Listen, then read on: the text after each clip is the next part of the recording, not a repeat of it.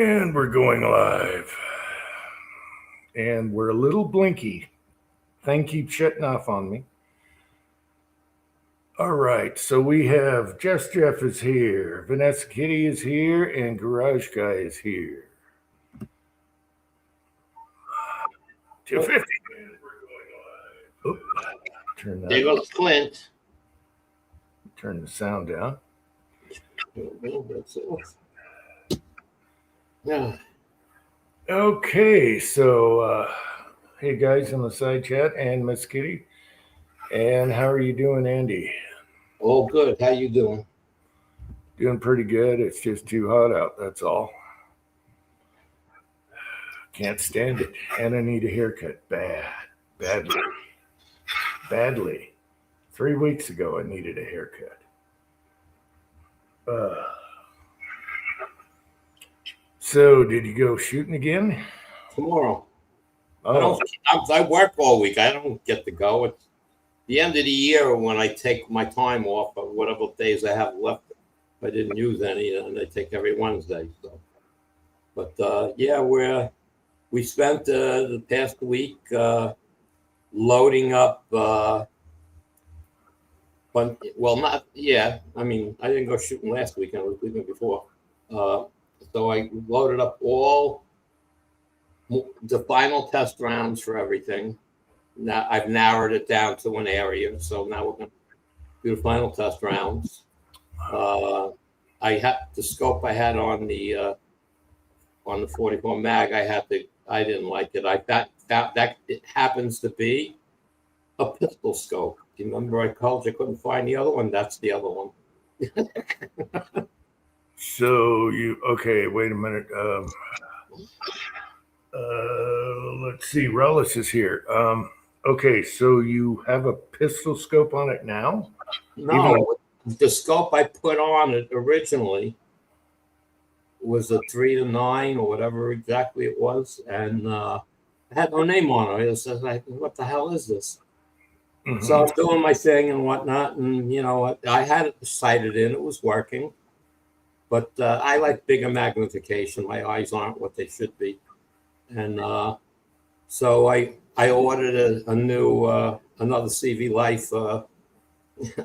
The 6-32, so whatever the hell it is, and 50 millimeter, lens and stuff. So I got that in, put that on there. I take the other one off. I says, what scope is this? And so anyway, I'm going through my scope mounts, because the mounts that come with the CV Life scope were too tall.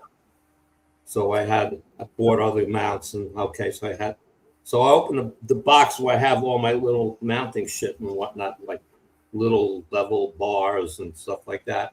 And then there's the booklet to the scope. Again, I don't know where the box to that scope is, okay? But that, again, anyway, it was the, oh God, man, how do I say it? I'm getting so bad. The eye relief on that's like 10 inches. So it's a pistol scope. It was fine for what I was doing, but I still didn't like the diameter of the tube. It's just like, I mean, it was sharp and clear. I didn't have to go find it, but it was not. I like a bigger eyepiece, so that's why I bought the CV Life. So I put that on now. That bore sighted with the laser bore, and I'm all set with that. I loaded up. I still have about 200 cast lead bullets. Just started loading some of them up in the range that work the best. Going to pick out which one is the best, so I have that on record for the lead. And then the 357, the 170 grain semi-wide cutter, the one that just doesn't want to shoot it. It got better when I extended the nose out, but I didn't make a bunch of test loads. I just loaded something up, and the group was much, much tighter. So I did a range, a test load range in there. I'm going to test those, and hopefully one of them is going to give me a decent group. And then the rest of the zinc is the same thing on the 44. I've got the range where the best shots were, so now I incremented it smaller increments instead of 2.2 grains, 1.1 grains. So I'm going to find that node, and that'll be the rounds for that. And then the other 357 zinc bowls that had the round nose, which is like 94 grains, and 94 grains, and the other, the semi-wad cutter. It's a weird semi-wad cutter. It's actually got a rounded nose. It's not like a flat nose. And it's a button nose. It's got a little button on top. Yeah. You know, those shoot good though. Well, the two bullets shot okay. I just wasn't in the right range of powder. I was basing it on this velocity I was trying to see, and so I moved it over a notch to move it up a little faster. I think that'll solve those. But it might tighten them up a little bit. And so I got those last test loads for the 357 and the 44 to test the chrono and stuff and see what works. And I made extra lead bullets to just dirty the barrel the first 5 rounds, see where the scope is, the waste. I know the lead shoots lower than the zinc, so I can adjust the scope lower, you know what I mean? So then when I shoot the zinc, hopefully it'll be pretty close to being on target. I'll do the final adjustments then. But that's it. I'm going tomorrow. It's supposed to be by noon, it'll hit 80-ish where I'm going to be, but there's like only a 2-mile-an-hour wind, so it should be good. And there's low humidity tomorrow, so hopefully it'll be a good day at the range. It's Father's Day. I don't know if the range is going to be slammed or it's going to be empty. It might be slammed in the morning, and then it'll clear out by lunchtime. I don't know. Well, unless guys got guns or ammo for Father's Day, afternoon might be crowded. Yeah.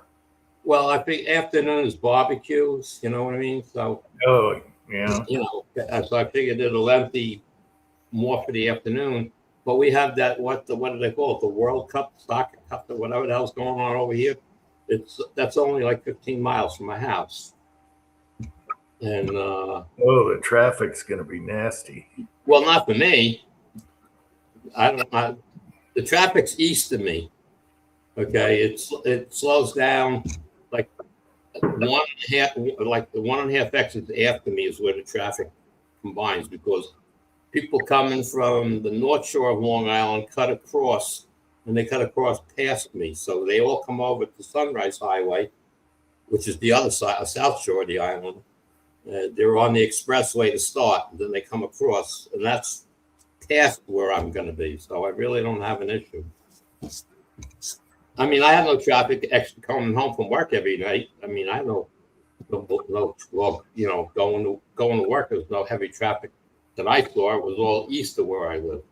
That's where all the traffic. The people that go out to the Hamptons, that's where the traffic is, and that's where the World Cup is, or whatever it is.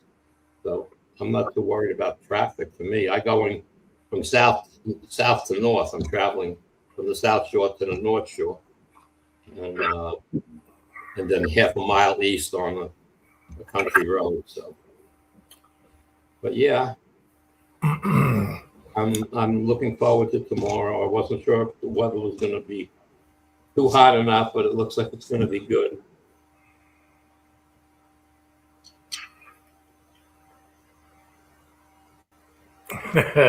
Okay, Hobbies is here and Michael is here. Hey guys. Yeah, what's funny about the World Cup is a lot of Europeans came over, and when they were in Texas, they tried Texas barbecue for the first time. There's tons of videos out there. And they're like, oh my God. And it was only like $25 for gigantic plates of everything, right? They couldn't believe how good the food was. And they were also saying, this isn't how we're told how Americans are, because everyone's friendly and the food is so good. Yeah. So they thought Americans were rude and everything. They go to Texas, everyone's super nice. And that's what they kept talking about. is the food and how friendly everyone was in the South there in Texas. Yes, cranky. Um, a lot of them were trying the brisket and ribs and everything, and they were like, "How come this meat is so soft?" It's, in the UK, it's more everything is bland, and they were just amazed. Yeah, but they're cooking out. That stuff is cooking on smokers, man. Stuff that stuff is melting your mouth. Yeah. At that point. The Scottish soccer fans have drank Boston dry. Boston. Turn on live chat so you don't miss the side chats. What does that mean? If you don't turn on live chat on the top of your Oh yeah, you AOL things, it says local. What does it say? It says top chat and live chat, and you got to switch that to live chat. And because if you don't, for some reason, there could be somebody out there chatting and you don't see his stuff. By the way, Cranky is here. Hey, Cranky. Yeah, their food is kind of bland. The good fish and chips in certain areas, some other stuff. But yeah, they're not used to like a good, authentic barbecue. Uh, slow cooked. They couldn't believe it. Yeah. And then, of course, people were friendly, like, "Hey, how are you?" And everything. And they're like, "This isn't what we're taught on the news about Americans." So, yeah, it was pretty cool. And then there was one guy who went to a gun store in a range, and he was like, "We need our rights back. This isn't fair." Yeah. So they got a taste. Instead of watching BBC or whatever. England has the worst everything nowadays.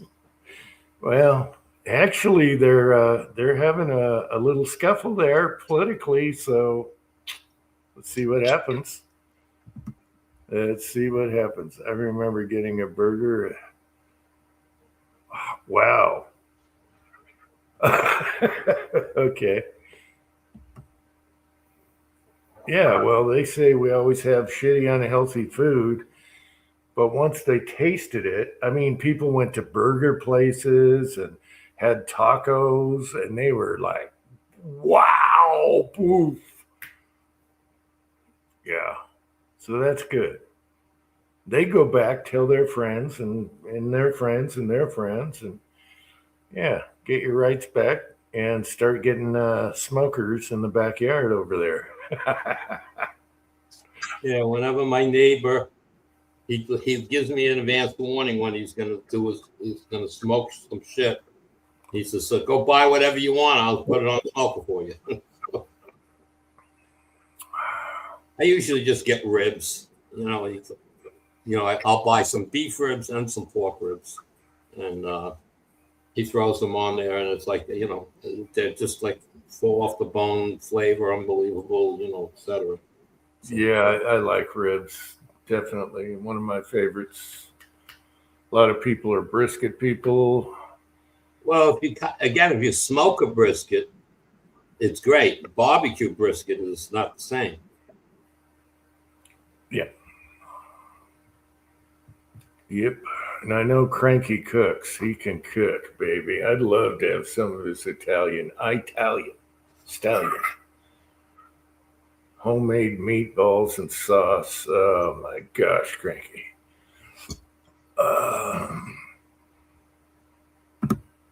Have you had American barbecue? You've seen what? Oh, if you've had. Yeah. That's true. But they got a good experience out of that. So They're doing a thing out here. It's $25 a head. You have to buy tickets in advance, and it's a cook-off. And you get to like sample anything you want. Okay, all around. But nice. But the problem is like I can't do it with French. You can't walk around all day like that. Yeah, but you get to sample everybody's. Yeah, that'd be nice. So, and the price for $25? Are you kidding me? That's cheap. Yeah, that's McDonald's nowadays. Jesus. McDonald's used to be like 350 for a value meal, and oh my god! You go in there and get a Whopper. Not a. Who's the Whopper? Well, Big Mac Big Mac. McDonald's. You go Yeah. get a Big Mac, okay? Supersize it, $18 here on Long Island. Are you nuts? Are you kidding me? I go to the diner over here for $18, and I got a burger that makes McDonald's look sick. Okay, you know, McDonald's is a joke next to this burger, and it's like this guy's burgers. I don't know where he gets them from, but they are so juicy. They are so flavorful, and, Yeah. and you know, Yeah, I've mentioned before we have a bowl. Well, I haven't been there forever. I think they changed cooks. We had a bowling alley, and I said, "Why are your burgers so good?" And they use some prime meat, local beef here. yeah, And oh my gosh. well, And it's just pure beef and salt. That's it. that's the Walmart by me. John is spamming the shit out of me right now. Uncle John is here. Walmart over here. I mean, I've been doing most of my food shopping there because they are definitely cheaper than the supermarkets, local supermarkets, for most things. But basically, is they selling prime rib hamburgers, Mm. and it's there's 4 to a pound. That's how it's. They're nice, big, thick burgers, and they are so good. What and you can cook them in a skillet, or you can cook them on the barbecue. They taste. The only difference is the charcoal flavor, but they're so juicy. Just Jeff mentioned Arby's. Nah, I'm not a fan of Arby's. I don't know. We have one around here, but I don't know. I used to like their roast beef sandwiches. They were good. That's all I would get, and I tried their however you cut the fries where they're jagged. They were terrible. They were awful. Go to the bowling alley, you get fries just like how you'd make them. They were done in beef fat or whatever. And then their hamburgers, their cheeseburgers were so awesome. It's a bar a bar I went to when I was a young whippersnapper of like 18. I can't say 16, so I'm saying 18. And they had a bar menu, a few things. The hamburgers. It was like you needed 3 hands to hold it. I mean, it was a hamburger. I mean, it was a monster. And they have the flame cooker, flame charbroilers in the kitchen. Oh. All right. They didn't cook on the hamburgers on that. They actually cooked them in a cast iron skillet with bacon fat. And they would cook it like to rare in that, and then they would throw it on the flame, and they were so good. Yeah, talking about that, for Father's Day, my wife's making one of my favorite sandwiches. It's a BLT. Yeah, so I get BLTs. My son got me 5 Wives vodka. Oh yeah, for Father's Day, I cracked it open for tonight. He just brought it home. So I got 5 Wives and BLTs. What are you gonna do? Gunswater is here. My wife.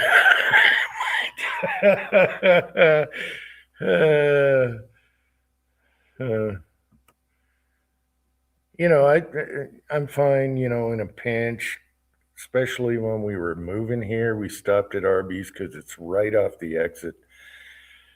And I was fine with their roast beef, but it's not like in the commercials. It's all smashed and, it's not stacked. Oh, it was here. They No. sliced they were slicing it.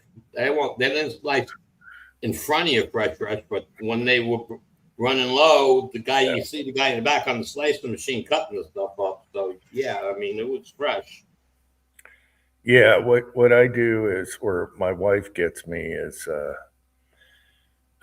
we have a family grocery store, and they have a great deli, and they cut roast beef. So she brings that back with their rolls because they have a bakery, and then I make the au juice and do it that way. Well, some roadkill is good, huh? They're Kenny. Okay, Kenny is here. I'm pretty sure we should. Yeah. I tell you what, Kenny, you got a TX22, right? Look at how fast these shoot. Let me blow that up. There's 4 rounds right there in that picture, but those shoot as fast as a Glock, and you probably know that. It's not like boom, boom, boom, boom, boom. No, it's blurp and it's gone. All right. Yeah, look at the brass there. I just caught that in a video. Yeah. Talk about wasting ammo. Asian cultures, a lot of hidden soy sauce flavor. All right, let's get off of here. All right. Yeah, those little TX22s, my gosh, they are fast. Holy crap, 22 rounds, boom, in a blurp. Last video, 22 rounds, blurp. FRT, wait a minute. Is the A10 a pistol world? And it's a cheap little $20 part. You gotta love that for the fart. It rhymes. I'm still not doing it to mine because I like to, just shoot it normal. I don't know. Maybe we get another old one when they're on sale with the heavy slides, and then we do it to that also.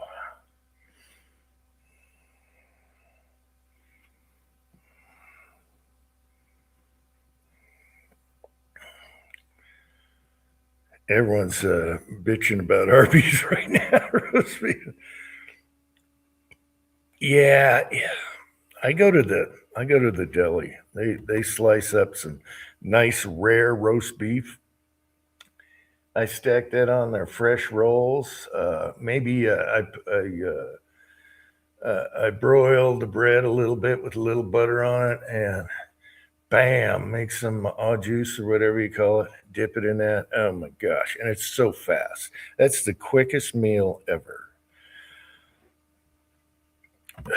Watch the wear on the striker block.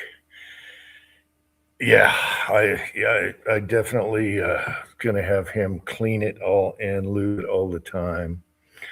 Also, what I didn't mention in the video, to weigh it down a little more, another company has the sleeve. You know how Glock has the plastic sleeve in there? Well, the Taurus does too. And you can put a metal one in there. It's more durable. It adds weight to the rear of the slide, even though I'd like more weight up front. But yeah, I'll watch it. Yeah.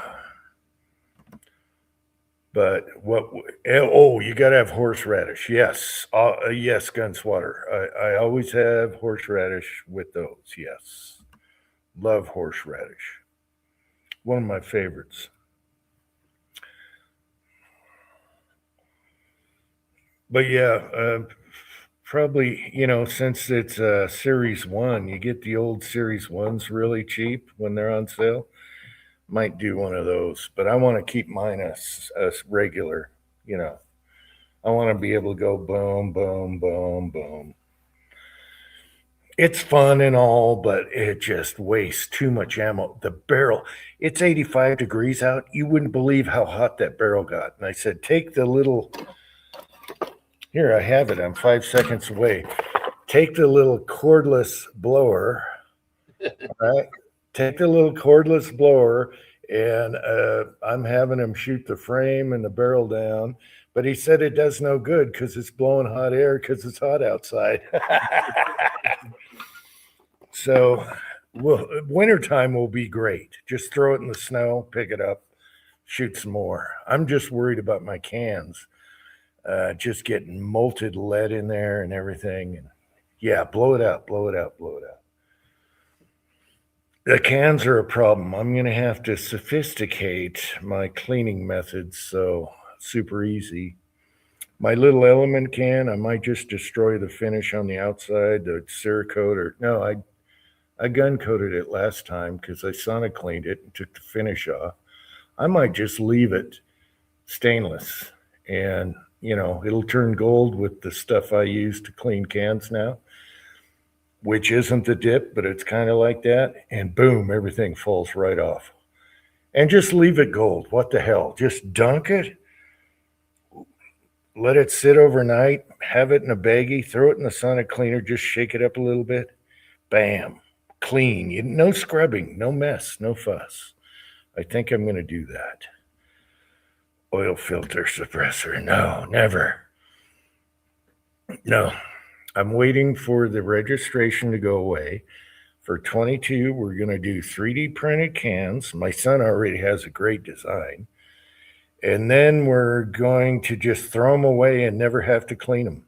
So you print out 10 of them. When one starts getting dirty or heavy, chuck it, go to the next one. That's what I'm looking forward to. And then on the bigger cans, we'll make our own or buy the kits. Once the registration's gone, because all mine are on the old trust, no picture, no fingerprint. So I'm waiting for that to go away, even though it's really easy to go to a kiosk and do it. I can go up to Gunny's right now and do it, but no. I'm going to have another smoke here.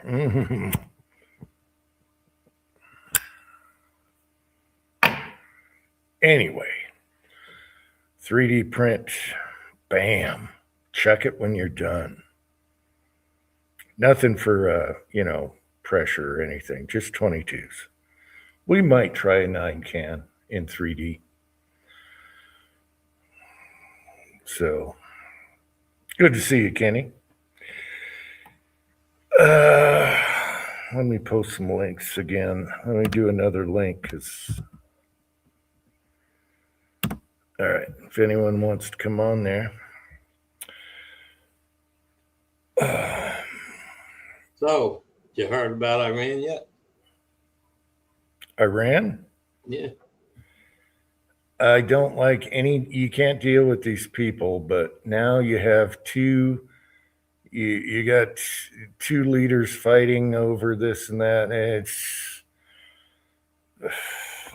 I'm so sick of it. No deal. No deal. They threatening to close the straits. Yeah, well, good luck with that.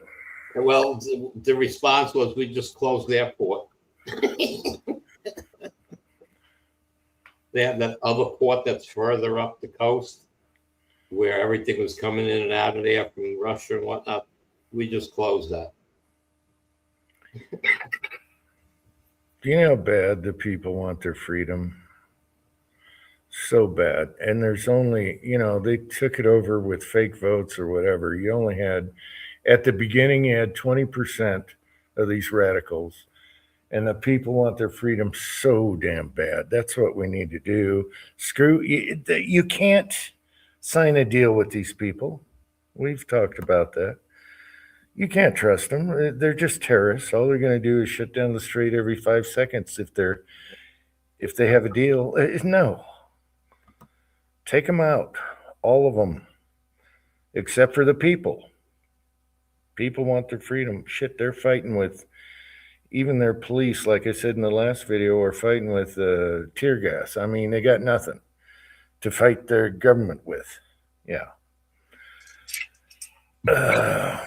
There's a few with AKs, and they every once in a while they'll do a little take care of business. But yeah, you need more than that. How many over the How many over the bullet diameter are most cans? Plenty. They're plenty. Let's see. A 9 is, man, I couldn't give you the numbers right now, but it's plenty.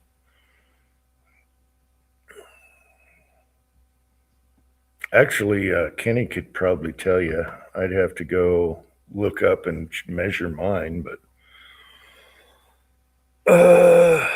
I'm helping mom. Okay, sounds good. Sounds good, Gunswater. But I do want to emphasize everyone's buying cans now because no tax.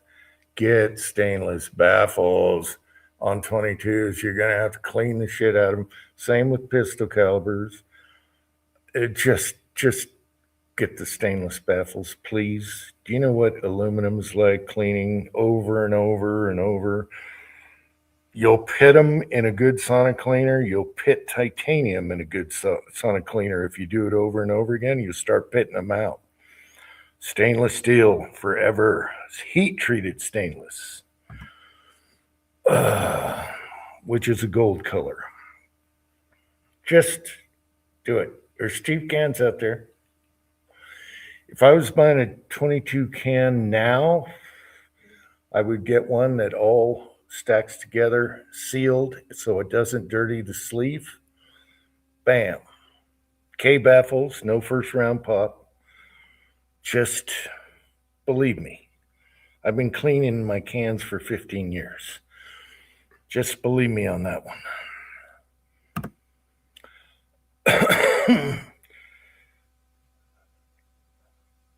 Yeah, well, yeah, they're hurting for food and water right now. You know, the people are suffering, and they're cheering for it, but they're suffering right now.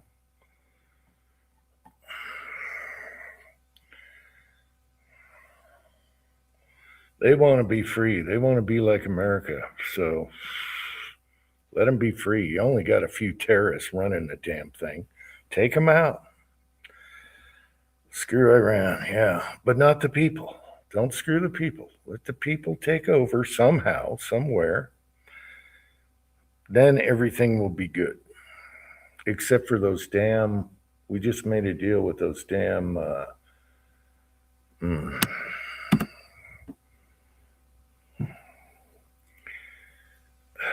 what are they called?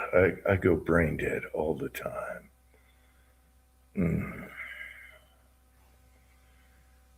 Anyway, it's 1776 for those bastards over there. Let's get her done. Let's feed them munitions and firearms and everything and get her done. We tried that, but bad mistake, wrong people. Parachute them in, especially to the rural areas, and then they'll go to the cities. I used to agree with that, but the people were giving a golden opportunity and did nothing. The people can't do anything. They're not armed. They can't do anything. They've tried everything. They've been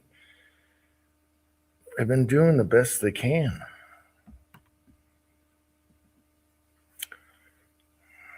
You can't bring a knife to a gunfight. Yeah, you know. Anyway, they're believe me, if they had arms, it would be over. This thing's getting hot. I better get inside before it shuts off. They got numbers, but they don't have guns. You know, you can only do so much with pitchforks against AKs, so I don't know. I watch Iranian news all the time from the people there, and they want it done. They don't care about the bombing and everything. I mean, why destroy the freaking everything? Their power and everything. Don't do that. Give the people guns. Jeez. Anyway, we'll see. I don't know what Trump's doing with all this agreement shit. Maybe he's playing a game because he knows they're not going to go for it. I don't know, but I'm sick of it.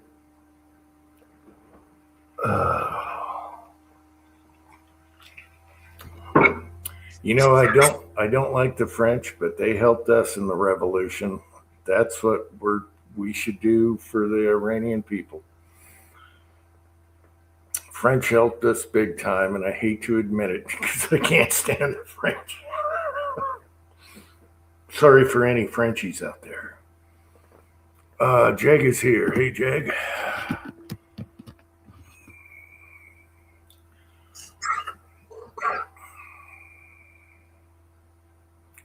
It's funny, Jag, you mentioned the chicken fried steak up here that you had that I need to go to that diner.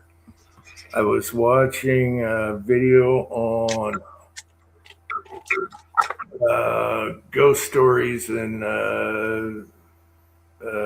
whatever in Utah, and there was a haunted place that had the best chicken fried steak.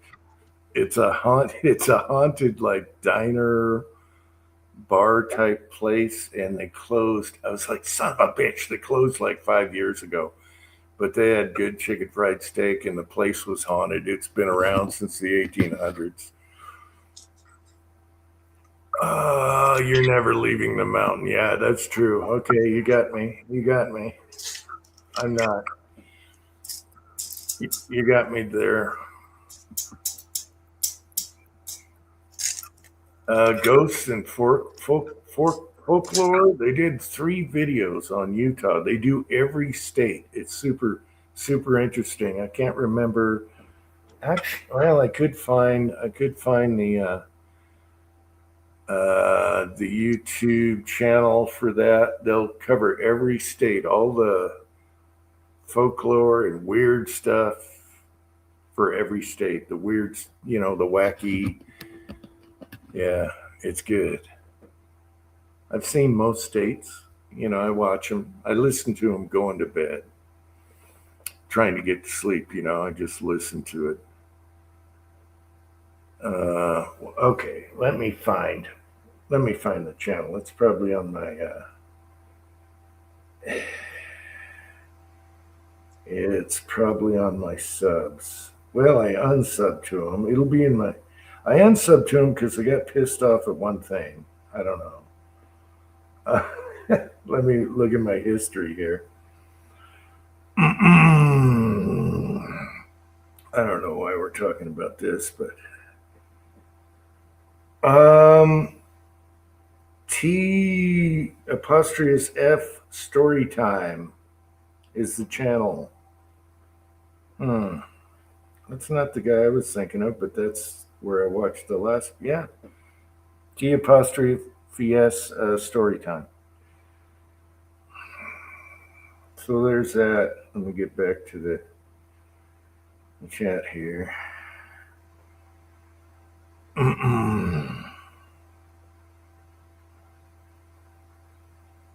right. So can't listen to Bigfoot. No, Bigfoot's been debunked. Cranky. There's a movie coming out shortly about how they did the prelim to the Patterson film. So they did a rehearsal, and now they're busted. And then the wife and son admitted that it was fake.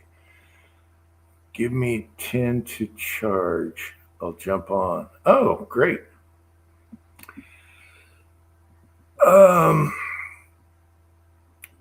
What else was I going to say? Oh, how about the UFC in the White House, baby?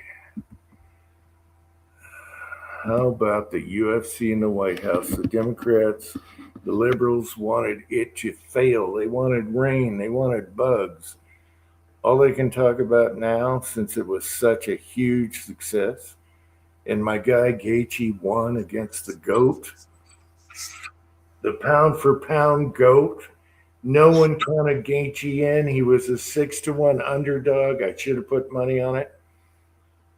you can't beat Hart. And he was old, he was getting retired, and he destroyed that guy in the White House on the main event, and he's American. And then he does the backflip, which you saw in the sticky there, or whatever you call it. Uh, it just doesn't get better. Now he should retire. Justin Gaethje should retire right now, because you're never going to have a better victory than that. He's been wanting the belt forever. He's had 2 interim belts in the UFC, but never got there. Now he did in the White House main event. You just can't script it better. Now it's time to retire Gaethje. He's a golfer. Just go golfing. Well, not only was it the White House, but it was also Trump's birthday. Yeah, and the left was the left was bitching about that because it wasn't the true anniversary thing. But that, there was so much fake news on that. They said only the rich billionaires are going to be in the audience, which was false. And then, half of them were military, invited military. And there was BB was going to be there. That was false. It was just so much fake news on that. And it turned out perfect, and they're pissed off. So and the storm went around them. The storm went around them like a VJ. It went this way and just like a VJ. It parted. It parted. It was just like a VJ. The storm went around them. It was amazing. The jets going over the White House and then over the cage. Oh my God. And there was tons of people there, because there was people beyond that had a gigantic screen so they can listen and watch. There was thousands of people there. It didn't cost them nothing. Yes, Strickland is such a, I like Sean Strickland, but right now I am so pissed at him for saying BB's going to be there and all the Jewish stuff and blah, blah, blah, and he wasn't allowed in and all this crap. He's a champion, of course. I think he's being a big drama queen. So he sneaks in there and now he's doing videos. Oh, I got taken to jail. Well, you're being a dumbass. And I do like Sean Strickland. But I couldn't stand what he did. So, I posted lots of replies to Sean Strickland. Anyway, it was the most awesome UFC event I've watched, and I've watched it from back in the day when there was no rules. And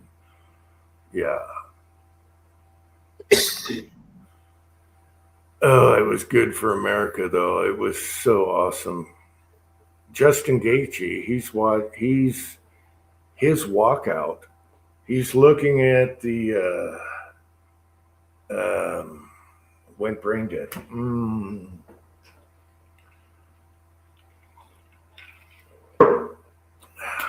Anyway, and then walks all through the White House, comes down to the ring. Everyone thinks he's going to get killed by the GOAT. He's got 2 belts in 2 divisions, weight divisions. He doesn't have a chance. I knew he had a chance. He's never had a bad fight. He's called the highlight. He had 9 out of 7 bonuses for best fight of the night early in his career, and he owns the most bonuses in his career than anyone else. Fighter bonuses for the best fights. You can't count a guy like that out, ever. He's an animal. Never bet against an animal.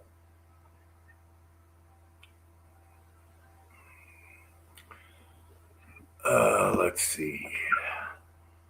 Years ago, I watched. Yeah.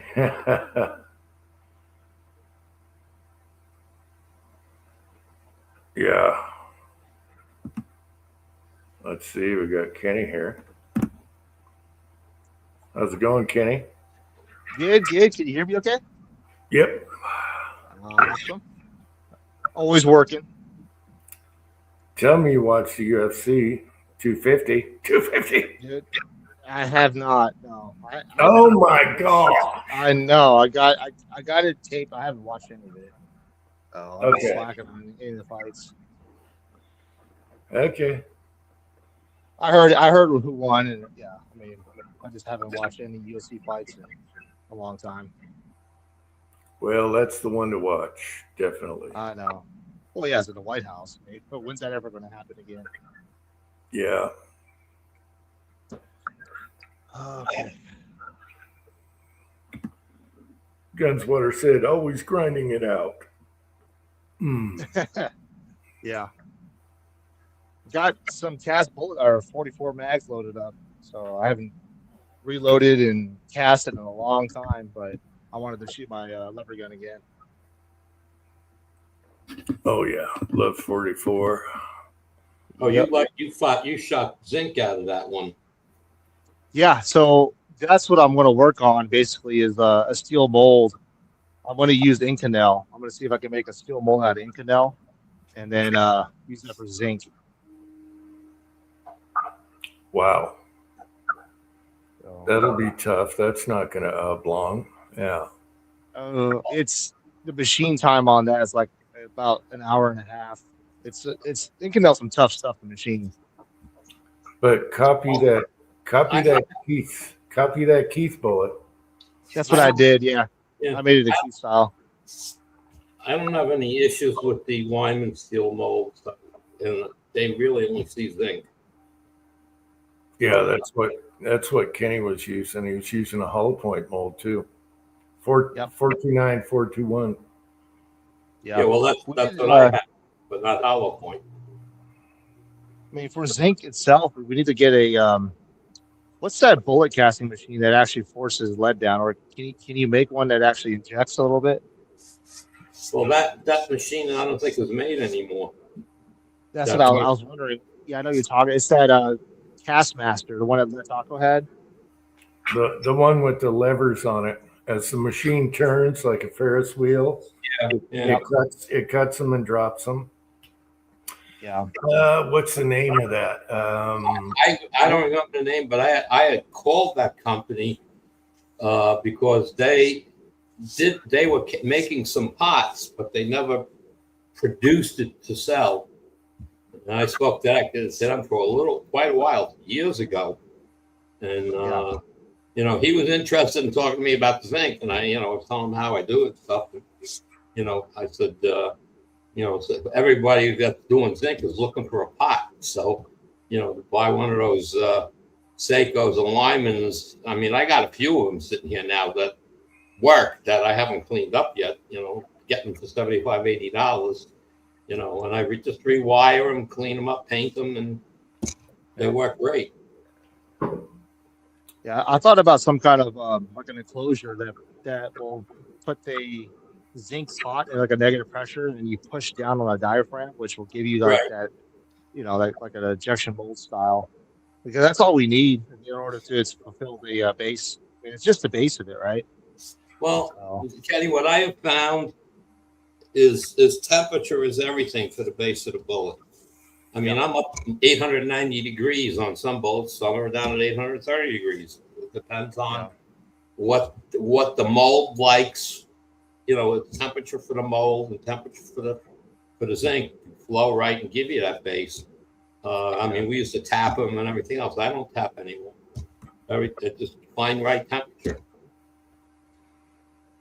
But I mean, it's if you shoot enough and you have a machine like that making them for you, then but that machine ain't it's not a cheap machine either. No. No. The other option I wanted to do was have a system like a press, so you can kind of swage your own zinc bullets, but it's heated, so you can heat it up right to its malleable point, Right. and swage the bullet into a mold. Now you got to buy zinc and rods or pellets or whatever. Yeah, I could buy zinc rods. So that's the cool thing. You could buy zinc rods in 3 375 diameter. So that's like perfect. Huh. You can still find those molds on eBay, with the levers on them. Hobby said Castmaster, but I thought there was another name.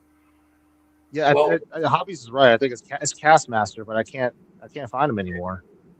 Yeah, and the molds are on eBay, and if people don't know, you can't use handles for it. It's not made for that. But yeah, No, yeah, they start to walk off, melt a little bit. But no, zinc to me is still the way to go. Like it's for like a pistol bullet, 300 blackout. I've done a lot of zinc 300 blackout, and it's just super fun. yeah, I use the 180 grain bullet for my 300 blackout in zinc, Yep. and for my 3006, and they both rifles love it. They shoot lights out. They're like 113 grains or something in Right. zinc, and they're not even slick sided. They're actually gas check bullets, and I don't gas check them. No need to. You're not melting nothing. Yeah. I want to get back into the high velocity stuff. Now that I got an ECM rifling machine, so I can make my own rifling on 22 barrels, so I can easily convert it to whatever caliber. Just getting the drill rod and the pilot for it, so I could do those gain twist barrels. A gain bore, gain twist. That's kind of the reason why I wanted to try some stuff out.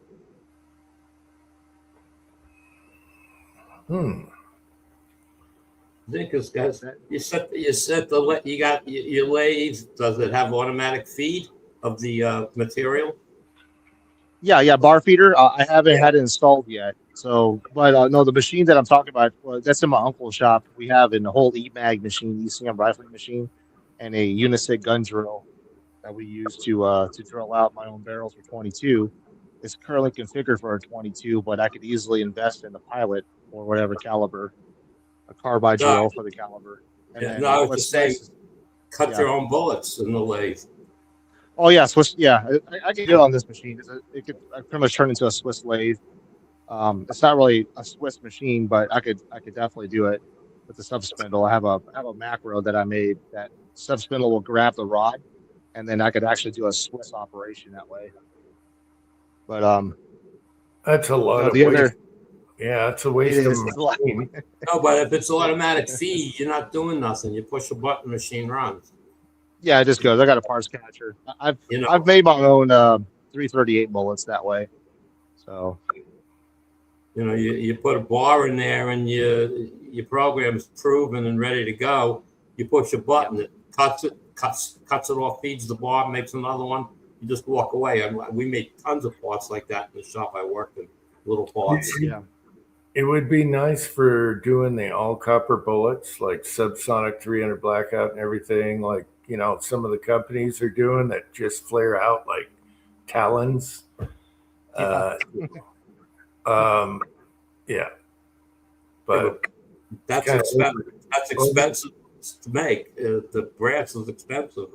I know, but if you wanted a self-defense subsonic 300 blackout, there's some really good bullets out that are all copper now that are just right to just giant claw, Yeah. Yeah. I have a friend of mine that has a Swiss lathe. So for a little project, we had a guy that bought a 22 rifle but was using primer 22 cases. So I was using a small pistol primer on a 22 case. It's called a Centerfire 22. PTG made it, and the company used to make the brass one out of business. So we made 5,000 cases. It took about 3 days just running that thing 24/7. But what was nice was I was looking into ELR version of 22 rimfire, but reloadable 22 cases. Jeez, I don't know. Yeah. It's just a lot of work for that versus just going with a 223 or a 20 practical or something like that, right? But what I'm interested in is trying out this gain bore where I could start at a 1 in 100 twist and end in like a 1 in 7, something crazy like the new PXTs barrels from Proof.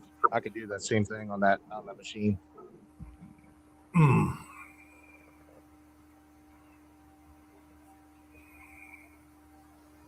Oh. Yeah, the last chat you're asking what mold caliber should I make, and I couldn't think of it because I pretty much have everything I want. But then I thought of something, and now I can't remember. Damn it! Something nobody else does. Yeah. Well, I connected with Arms Corps, so they're going to go ahead and send me some of the bolt action 22 TCMs again, so I can make some 9mm bolt actions again. Yes. So. And with your machine Yeah. there, you can make different feeding blocks. Yeah. Well, I was talking to his name is Felino. He's the chief operation officer. So we've been in contact. Got some projects in mind. So that's some cool things. That being my own homeland and connecting with my own people. We got some projects in the works. The Philippines, go to the homeland. Do you know how many people replied to my videos on your 9mm? Where do I get one? That's where they found it. Yeah, they found it from your videos.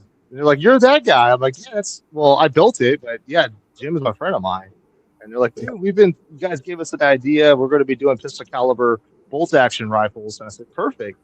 So I told them that the 22 TCM, what we did, I said, "Dude, we make that like a 10mm, 44, 45 cal. I mean, 9mm. That's." Oh, I'd love a 45 or a 10mm. 10mm or 45 would be awesome. People actually watch my video. They watched it. No, I gave them the link. They're like, "Yeah, we're subscribed. We watch them all the time." I says, they just never comment. What? So yeah, you got some of them. They're watching you. So they're engineers. They watched your video on that 9mm. That gave them my idea. Lurkers. So they're wondering. They were wondering. They're lurking, but they were wondering who built it. And they went back to the video and they said, "Oh yeah, you said Eagle Eye." And I said, "That's my channel." And I showed them my channel. Like every video I mention your company and yours. Yeah. That's one of my favorite guns to shoot. And then I found out you can use the 17-round mags. Just adjust the feed lips a hair. And then the blocks, I modified the block and we could 3D print the blocks actually, because it's not really, nothing's really jamming against it. Or you can take aluminum block, steel block, and shape them all differently for different bullets. Yeah, I can make them pretty easy now. But yeah, they are, so they stopped making them right now temporarily because of the issues that you dealt with as well. So that was a common problem with the bolt feeding. Or the bolt lockup is what it was. It was the bolt over camming. Yeah, that's what it was. So that they called it the lockup, the lock timing on it. So they said they stopped making it for now. So they revamp it, but they're working on it right now. We're supposed to get some of those rifles, and I'll make them in 9mm. I'm gonna look at making a 10mm. If you want a 10mm, I just have to order a 10mm barrel. Probably get one from like Green Mountain Barrels or something. Oh, frick, yeah, I'll order one, definitely. 45 or 10 would be fun for me. Probably 45 because it'll be quiet. It'll be super quiet. I figured in 10mm, you should be able to go subsonic or super, Yeah, I could do that. But yeah, for people that don't know, and I don't think I did a video on some of the tweaks because when their guns came out, some of the bolts were over camming. So if you go too far, you're screwed. Okay. So my first thought was there's a lip on the side of the bullet against the receiver and build that up. And I started with that, but then I realized on the inside where it's cut, you can modify on the inside where it's cut and it won't overcam anymore. And that's what I did with that. And it was like, I tell you what, Kenny, 17-round mags, you don't have to keep loading those stupid 5-rounders. Right. Yeah. And then you do 2 springs on the trigger itself, trigger and steer.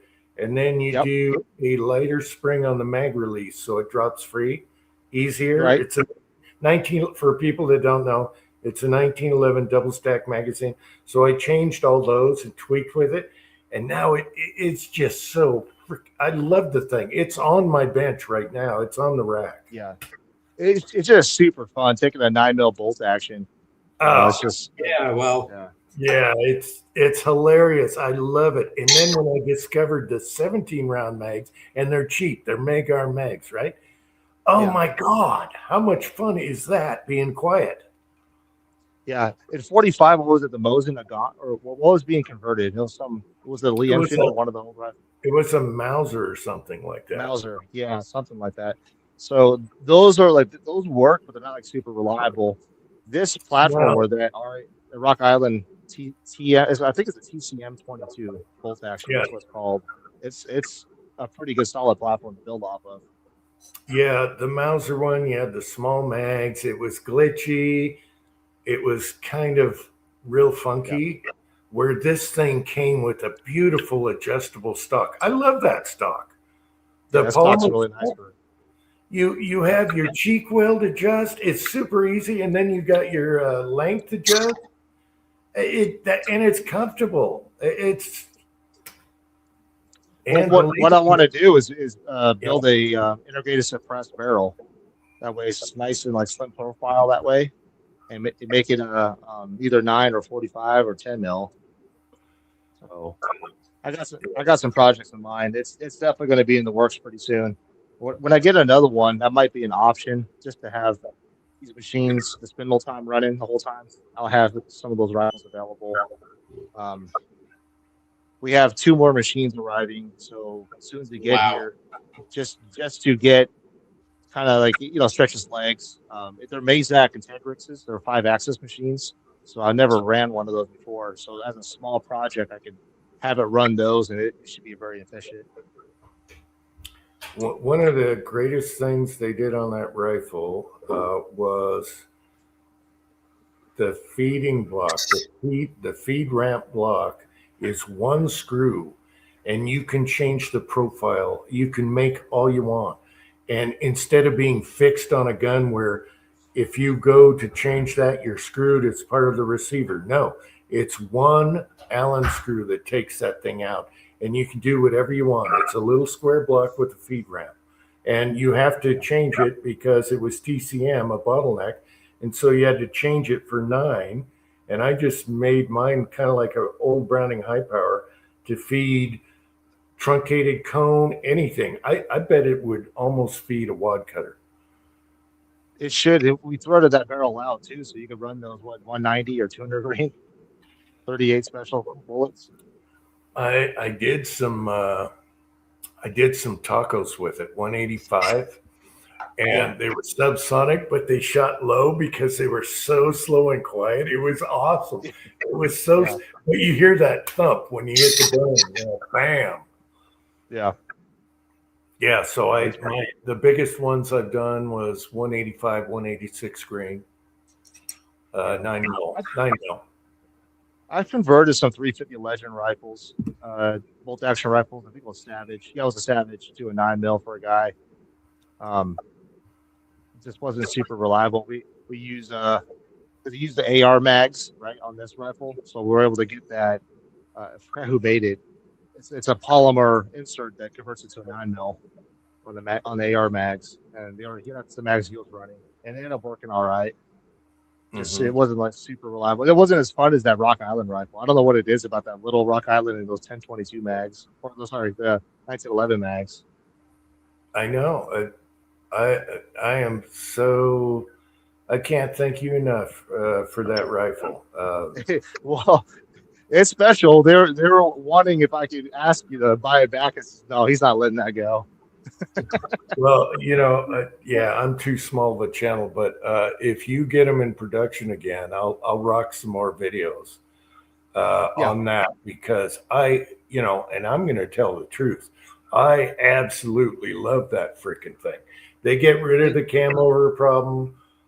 You can do 17 round mags now, so you don't have to refill. Oh my gosh. Yeah. Yeah, they're going to fix all the camming issues. That was the biggest thing. Yeah, adjustable feed ramp blocks, so you can do anything you want with cast bullets.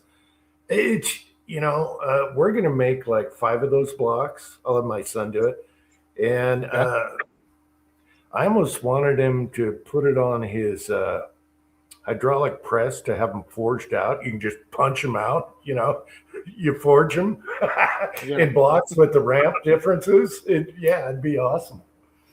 All right, guys, I'm going to bail out. I'm going to the range early, so need some rest. All right, Andy, take care. All right. Yeah, good to see you again, Andy. Yeah, good to see you too, Kenny. Everyone have a good night. All right. Have fun, and thanks for coming on. You're welcome. Yeah, Andy's definitely the zinc king now. So yeah, if I get this whole zinc thing going, I got some ideas. Just in the meantime, as I'm just trying to break the monotony of building 22 rifles, so I have a little bit of enjoyment in this sport or this hobby. So you're getting bored. Yeah, you're getting bored. Yeah. Well, I'm just dealing with, like, for instance, those Magwell that is released. Now, I made them to where they're adjustable, but what I'm finding out is you give any kind of adjustment to the public, somebody's going to be bound to mess it up, even though it's so simple. I had 4 calls, but I'm having to spend like an hour to help them figure out how to mount 2 screws on their rifle. I'm like, come on, why am I doing this? So, I gotta make the term I'm kind of pointing is making products idiot resistant. You can never make it idiot proof. You can make it as idiot resistant as possible. No, we everyone that does videos have seen replies that are like, what? Yeah. A post? It's I did a video on how to detail strip a Star pistol. Yeah. And they're like, well, he left out this, he left out that. And I'm, are you kidding me? You saw everything in a row. How it go? What? Yeah. They're always going to criticize. Kip is here. Did I say that before? I don't know. Hey, Kip. Maybe I went brain dead and you were up earlier. So, you're always going to get some replies that drive you. You want to just pound your head against the wall. Well, it's not really a surprise. It's people that are contacting us, obviously, from purchasing the product and then saying we can't get it to work, right? And I'm like, look, there's no way. I made this thing as simple as possible, and they're asking for directions how to install. That's the reason why I came out with those videos recently. I'm like, look, let me show you how to put 2 screws in a rifle. I mean, I don't know. I guess I got to do this because there was 5 people that had this issue. So, I just did that video, showed how to adjust it. And it's just more things that I learned now coming out with their own products to help the 22 community out. The issues you face with folks that aren't really mechanically inclined, which is straightforward to say. That's the truth, is they're not really mechanically inclined, and they want to blame something. So it's whoever they bought the product for instead of blaming them. I got people putting shims underneath the Magwell. I'm like, why is there a washer underneath this product? They're like, well, this is the only way I got it to work. I'm like, that's not how it's designed. You are deviating from a path of what this thing was intended to be. Yeah, you're Billy bobbing it. Yeah, you're Billy bobbing it. I said, this is not how it's designed. Nothing in the instructions or my videos or anything that I said. It said to put a 3/8 washer in between the Magwell and the receiver. They're like, well, I can't get it to work. I'm like, well, just because you're not adjusting. All the thing adjusts? I'm like, yeah, that's the whole selling point of that product. It adjusts. So, the ones that get me is they Billy Bob something and then say the gun's a piece of shit. And it's like, no, you did absolutely wrong. that was the whole reason why we came out with that Magwell, because for the last 4 years, we've had to deal with issues with aftermarket products from certain manufacturers. When we build our CZ 457 rifles, guys will get the rifles and it's configured with all the factory parts. Then, just because it's a metal, quote unquote metal, they buy these aftermarket stuff, magazines, Magwells, install them into our rifles, and then we get blamed for it not functioning, even though it left my shop fully functioning. So for 4 years, we calculated, our CPA calculated, it was $18,700 we spent on replacement parts, RMA shipping back and forth to the clients to fix problems that will never occur, never an issue to our shop. The problems because of aftermarket parts being out of tolerance. People made these products that are not conformed, not following factory standard tolerances. So I got to the point where it's like, this is costing me way more than I need to even think about it. No, it even cost me that much. I said, we're done. We're just going to make our own mag well. So that's why we ended up doing that. We have our own CZ mags coming out, our own bottom metal, just to solidify that platform, get back to the original tolerances from the manufacturer. I have the prints since I've been working with CZ USA. I actually have the factory prints. I'm probably one of the only folks allowed under NDA to have the tolerances for our shop designed for that rifle system. Yeah, it's kind of weird that bolt actions have magazine problems. I do have a military Mossberg magazine. I got to figure out how. It looks like you can't take it apart. It's the only mag you can get, and they're like $60 if you want another one that might have the same problem. So I'm gonna have to have my son pull it out sometime. Yeah, And have him figure out how to take the mag apart and fix it, because I think it's the spring or whatever. It's old, But that's what CZ is known for. CZ 457, the 455, the 22 rimfire from CZ Spain, Czechoslovakia. Sorry, that one is that rifle system has been known for reliability because of how the mag works and interfaces into the mag well. The only other, I've been running this Tippmann Arms AR-22. I don't know if you've ever seen these mags. Now, obviously, as an FFL 07, I can make full auto rifles. I've ran a Tippmann Arms AR-22 with about 7,000 rounds with a suppressor. Not once had a hiccup. Never cleaned it. These bags that they make for the AR-22 are like the most reliable. Let me blow you up. Let me blow you up there. Okay. See if I can see it. Just the feed ramps. So this is the AR-22 mag from Tippmann Arms. And like I said, I have the AR-22. Obviously, I won't grab it because we're live. But this mag, you can see that I have it extended right now. It's just a really, really awesome design. So that's it. This is a 10-round mag. They have a 25-round mag as well. But they have a mag loader. Let me show you the mag loader. It's freaking awesome.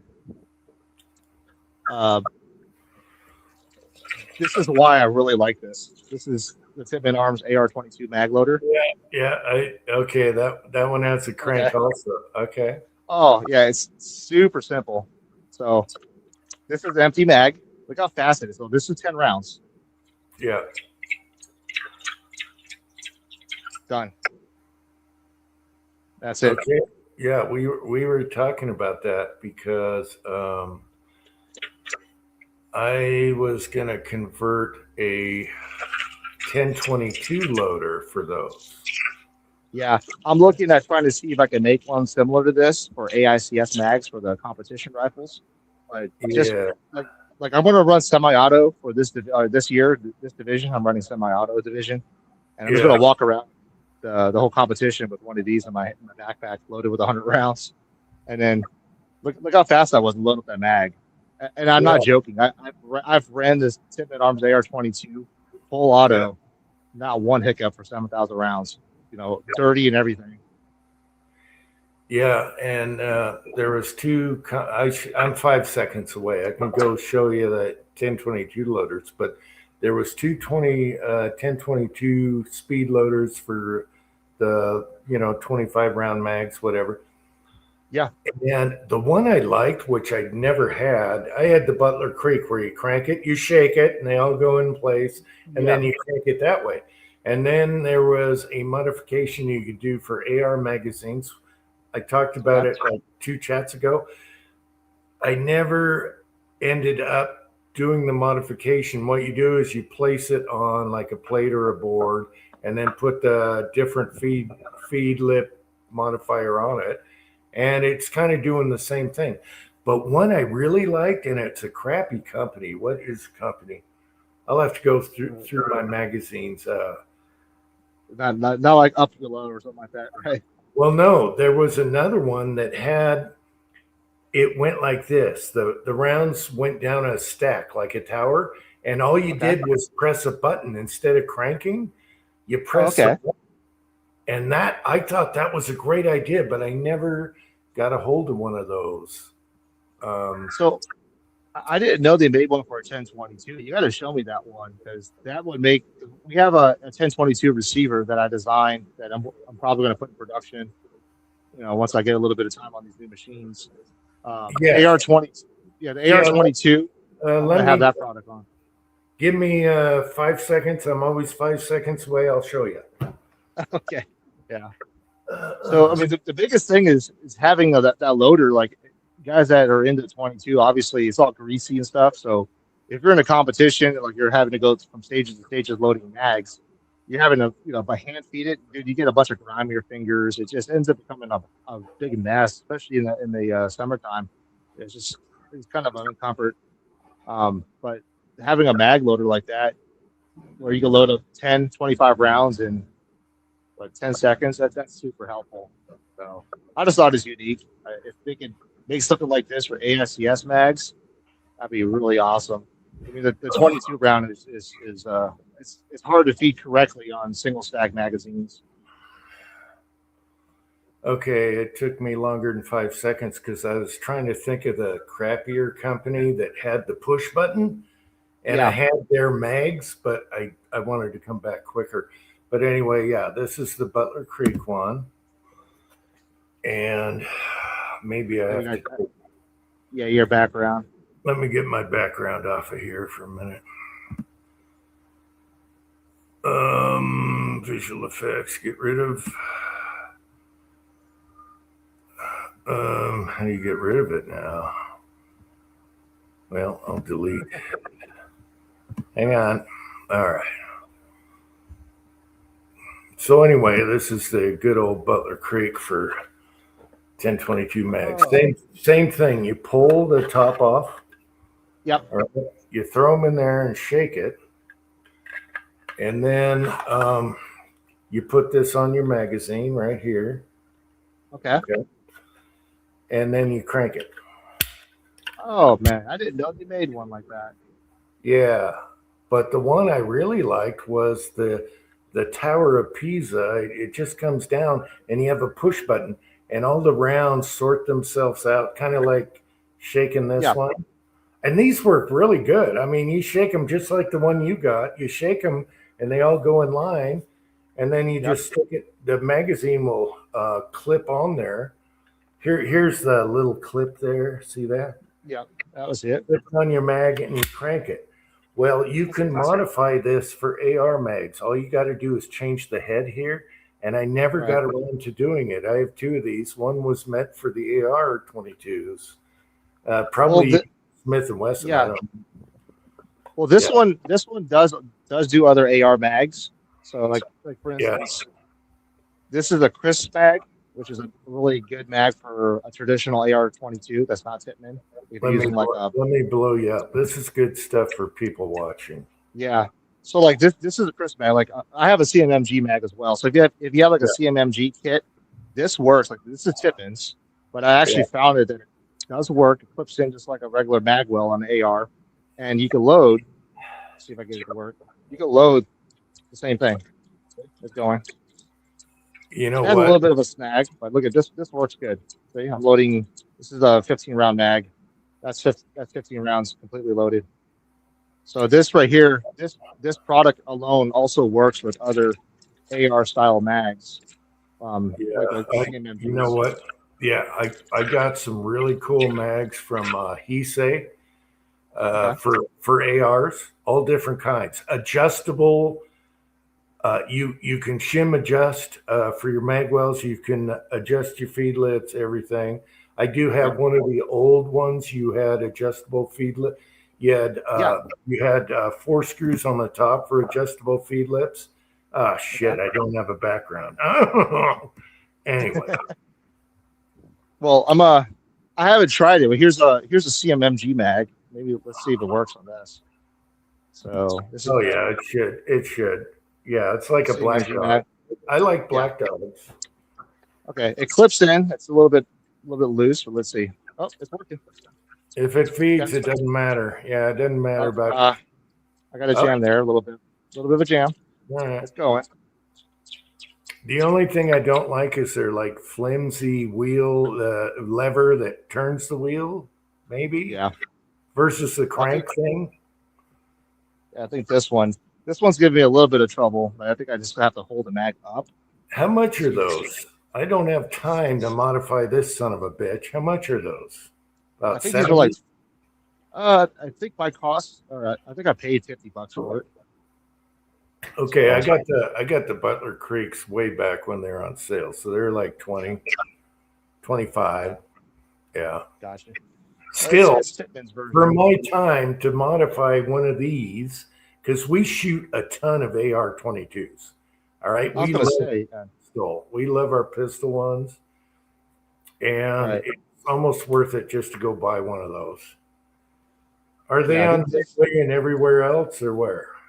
I seen them all the time at like Midway, Brownells. Okay, wait for a we sale. buy- Birthday discount sale thing. Okay. Yeah, Father's Day I know is coming up, so we have sales coming in from. You can buy directly from Tippmann as well. Their prices are usually about $30 higher than normal, but I don't know. I'm just happy. I mean, I'm not sponsored by them or anything. I just bought their products. They never pick up the phone until I call them. That's one of the gripes I could say. The guy said that they got good customer service. I haven't had a chance to talk to anybody, so I've been trying to. Simply because I'm trying to come up with the whole competition version AR-22 designed for NRL PRS 22. So, but I'm happy with it. I mean, the product works. Their AR-22 is like the most reliable out there. These CMG style bolt carrier group conversion 22s, they're just too finicky. I have one that runs, but it took a long time to tune the springs, get buffer weights, to get rid of the bolt bounce. The bore buddy system, BCG, they're like not super reliable. I've had the way the barrels are made on those BCGs have a little skinny old barrel. I don't know if you ever, you know what I'm talking about, right? Those AR-22 barrels are all skinny. Here, I got one. Well, yeah, okay. I got one here somewhere. My Tactical Solutions is like a regular size, but I chopped it, and I should have chopped it longer. Okay. Yeah, I don't got one of the barrels here. I thought I did.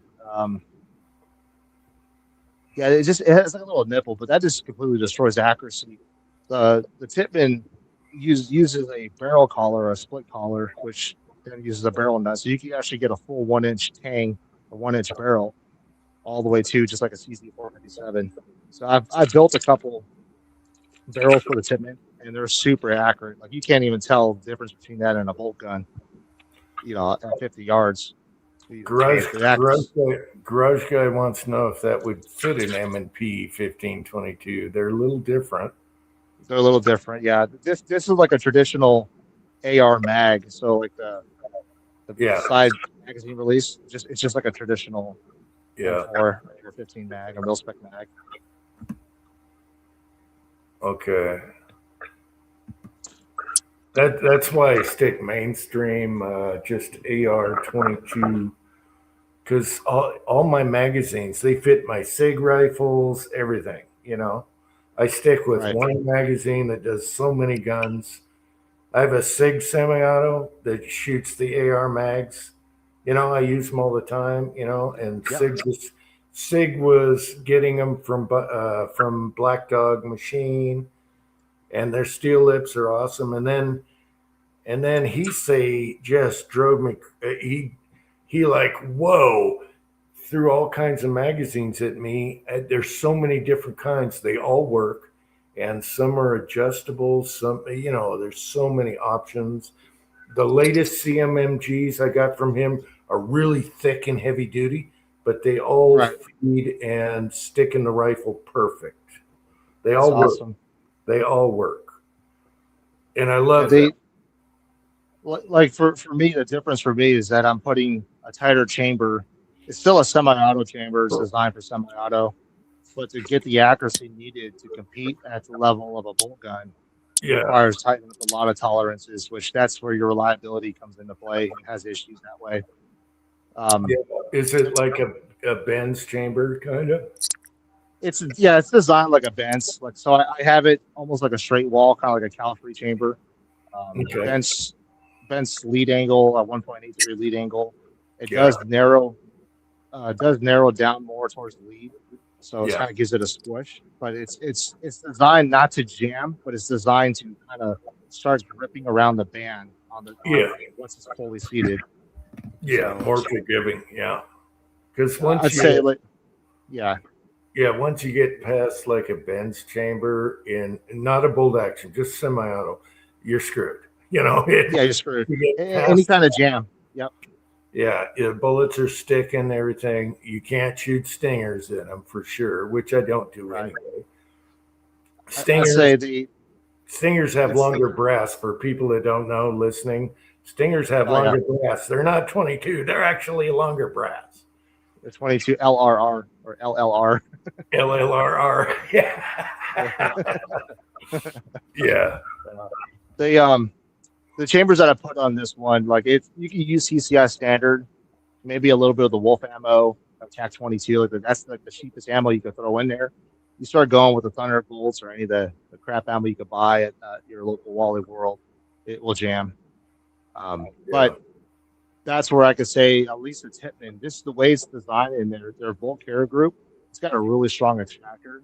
I haven't had an issue even with the custom chamber I have in there. I've been feeding that thing full auto. I'm super impressed. That's been the most reliable 22 or semi-auto 22 that I've ever seen. And I got 4 of them in the shop right now that I've been testing. So I'm to the point now where I got a good system. We could build this complete competition ready rifle where, like I said, it almost mirrors the accuracy of some of my bolt guns. Mm-hmm. They're around $1,200 completed. So Yeah, well, here's another thing. We're talking about Billy Bob's and misinformation. A lot of people will like bash the 1022, it can't shoot, or it's not extracting or whatever. Well, their extractors suck. They're just punched out. You can modify it or just buy an aftermarket extractor for like $8. All right. That's hardened, sharpened, everything. And then the other thing is the barrels. The barrels and the trigger. I lost sound. Hold on. The stock Ruger barrel, skinny barrel you get in now. All right, but you can fix that real quick. And that the 1022 is like an AR. You can it just do whatever you want to it, and that's what's great about the 1022. However, I hate cleaning them now because I like the AR 22s. You just pull the bolt out, everything's easy. You don't have to go through taking the stock off and all that crap. You know what I mean? Yeah.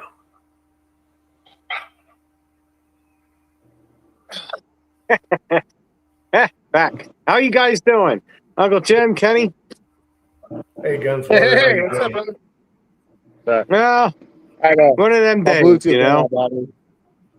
Yeah, this is it right here. I'm not touching it, so you're not going to get a strike. But that's the Tippin right there. Okay. And then so- the Nice. yep, and then that's the custom board buddy system that I made. That's what has a oh my gosh, can't think of it. It's in Utah. There's a company out there that makes ARs, really good ARs. So Yeah. I converted this one. what the hell is their name? Son of a bitch. They're north. I think you know what I'm talking about, right? They're yeah, right there in Provo or yeah. They're named after their area. I went brain dead. Yeah. brain partner right now what that company is. But it's that one right there is really accurate, but that one took a long time to get that dialed in. So the main thing is obviously, like I was telling about, is making a system for folks that tinker. You give them that, they're going to screw it up. Yeah.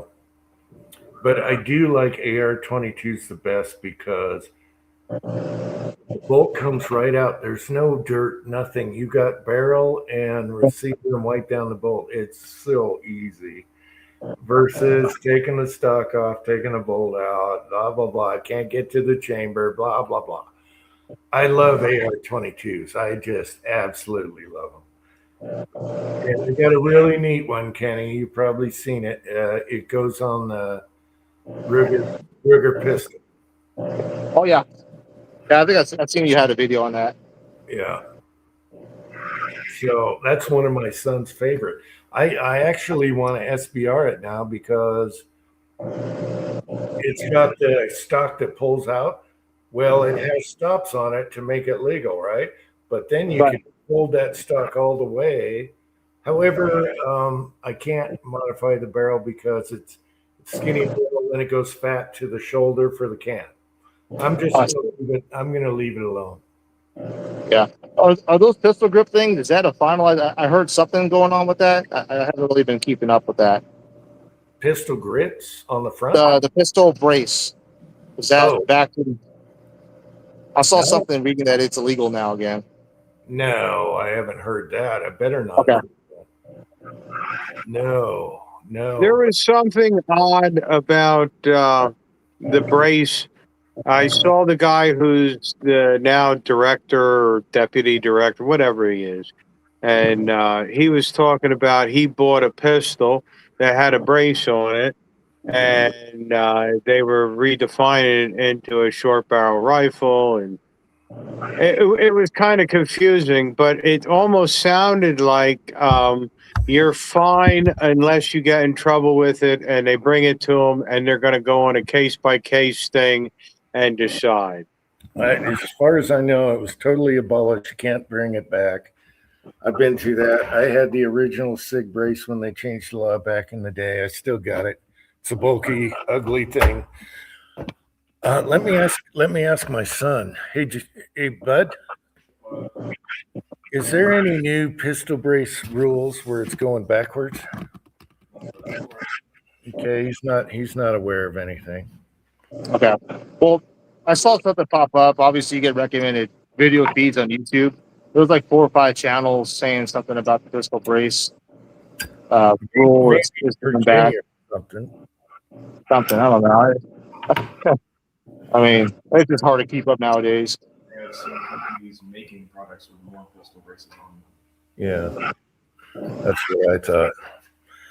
Yeah, my son hasn't heard anything. We love pistol braces. We love pistols, AR JLL pistols. just came out with a new chassis. Yeah.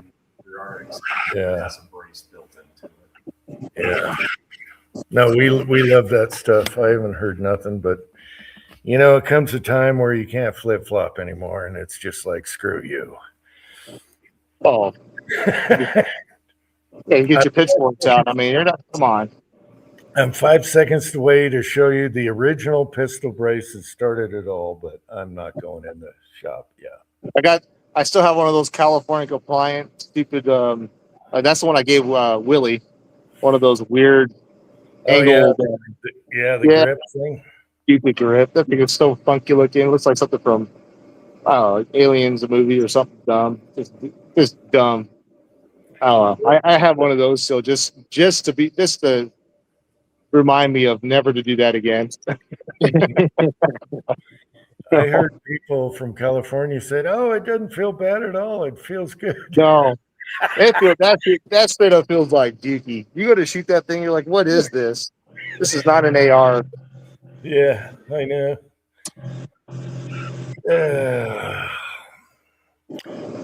I do love pistol PCCs. I love them. I love them to death. We have 10 millimeter, 45, 9. Do we got anything else?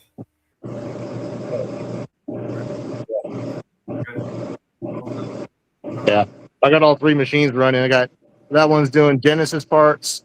That one's doing Magwells. This one is doing the barrel. Wow. And it's a Saturday night. Yeah, of course, I'll be working Sunday too. Ah, geez. You got to watch that UFC. It's got a happy ending. I tell you that. Yeah. Well, I got a TV in here. I just need to start watching. Yeah, I don't you know. can play it. You could play it without the sound on. It doesn't matter. Yeah. I got a lot of angry, impatient clients. They're wanting their rifles done faster, even though it's they agree to the 1 year wait time. They're calling a month later. Like, man. Yeah.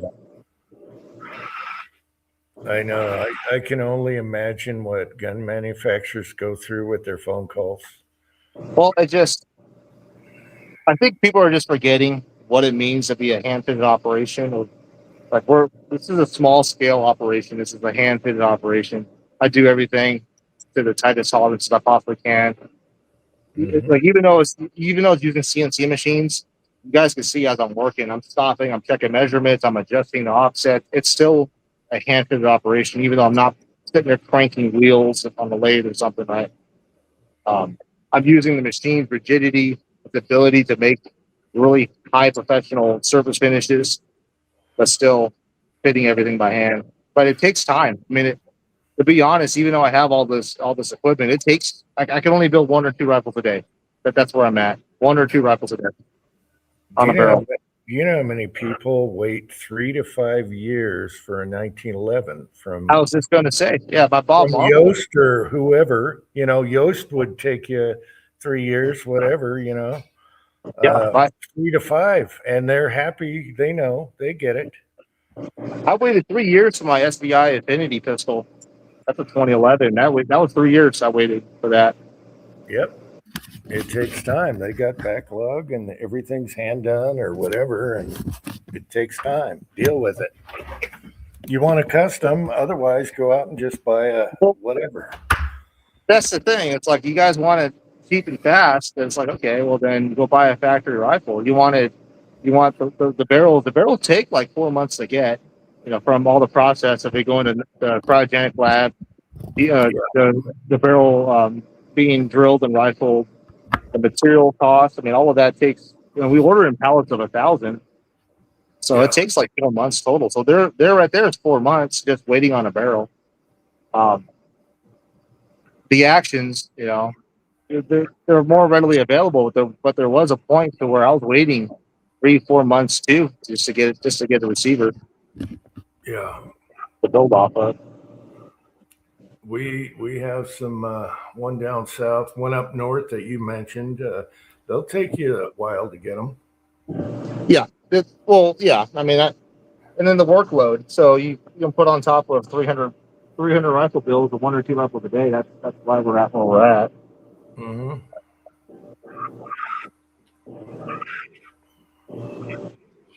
Yeah, I guess that's why you're still in the shop working, I'm always working trying to get them out.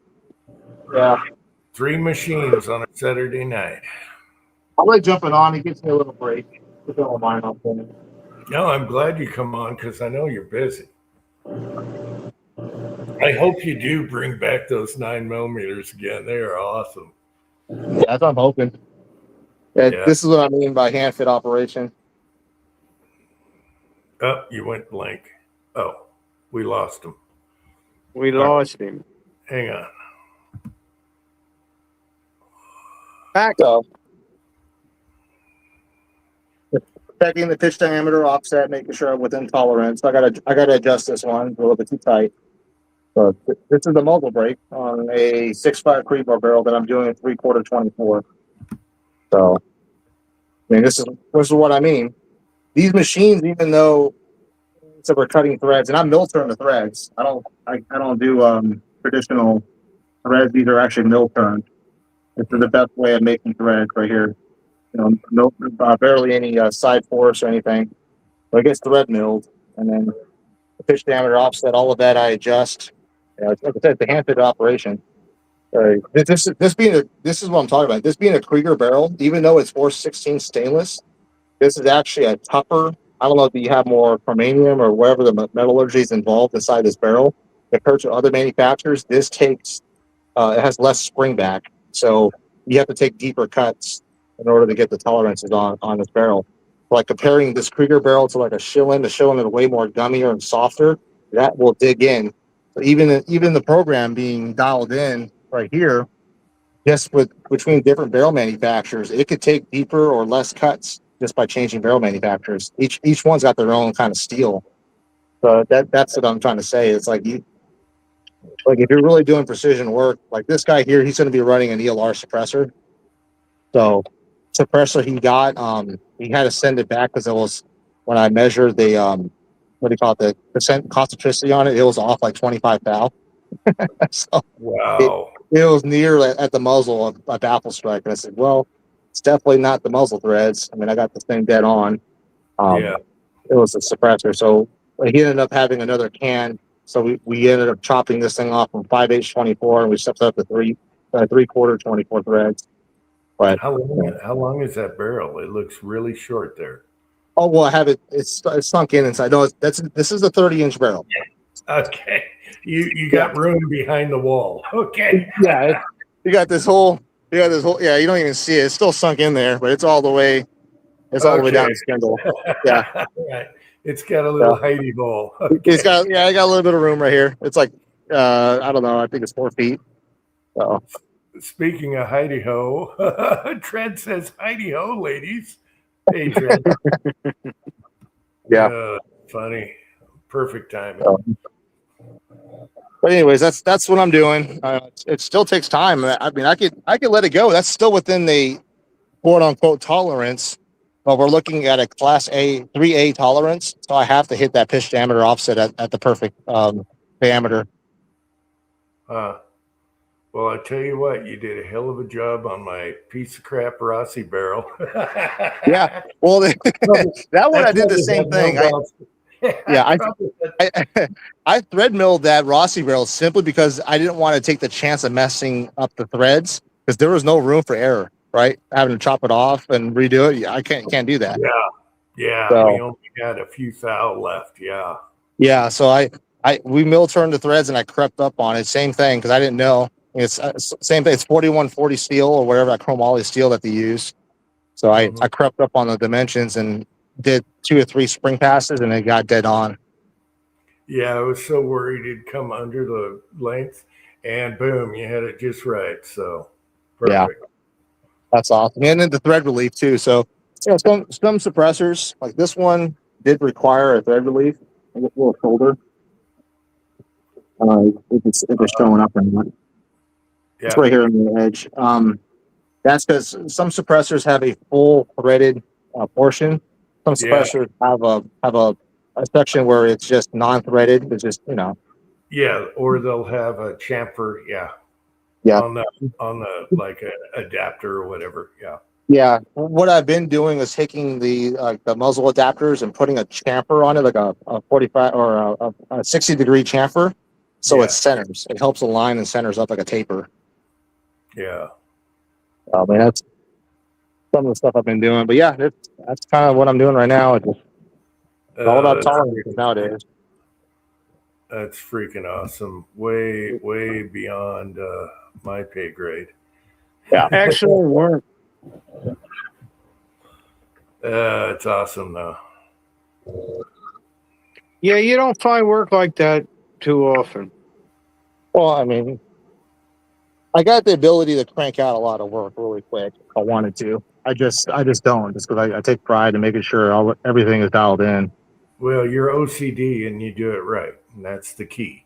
Yeah, it's not a good business model though. Like, honestly, guys that get machines like this, they're cranking out barrels, 10, 15 barrels a day, plus, just so they can make the numbers. But that's the quality you're going to get after that is not going to be what we put out for sure. I know. Yeah, it's gonna make a difference in the right guy's hands. That finished rifle. Yeah. If the rifle ends up with a guy with my skills, they'll never tell. But the first class guys, you're going to be able to tell that the effort you put into it and the effort they put into it. Yeah, like this one being a 6.5 PRC with one of those shell shock cases, so he's pushing 80,000 psi. I mean, and then going through a suppressor, so it's like, yeah, you got to make sure that's 100% dialed in. Chessboard is here. No, Andy is gone. He left. Yeah, it was like, okay, here's a funny story. A shop, that does barrels and threading and everything, moved in really close to me. Okay. And so I called I text Kenny. I said, "Are these guys okay?" Or he's like, "God no, please God no." And then he gets pissed. He said, "Why don't you just ask me to do it?" And I'm like, "Well, they're like 15 minutes away. I could just take a barrel there." And he's like, I've already fixed some of their crap. Do not go to those people. I won't mention the company, but they opened a shop right by my house. And so I asked him about it. Man, Kenny got pissed. I was And mad because I'm like, Okay. you have me. I have Well, 2 of the rifles in my shop right now that I'm fixing. now that I researched it, Kenny was totally right. He was completely, and they were expensive. And it was like, oh, thank God Kenny told me that. Let's see. William Gangley is here. How's it going? So you're saying I need more practice with the Dremel? Oh, Dremels have killed more guns. Dremels have killed more guns than anything else. Oh, Rollis is here. Hang on. That's We got hilarious. Rollis. I like that. Yeah, Dremels have ruined more guns than any because people don't know when to use them and when not to use them. I Right. have a sticker somewhere that I need to, or it's a placard. It says certified Dremel specialist. We love, my son's got a really nice Fordham and everything, if people know what that is. And then we have Dremels. I have like 5 Dremels, but there's a time to use them and there's a time not to use them. And Yeah. that's the key. And what parts you're doing. Rollis, how you doing? What's up, I'm Rollis? doing well. You seems like everybody else is doing good tonight. So just finished up dinner, and I figured I'd jump on and raise hell and see if I can piss some people off. Good seeing you, Rollins. Hey, how you doing? All right. You get any new toys? I know you've been on a revolver kick. Last week I brought home the Model 29, the 4-inch 29, and I'm getting ready. I haven't been in the range for about 3 weeks. Because 4th of July is when Susan's taking her vacation. So I might do a couple little local things, but for the majority of that week, I'm going to be home. So I plan to go to the range at least. I plan to go to the club that I'm a member of at least once, and then go out to the 850 range at least once during that time off. So I've been just like getting ammo put together and getting everything kind of organized there, and that's when I'm gonna. I'm hoping I'll have a video for the 41 Magnet done with using the 210 grain Missouri bullet, lead bullet, and then start playing with the. I just found I have like 300 XTPs and 240 grain XTPs. Like, ooh, why can I get in trouble with these for the 44s? So that'll be the next big project. So, but yeah, so that's about all I've been doing. Just trying to stay out of trouble and make a little bit of money and get ready for the holiday. So you got Missouri bullets for what caliber? Well, the Missouri bullet, the one that I'm putting the video together now, I'm about halfway through with it, is the 41 mag, the 210 grain 41 Okay. high tech coated 41 Magnum bullet. And then, like I said, I just found some. I have like 300 XTPs for the 44. The 240 grain XTPs, and so I'm going to try to figure out what to do with those. And but yeah, I've come to the conclusion. I think I'm starting to prefer a 4-inch pistol over the 6-inchers. I like the balance of a 4-inch, but at the same time, I like 7.5-inch too. So I don't know. Well, yeah. I mean, Smith and Wesson has a. They've done a run of 3, 5, and 7-inch 686s, and the grips will say 357 on them. For 357, obviously, and I wouldn't mind having an example of each one of those, and they are the plus. So So that'd be a pretty nice setup. Then I'd have a 4, a 5, a 6, a 7, and a 7, plus the 2 3s. Yeah, That's 686. way down the road. 686. I always wanted a 3-inch. They made them for airport police or some weird agency that was marked on them. I can't remember now. These are older 686s. I always wanted one in 3-inch, but 44 mag. Me and my son gravitate to the Red Hawk 7.5-inch because you can shoot the hottest loads in them, and they're just awesome. Well, I had the Super Red Hawk. I had it when I moved down from Ohio, but it got sold. There was some stuff going on, and just I liquidated everything, or a good bit. It's fun to play with and stuff. And I never scoped it up yet, or I didn't have an opportunity to scope it up. And anything by Rock River is going to be good.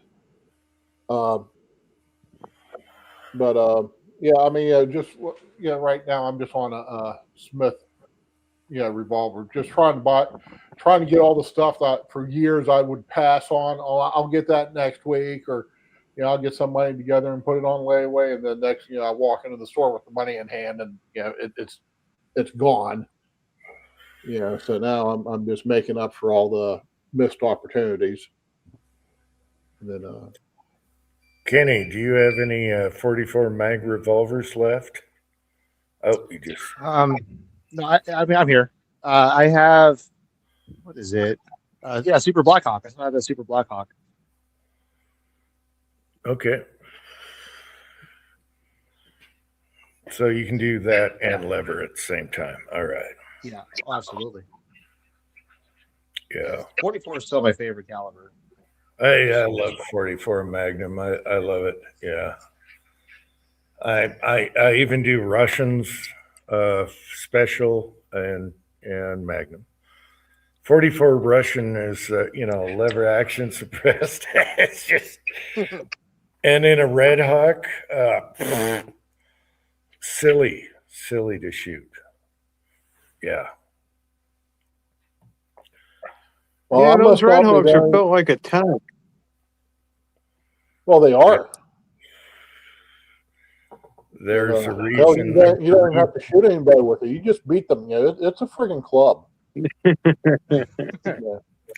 Yeah, there's So a what, reason. high point rifles? Yeah, there's a reason there's Ruger loads in the manual for 44 revolvers, just for Rugers. There's a reason. And man, you get the longer barrel ones. I the first one I bought my son was a 4-inch Red Hawk, and then he got 2 7.5-inch, one stainless, one blue. And man, when you shoot those 7.5s with full uploads, it's still a pussycat. Even though boom, it's kicking. You're not holding it down like you let it roll, just let her go. But man, they're a pussycat. AR-15 discounts. I like a nice flat. I like the flat blade trigger. I like 2-stage triggers. I do like 2-stage. I like 2-stage and ARs because they're safe. Yeah. Yep. The main thing I like about it is I can get the meat of the pad of my very tip of my finger right down there, and that on a straight, at least the ones I have, they all have just a little ledge at the very bottom. You can get down in there and you can get a good feel on it, and you can work it real nice. Yeah. And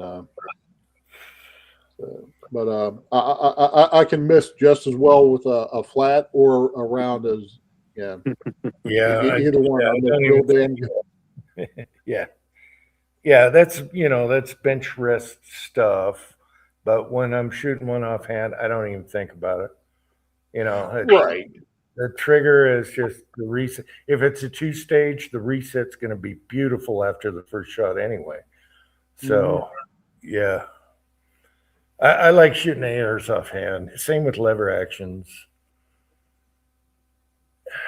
But they're With they're me, they're so easy I'm to just a actually- half-ass offhand shooter to start with. So, and they are real. Bench resting also. They're very accurate, and it's a good platform. They're a bitch to clean. ARs are a bitch unless they're blowback. But hey, whatever.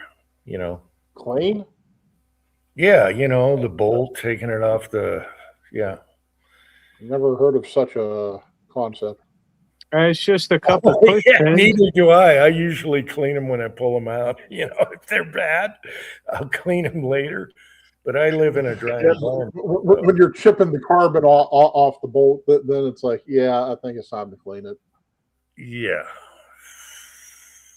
But yeah, ARs, regular ARs, they're a little more of a bitch to clean than blowback. So I always cater to the blowbacks. They're just boom, pull the bolt out, blah, blah, done. Or pull the whole thing out. Yeah.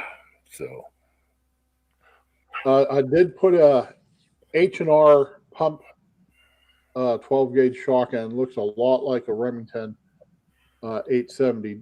Does anybody know anything about these? I don't think they make them any longer. But H&R never had one, but I love me a shotgun.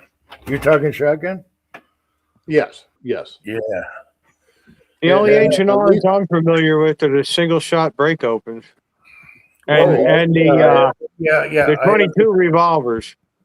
Yeah. The Huntsman, Yeah. 999 Sportsman, Huntsman.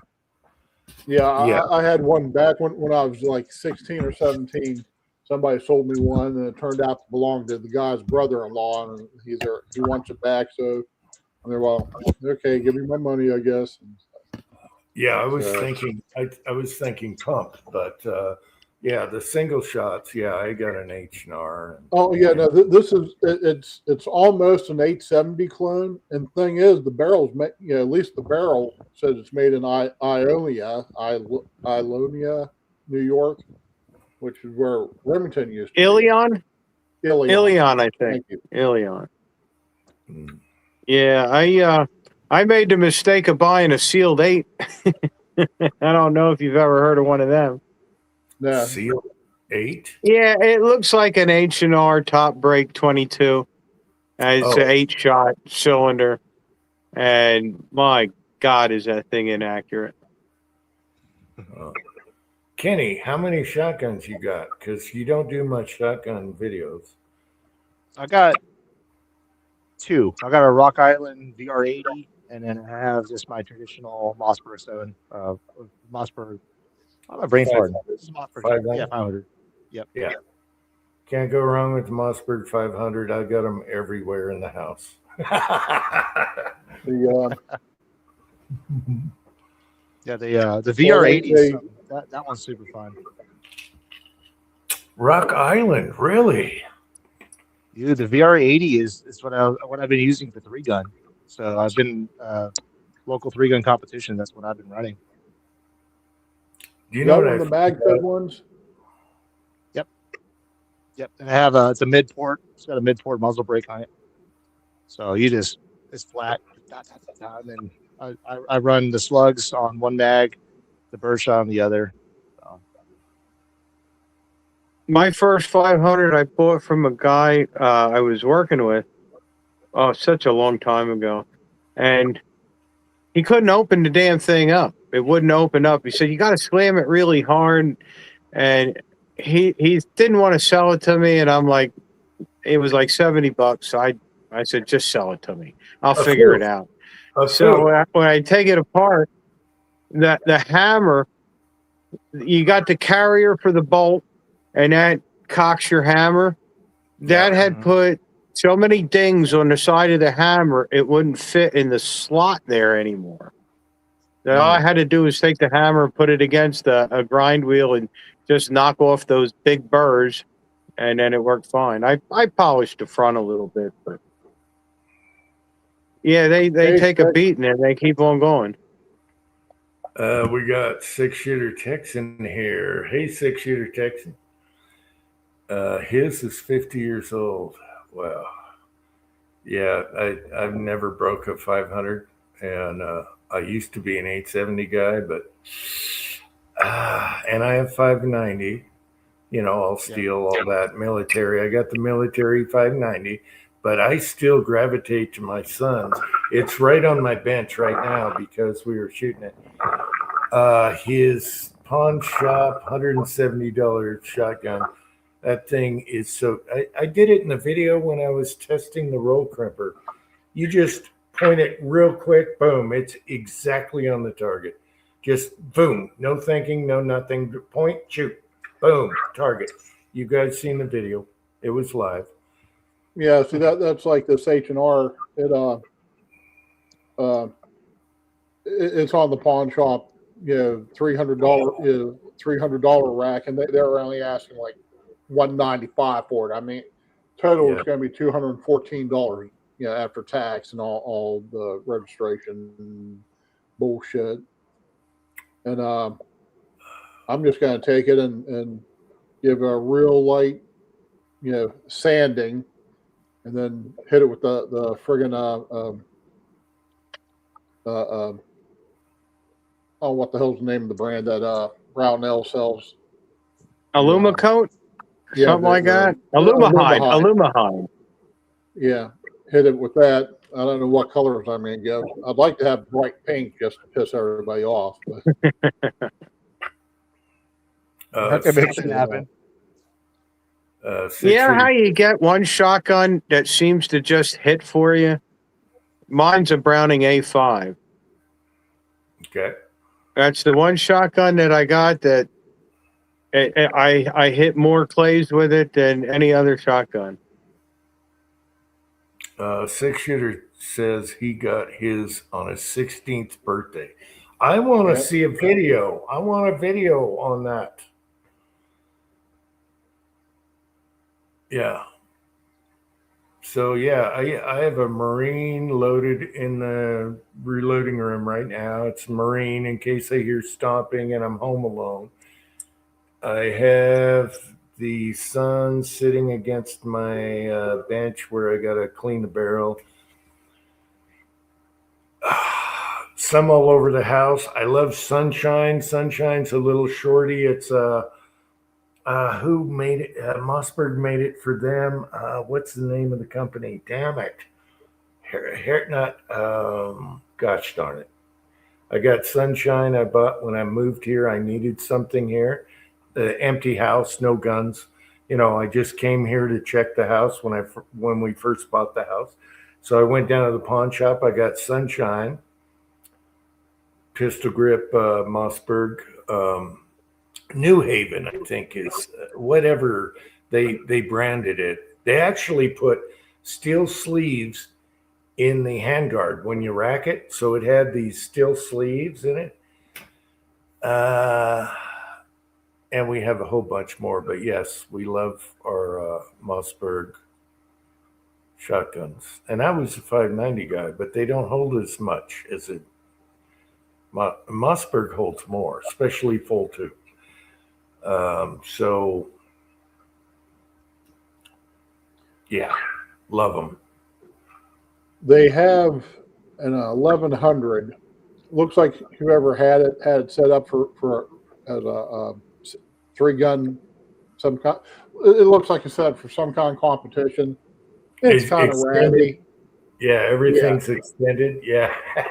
And I have the loaders. Yeah, I have the loaders for those where you just go foof and it loads all the rounds. Have you seen those?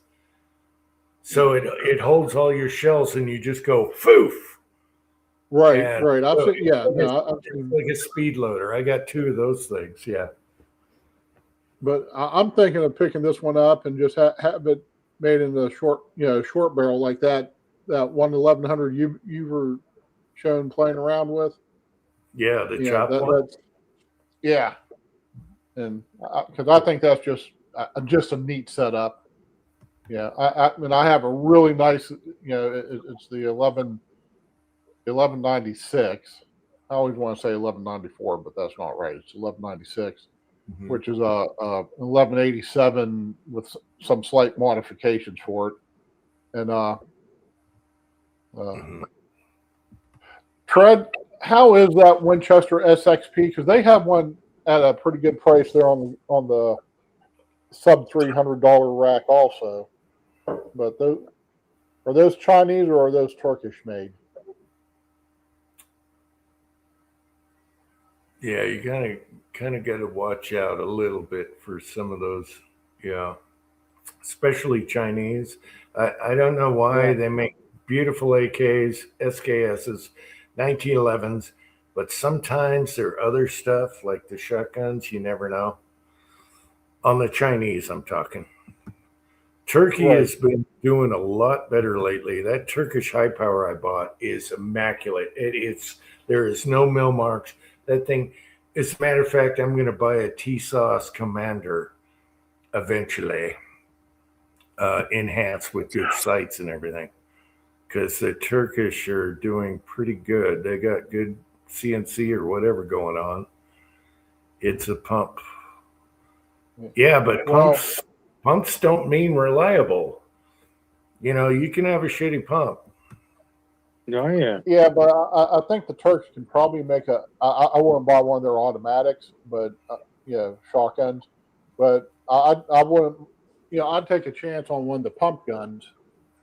Yeah, as long as they're halfway. Yeah, they don't have a lot of machine marks and stuff like what you're just saying about the Chinese. But yeah, so I've seen too many of those burn down videos where they can barely make 300 rounds before they just That guy, implode the on guy in themselves. the shorts. Yeah, James Reed. Yeah, And, I've seen them. Yeah, he tears them up quick. yeah, Yeah. and But yet they took a Mossberg Maverick, which is the cheapest Mossberg version of a 500. Different safety. It's up front instead of on top, which I like. right. And he couldn't burn that thing out. And it was a cheap ass Mossberg Maverick. Yeah, was it the Mossberg or was it the Maverick? The Mossberg Maverick. That's Yeah, below. Yeah, that's well, Mexico. You have the 500 and then you have the Maverick, which is cheaper. You can't, Right. the handguard's harder to replace. It's got the button crossbolt safety instead of on top like a Mossberg 500. Yeah, no, I had one. They for looked at like in 20 Mexico, years. I think. El Paso, but it's probably made by slave labor, so it doesn't really matter. You can't go Hey, wrong. Patriot. Even if you buy a Walmart Mossberg Patriot. Maverick or a 500, you can't go wrong. Patriot Paul is here. Hey, Paul, good to see you. Yeah. So Garage Guy has a new video out on CZ. It's pretty nice. I see you posted that. It was right before the live chat, so I haven't watched it. It's like a compact model. Yeah. Yeah, I watched it right before the live. I love CCs. They're getting pricey now, but I love them. I'm 5 seconds away, but I can't show you. It's still sitting on the thing over here. We just shot my original, the first model imported to the country in '84, CZ75. It's sitting right over there, but I can't show you. I can't show you live. They're smooth. They're smooth. They shoot great.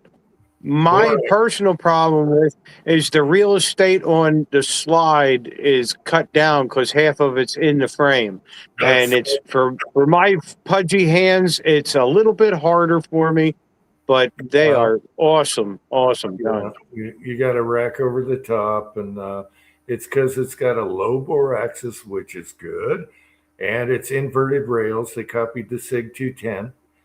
And all the rails are inverted inside, and it's solid all the way. And that's They're not going to rattle like a 1911. That's what makes them really accurate too. So yeah, the slide is really small at the top, but hey, you can deal with it. Good to see you, Patriot Paul. You got to come on sometime, you bitch. No, I'm joking.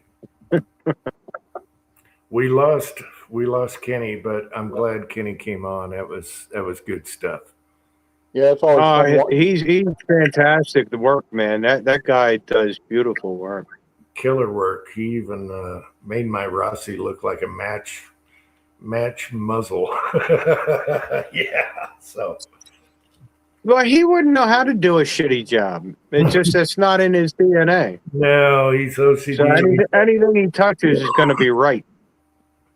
He's always been OCD, and you could go back to his 10-year-old videos.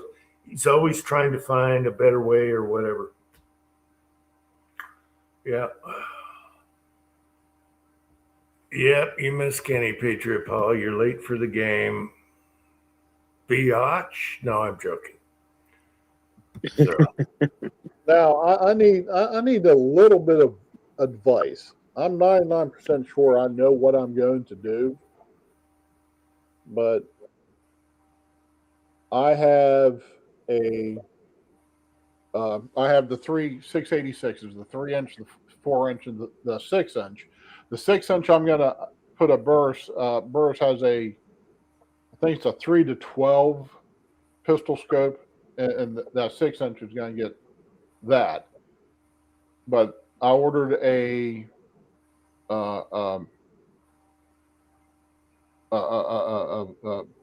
Holosight or Holosun, whatever it is. Red dot. Actually, I got the green. I think it's the green dot I actually got. But anyways, I'm trying to figure out if I want to put on the 3-inch or the 4-inch. I'm pretty sure I'm going to do the 4-inch. I would do the 4-inch, leave the 3 alone. Yeah. 3 inches for like carry out in the woods type deal, FBI stuff. Yeah. I don't know if you heard the fireworks, but they're already starting this week. Wow, it's only June. Okay. Like I tell you guys, the 4th of July starts in January 1st and it ends on December 31st around here. So When I first stepped out here, they must have been running the finale because there was so many explosions going off. It had to have been a finale. Hobbies. Okay, I got to address hobbies. I don't have an official closet for wigs. They're all in a big moving box. It'd be nice, though, if they were all hung up and easy to access, yeah. But be very afraid if that happened. Okay. Yeah, leave the 3-inch for, like, carry hunting type deal. I have a 3-inch 29. Guy who sold it to me, he shot it once, and that was enough for him. He kept warning me that it had too much kick. Well, with the hot loads, yeah. So It looks like a snubby in that frame size. Oh yeah, with that 3-inch barrel there. I mean, they're gorgeous guns. I love the Flex model. Yeah. Here's Kenny back. But yeah, what really sucks is I always chase the FBI gun, the round butt 13, 3-inch, and I don't have a 3-inch, and it's killing me. I don't have a 3-inch anymore, and I always wanted the Model 13 round butt FBI gun, and I had 2 chances, and I blew them both. Should have bought them. All right, Kenny's back. Yeah, I had a phone call.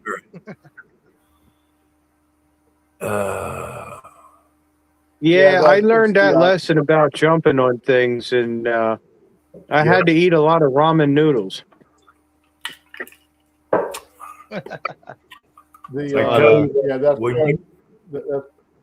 That pistol scope I'm looking at is a 3-12, and it even has an adjustable objective. It's up front like the old style, but still that's fun. It's a handgun scope. So what I found with pistol scopes, if you got more magnification, it's really tough on you're doing this, your eye pocket in the scope, and it gets really tough when you got magnification. So you really have to be like everything level, and you don't have a cheek weld like a rifle. Right. Well, So you the wonder nice and- thing about the yeah, the nice thing about the burr is it's supposed to be American made, and like I said, it's a 3 to 12. So that means that anywhere from 50 to maybe even 150 yards, especially on a 357, I'll be able to see my bullet holes. That's why I prefer high power. Yeah, I also use it as a spotting scope. Yeah, yeah, back when I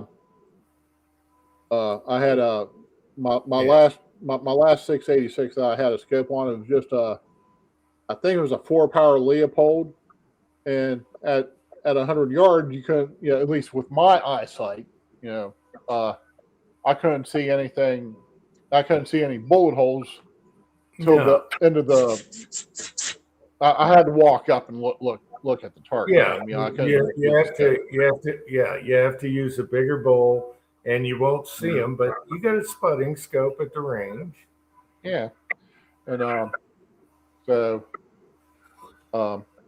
it's just like, I could buy the 2 to 7, but might as well get spend the extra $100 and get the 3 to 12. And even if I never put it on 12 power, I know I have the option. Yeah, I'm just trying to warn you that your eye's going to wander in the scope on a pistol. You don't have cheap list, and that's going to mess with your groups right and left, up and down. I use 2 power. I'm fine. I do have I think it's a Burris on my Contender that is a 12 or 9 power with just like you're talking about. But I really have to focus on that thing, and I almost want to put like something for my head to stay there. Mm-hmm. But yeah, you can see the holes. You can see the holes out there, but it's really tough. Chessboard's talking about 2 trailer loads of Pyrotech. Yeah, or his buddy is a Pyrotech and has 2 40-foot Sealand trailers, which would be just the containers, full of stuff for the 4th. I have to get back. What does this mean? Do you use the federal plated super duper steel alloy? Okay. Here's the skinny on that. Federal about a year ago came, and they're not the only one who's doing this now, but Federal's come with a new steel / brass. It's a different alloy. And it's supposed to allow you to have higher pressures with, like the big one they're pushing right now, 6.5 need more. I could give a shit less about that, but I'd like to see what they can do with the 30-06 or the 308. Instead of being words to about 60,000 psi, you can take it up to 80,000 psi. So you're going to see some blown up receivers pretty soon, guys. Well, I wasn't surprised about that either. And I was going to say, case blowouts, at least your problem if you're beating the shit out of your bolt. Your lugs. So there's a few receivers out there that I know for sure because of how it's designed and manufacturers have skimped out on heat treating processes without certification. I can guarantee you that ammo is going to walk in the place of the wrong gun, and you're going to get a blown up receiver in someone's face in some lawsuits. You're going to see that pretty soon. Yeah, I'm going to wait a long time before I run some of that through an AR.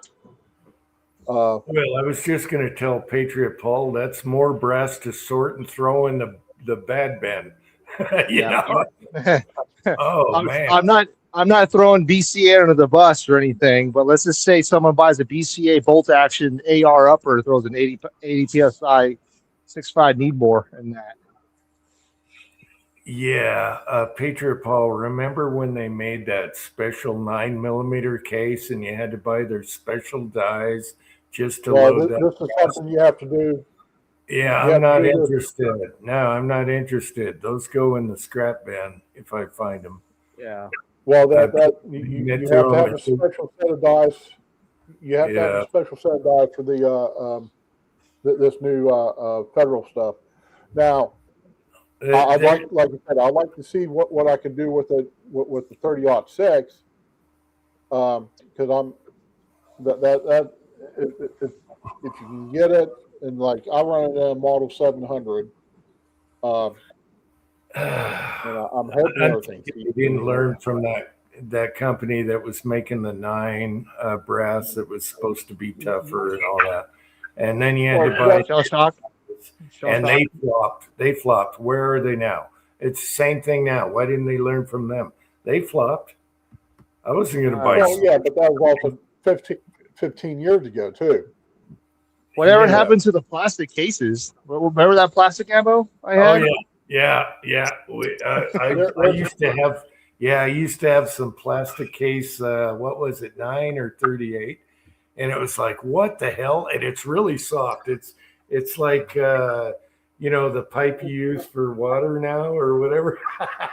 Well, what was it? SHOT Show 2022 or something that I went to? That was like the biggest thing that they're coming out with some plastic 308. Shooting the Yeah. 147 grain 3. I was like, I don't know about this, and I Yeah, went to a reload it. steel- Remember? Yeah.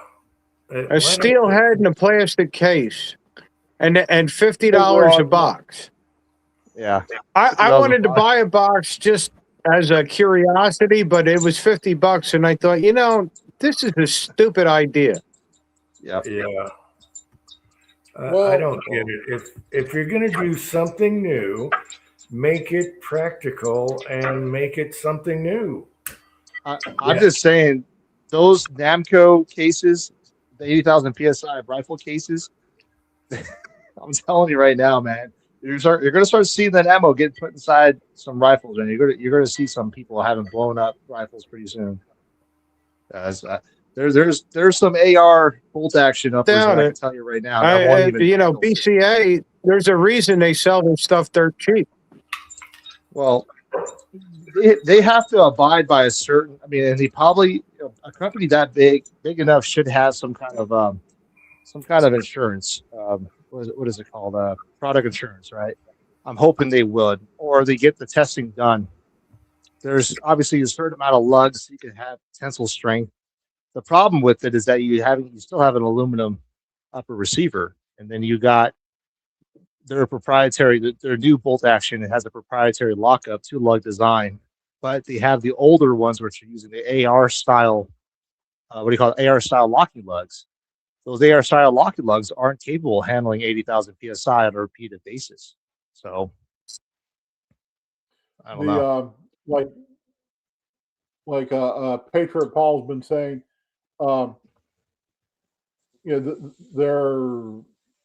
it's something like 40 million rounds that they've made for the military in 5.56, 308, even up to 50 BMG. Now, of course, the military's one and done. Yeah, they drop it on the ground. Somebody comes along, sweeps it up, and sells it to the scrap.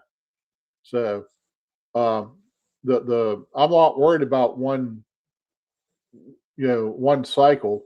Where I'm worried about, where I'm the issues I'm worried about would be how many cycles can you get on it till it does have a case failure, and then you have an issue. Like I said, Well, you're going to get the average consumer that's going to pop one off, maybe go through 2 or 3 of them. All of a sudden, they're going to have a really hard bolt lift. They're just going to smack the bolt up, clear the malfunction, go load another one, and the damage is already occurred. Now you have a shear bolt lug system. You got 80,000 PSI, and you got a bolt smacking their teeth, so they have some dental work afterward. I mean, that's what's going to happen. So, no joke. These bolt action rifles, they can handle like 150, 200,000 PSI easily, but how many times? Maybe once. That's why there's those ejection or those gas ports on the side of the receiver, so those excess gases can't escape. It doesn't come back to your face. Let me jump on this real quick. Garage guy, I haven't tried the 80 grain in the 22 arc yet, but I've shot a bunch of 68 grain, or 69 grain. I'm sorry, and I can't remember if I did any 75. I don't think I did any 75 grain, but yeah, 3,000 feet per second. That on a 22 arc and a bolt gun, that's nothing. Yeah, mine's just a 20-inch barrel, and I'm doing 3,300 with a 69 grain bullet. So getting an 80 grain gun 3,000 feet per second shouldn't be an issue. Is it a picky in your rifle? What's that? Is that 22 arc pretty picky? So far, it has. I only got a couple hundred rounds on it, but it seems to, if you got good bullets, it seems to shoot pretty good. Yep. It's one of the Unitaw or what is it? Uinta Unitaw, Precision. yeah, It's so. and If you have a factory 22 arc chamber, they once again Hornady screwed up the free bore. They designed it around their VT bullets, and the free bore is a little bit too long. The 22 arc is nothing different than a 22 Grendel, and guys like Right. that have experience with 22 Grendel know that cartridge is a very picky cartridge, especially with the free bore. So, I designed that 22 DPC, which I named it the Desert Precision cartridge, which was based off the 22 PPC. And Hornady ended up kind of taking a little bit of that design and marketing and making the 22 arc out of it. So that's why I went with the 6.5. Was it the 6.5 Grendel case neck down to 22 versus the 6 PPC case or the 6 arc case neck down to 22 versus the 6.5 Grendel neck down. It's a lot more forgiving than the 22 Grendel, basically. yeah, as far everything I understand is they just basically Hornady, like they normally do. They ripped off somebody. They made one extreme minor change, and now it's they put their own name on it. And they pretend they developed it, and Yep. But yeah, if whether it's an arc or a Grendel, and the matter of fact, the dies I use, they call it the Grendark, because they say that it doesn't matter which case you're using, it'll be perfectly fine. Yeah, I can't argue because I'm new to the arc and Grendel game. Yeah, you probably have the 110 free bore if it's a SAMI case. Ideally, you want the 75 or the 80 free bore, just to be able to shoot the lighter projectiles. If not, you're gonna have a hard time getting that thing to group a 1-inch or sub MOA rifle. I've built at least 10 of those 22 arcs, and all those guys are coming back and they're like, "Hey, man, I should have listened to you. What can we do to get this thing fixed?" As well, let's go with the 22 DPC or 22 PPC, and that solved the issue for those guys. Or they went 22 BR. That's what we ended up doing. I ended up just punching their barrels out to 22 BR.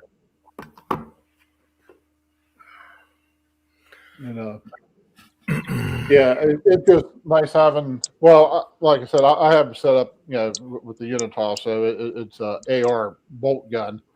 Yeah, I got one right here. Other than this is the first rifle and cartridge I've actually been able to get the 55 grain Hornady VMAXs to actually shoot accurately. Yep. For 25 years, I've been pulling my hair out trying to get something where it was consistent. The Arc is the first one that's shot anything all that consistent. So, nice velocities too. I mean, so it yeah, you'll have a way better barrel life than the 22 Creedmoor. I would, yeah, and so the only thing I don't like about this rifle, it's only a 20-inch barrel instead. I would have gone with the 24, 26. Try to squeeze every last drop of energy and velocity out of the There we go. round that I can get. But I just want to jump on as quick as I could. Oh, I bought the reloading dog before I bought the gun. Yeah, no, 6-shooter Texan. He's got that's the OG cartridge right there, the 7mm BR. That's a very, very accurate little cartridge right there. So I've shot the 22 BR, 22 PPC, the 6 BR, and then the 7 BR. The 7 BR was awesome. You go, Ricky. Ricky, you go. Kenny, when they first came out with the 6 arc, were you the one on the Uncle Jim show talking about how it's just going to be it's a bullshit cartridge, basically saying, talking about how it's a rip off of the 6 or the Grendel and whatnot. That's sorry, that's going to be Midnight Bronze. So I never said it was a BS. They screwed up the free bore. That cartridge was advertised to perform in an AR-15, and Right. in order for them to meet the pressure standards and all that stuff for SAMI, because they were standardizing that cartridge, they had to change the free bore, which completely destroyed the accuracy of that cartridge. Now in the AR system, that free bore was allowing the 105 grain bullets and the 108s to jump over 100 thou, the factory ones. What you're seeing now is guys that are like Proof Research are making 6 arc barrels. They have now swapped over to the non-SAMI free bore, which is 90 thou. That's what I ended up developing with Cobalt. That's a company there, Cobalt Kinetics. I've been helping with the Cobalt Kinetics. We developed their LEO military style AR-15 6 arc. Dropped the free bore down to 90 thou, and using the tap ammo, we've been able to get the accuracy back together. We're on the 6 arc. The problem with the 6 arc is that there's very small neck tension in the way that cartridge is designed. The violent action of the AR system is causing the bullets to jump out of the case like a bullet puller. So that was the issue it's still there. Guys that don't believe me, go ahead and chamber a 6 arc if you have an AR. Measure your case-based AO guy, and I can guarantee that thing's going to jump 15, 20, sometimes 30 thou. The 22 arc, they did the exact same thing. For them to standardize SAMI cartridge pressure, they went ahead and again upped the free bore. Also, why they also developed the VT bullet. Their VT bullet's a very high ogives CCAN style projectile, so they had up the free bore. Now that again destroys the accuracy for anything that's 80 grain or less. It's not an ideal bullet jump or lead angle for those projectiles. So if you plan on shooting, let's say, a Berger hybrid or a VLT style bullet, those things are jumping like 120, 150 thou, which is not ideal. And again, you'll start having issues with the accuracy. So played around with a lot of the 22 arcs in a bolt gun and the AR. I ended up designing my own reamer, which I actually have here. And again, short the free bore. And I've been able to get the accuracy where it needed to be for the 22 arc. And this was based off taking the 22 arc reamer, the SAMI spray, and going to a 22 Grendel. Is this it here? Yeah, this is a custom reamer that I had made from JGS. Get this thing to open here. And this is what I've been able to at least get the accuracy on bolt guns, like really, really good. Guys that can shoot 62 grain and 80 grain bullets, even the 90 grain bullets. This is a custom reamer that I had made. So, the thing about it is that, again, I had a lot of experience playing with the 22 Grendel, and I kind of knew, basically, like you're saying, Hornady took it and just rebranded the name. It's just, you can look up a lot of the load data and look up what a 22 Grendel is and look up the reamer specs on that. And you'll see that it's almost, let's say, it's about 60 thousandths less on free bore versus the 22 arc. And it's literally almost the same case capacity, same design. So why would they be choosing the longer free bore? It's because they're trying to shoot their extra VT bullets, their new varmint bullets. So yeah. I've never been really a big fan of Hornady. To me, became the China of the gun industry, stealing everybody's crap and then rebranding it lately. Right. Okay. Right. I have a question. This coming from a monkey, but is it ogive or ojive? Do you speak jive? I thought it was ojive because I always say ojive. Do you speak jive? I jive, Jim. Yeah, but That's you what you pronounce. I noticed you pronounce certain powders and certain things a different way, and it could be because you're OCD, and it's probably right. But is it No. ogive or ojive? You speak Well, jive. You get the professionals that will start making YouTube videos about you. So you gotta, you gotta.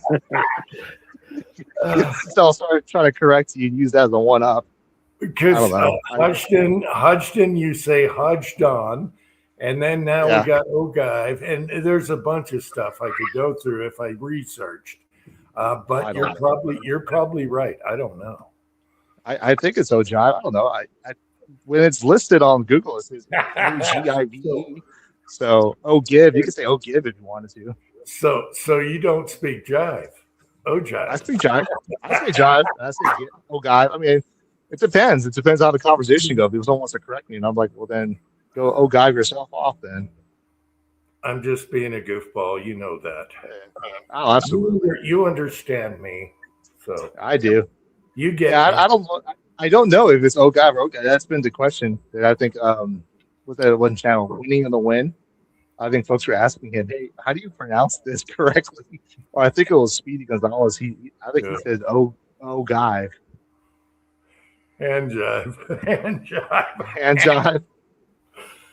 Oh, okay. Is it Hodgdon or Hodgdon? I don't know. I have no clue. It's all in writing, unless the company says it. You know, it took me a while to say.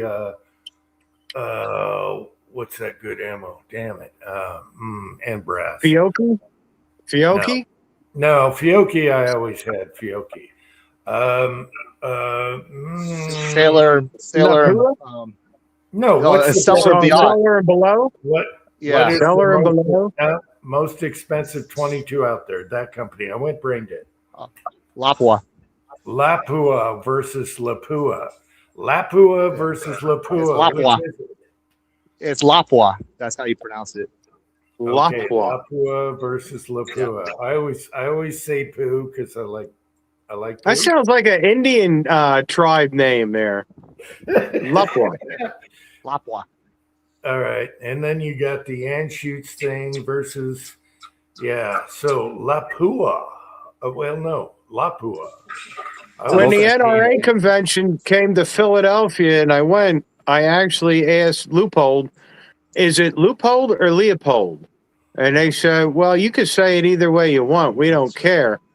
But the gentleman who owns the company, it's Leupold. And then Jagster in the pot, Garand versus Garand. The guy's name was Garand, but everyone that fought in World War II said Garand. They fought for their lives with that rifle. I'm going with Garand, even though his name was Garand. All right. It's funny. It's Yeah, funny. I'm with you on that one. The pronunciations are funny. Well, And I don't know if people use it as a one-up, as an argument. It's kind of hilarious. yeah, the proper name is Garen because that was his name. But then he moved here. You know, he came to America, and we call them Garans. And I will always call it a Garan because our guys died with their Garans. All right, they didn't say, "Oh, I'm dying with my Garand." No. Oh, Vanessa Kitty, tomato. I love that. Aluminium. There is another one. Oh yeah, the British always are aluminium instead of aluminum. Yeah, they really get pissed when you say aluminum. The British hate when you say aluminum. Yeah, it's funny that way, isn't it? I thought I'd bring that up. It's the goofball in me. All right, beat me to it, Miss Kitty.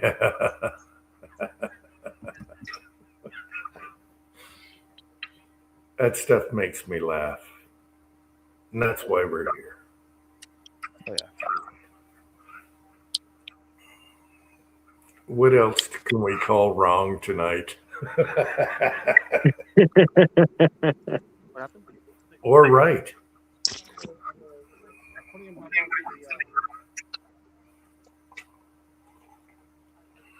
Yeah, it's tough figuring out pronunciations just by spellings. Yeah, and then you got your trunk, your boot, and your bonnet. Yeah, the boot versus the bonnet.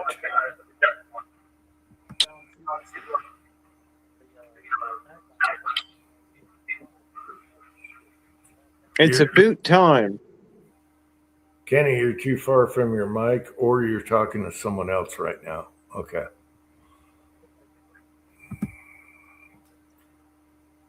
Windscreen versus windshield, yes.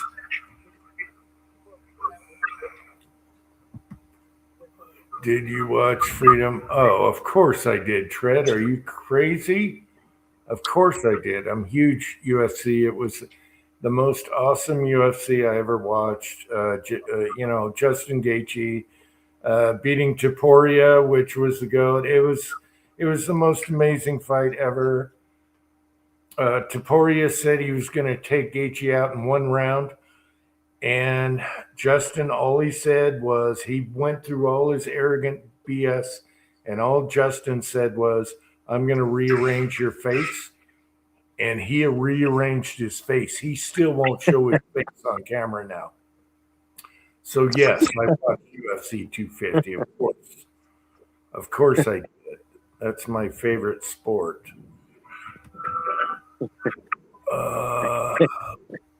Potato. That's a good term. Rearrange your face. He was taking a bunch of, he was being disrespected big time.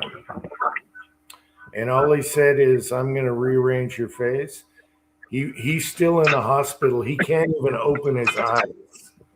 All right. The guy that was the GOAT can't even open his eyes right now because Justin Gaethje took him to the cleaner. So, hell yeah. And he's American. That was the best ending ever. I've watched it 8 times. The whole event eight times at least. Uncle Jim, did you see Scotsman made the news? No. Apparently, Scotsman went to Boston and drank all the beer.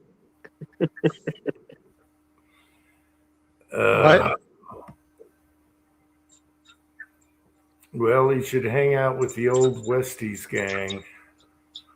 If you guys know who the Westies were, they're all dead now, but okay. Way before my time there, Jim. Oh, I watched a great movie. It has one of my favorite actors. What's his name? Gosh darn it. Anyway.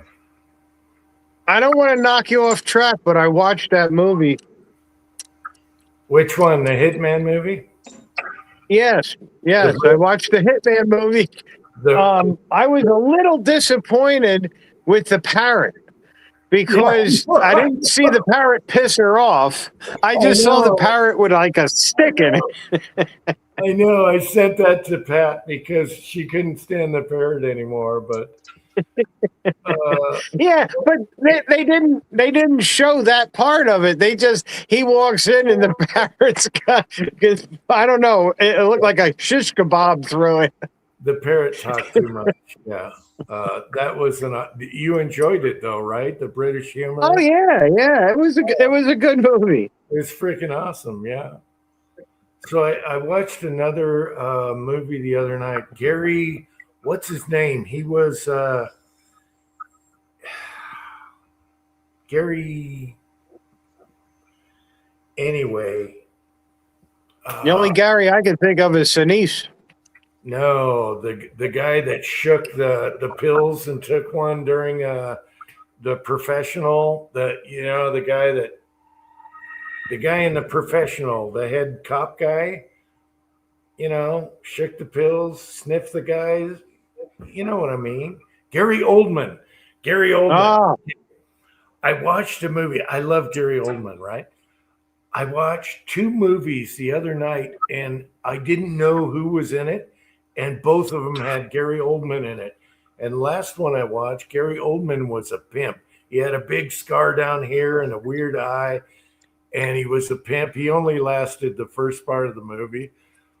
That was awesome. And it was about the Westies gang in Boston. That the Westies gang was so bad, the Italian mafia didn't even want to mess with them. They were scared of the Westie gang.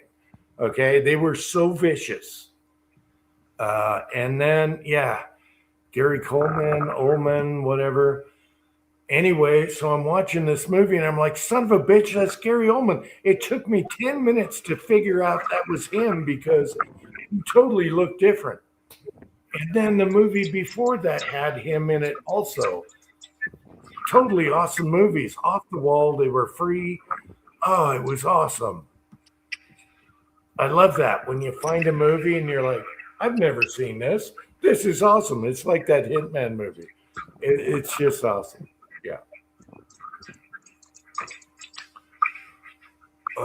Coleman, Ullman, whatever. How much do you weigh? Oh, yeah. Yeah, that turned out really good. I love the humor in that movie. I forget And what, she walked into that one changing room and he blasts through the curtain and she walks out the side. and it was someone else in the dressing room. Yeah. No, that was a good movie. Yeah, that was a good one. I wish I could name the two I watched the other night with Gary Coleman, Ullman, whatever. Really good.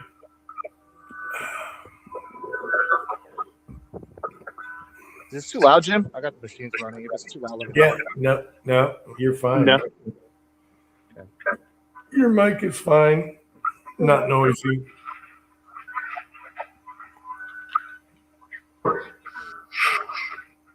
Yeah, I like getting ripped. I think I got to replace my router.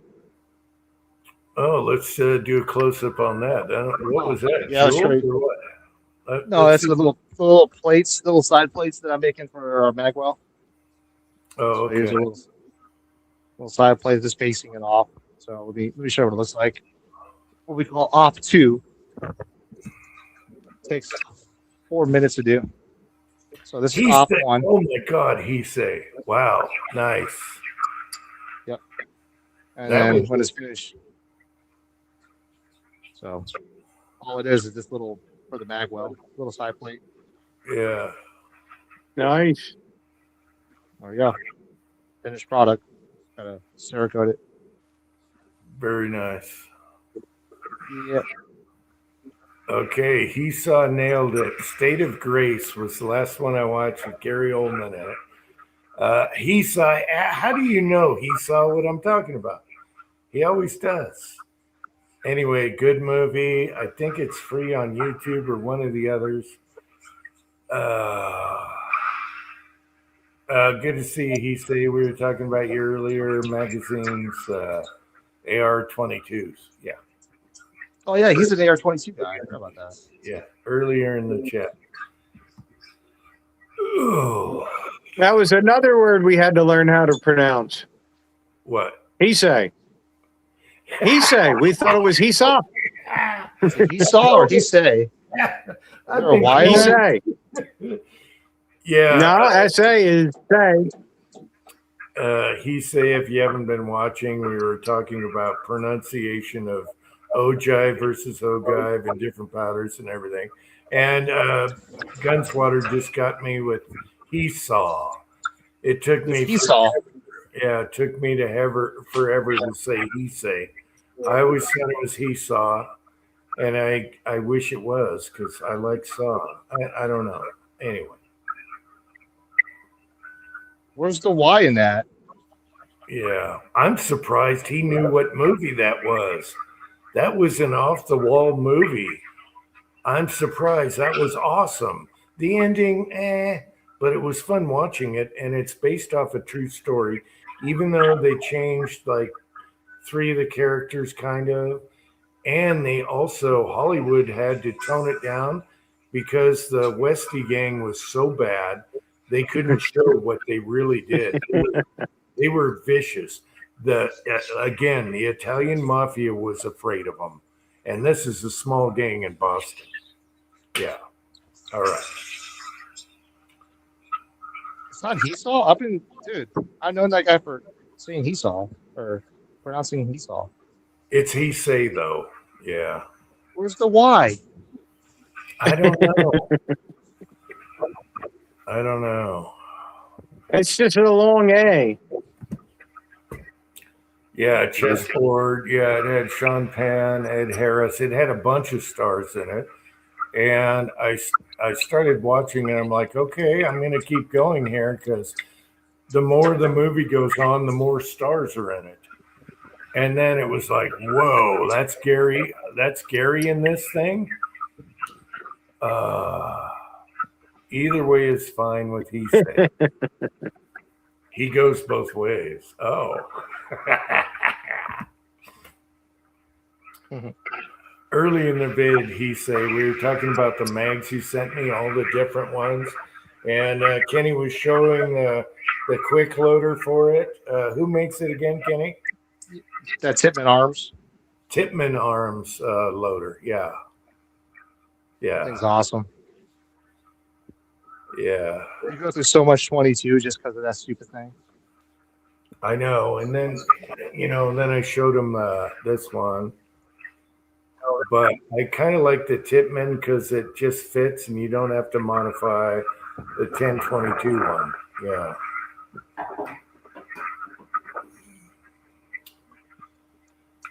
It's so much easier, especially with 22s, having a loader for them.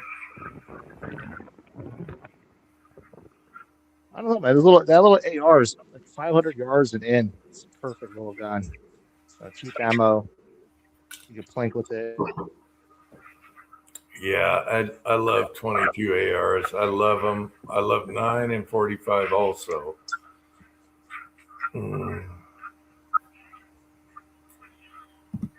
That 300 A6 Blackout, that's another bolt gun that caliber is just super fun too. Yeah, 300 Blackout's awesome. Yeah, it's a great reloading. Yeah. The 8.6 or the 338 Spectre, that's what I was going to say. That caliber you should kind of take a look at, Jim. I mean, it's super fun. Yeah, Have an AR. Yeah, I don't want to get into different dies. I have no more room. No more room for turrets. Please, God, no. I already got to put a second shelf up. Please, no. Please, no more. No more calibers. I don't know. Taco's on to something. Back then with that 338 Spectre, that cartridge is super fun. Yeah, I don't want to get it into any more. I can't even play with what I got.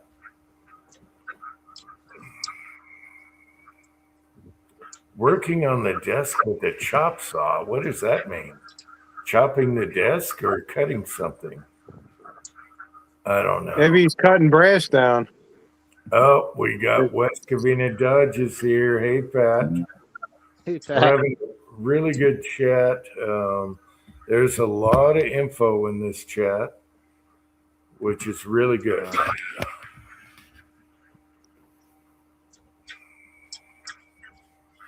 Yeah, this is the most gun stuff we talked about in a while.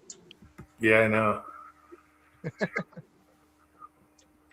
No, a lot of good. There's a lot of good little info in this chat right now. So, and it's legit stuff. Unlike others. Oh, anyway. Good to see you, Pat. I put a link there in case you can, but if you can't, whatever. Is he in And Vegas or is he in Cali? tomorrow's Father's Day, so I can stay up all night if you guys want to. I can get away with murder.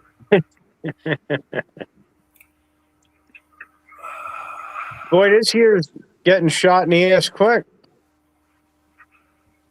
Halfway through. What does this mean? I have a lightning grip loader for lightning grip? Lightning that? grip loader. For the 22? All right, somebody Google that thing and show me a picture of it. Lightning grip loader. Sounds like you got to grip it though. You got a Oh, picture? all right, 6-shooter Texan. What was going on with that Vicaro or Vicaro? Depending on pronunciation, I like to say Vicaro. I don't know why. It sounds more country to me. I don't know. Talk Vicaro. about that pistol. Yeah, Vaquero revolver. We have one in 357. It is awesome. However, it shoots low, and I've been wanting to file the front sight, but my son says no. Shoot some more 357 in it first. You know, let's check our bullets first before we go grinding on it. Yeah. Hey, Jim, I meant to ask you: have you ever summoned Elvis Ammo again, or did he go MIA for the last 2 years again? Missing in action. Totally. Uh-oh. I think he's done. Yeah. I think he's So- done. I know. He's a hell of a good guy. He's the one that got me into powder coating, and you know, a lot of his older stuff is primitive now, you know, compared to what we do today. However, he was a good pioneer of that stuff. So yep, I'd miss Elvis Ammo. I wish he didn't quit on us. A lot of channels burn out, you know, they burn out. Yeah. So, It's a lot of work making videos and editing them and getting them out there. no, you just hit the camera and talk. It's no. Well, I- I've been I'm getting a lot of my videos deleted from YouTube, or I've been getting strikes lately. That's why I haven't been posting any videos. I've been on Yeah. a channel strike for 3 months. This was a couple days ago. Last time I've been able to actually upload anything. Yeah, I'm never gonna buy. You guys know what I'm going to say right now. I will never buy the excuse that videos are hard to do. I will never buy that because it's not. If you're just shooting at something and doing standard easy stuff, hit the camera easy. If you're editing to make everything go with the music and everything, every little thing, that's a different story, but it's still easy. It's still easy.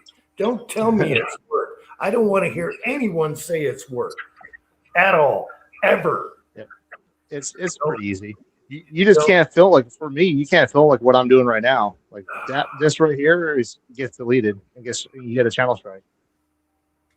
You guys know what I'm going to say now, don't you? No.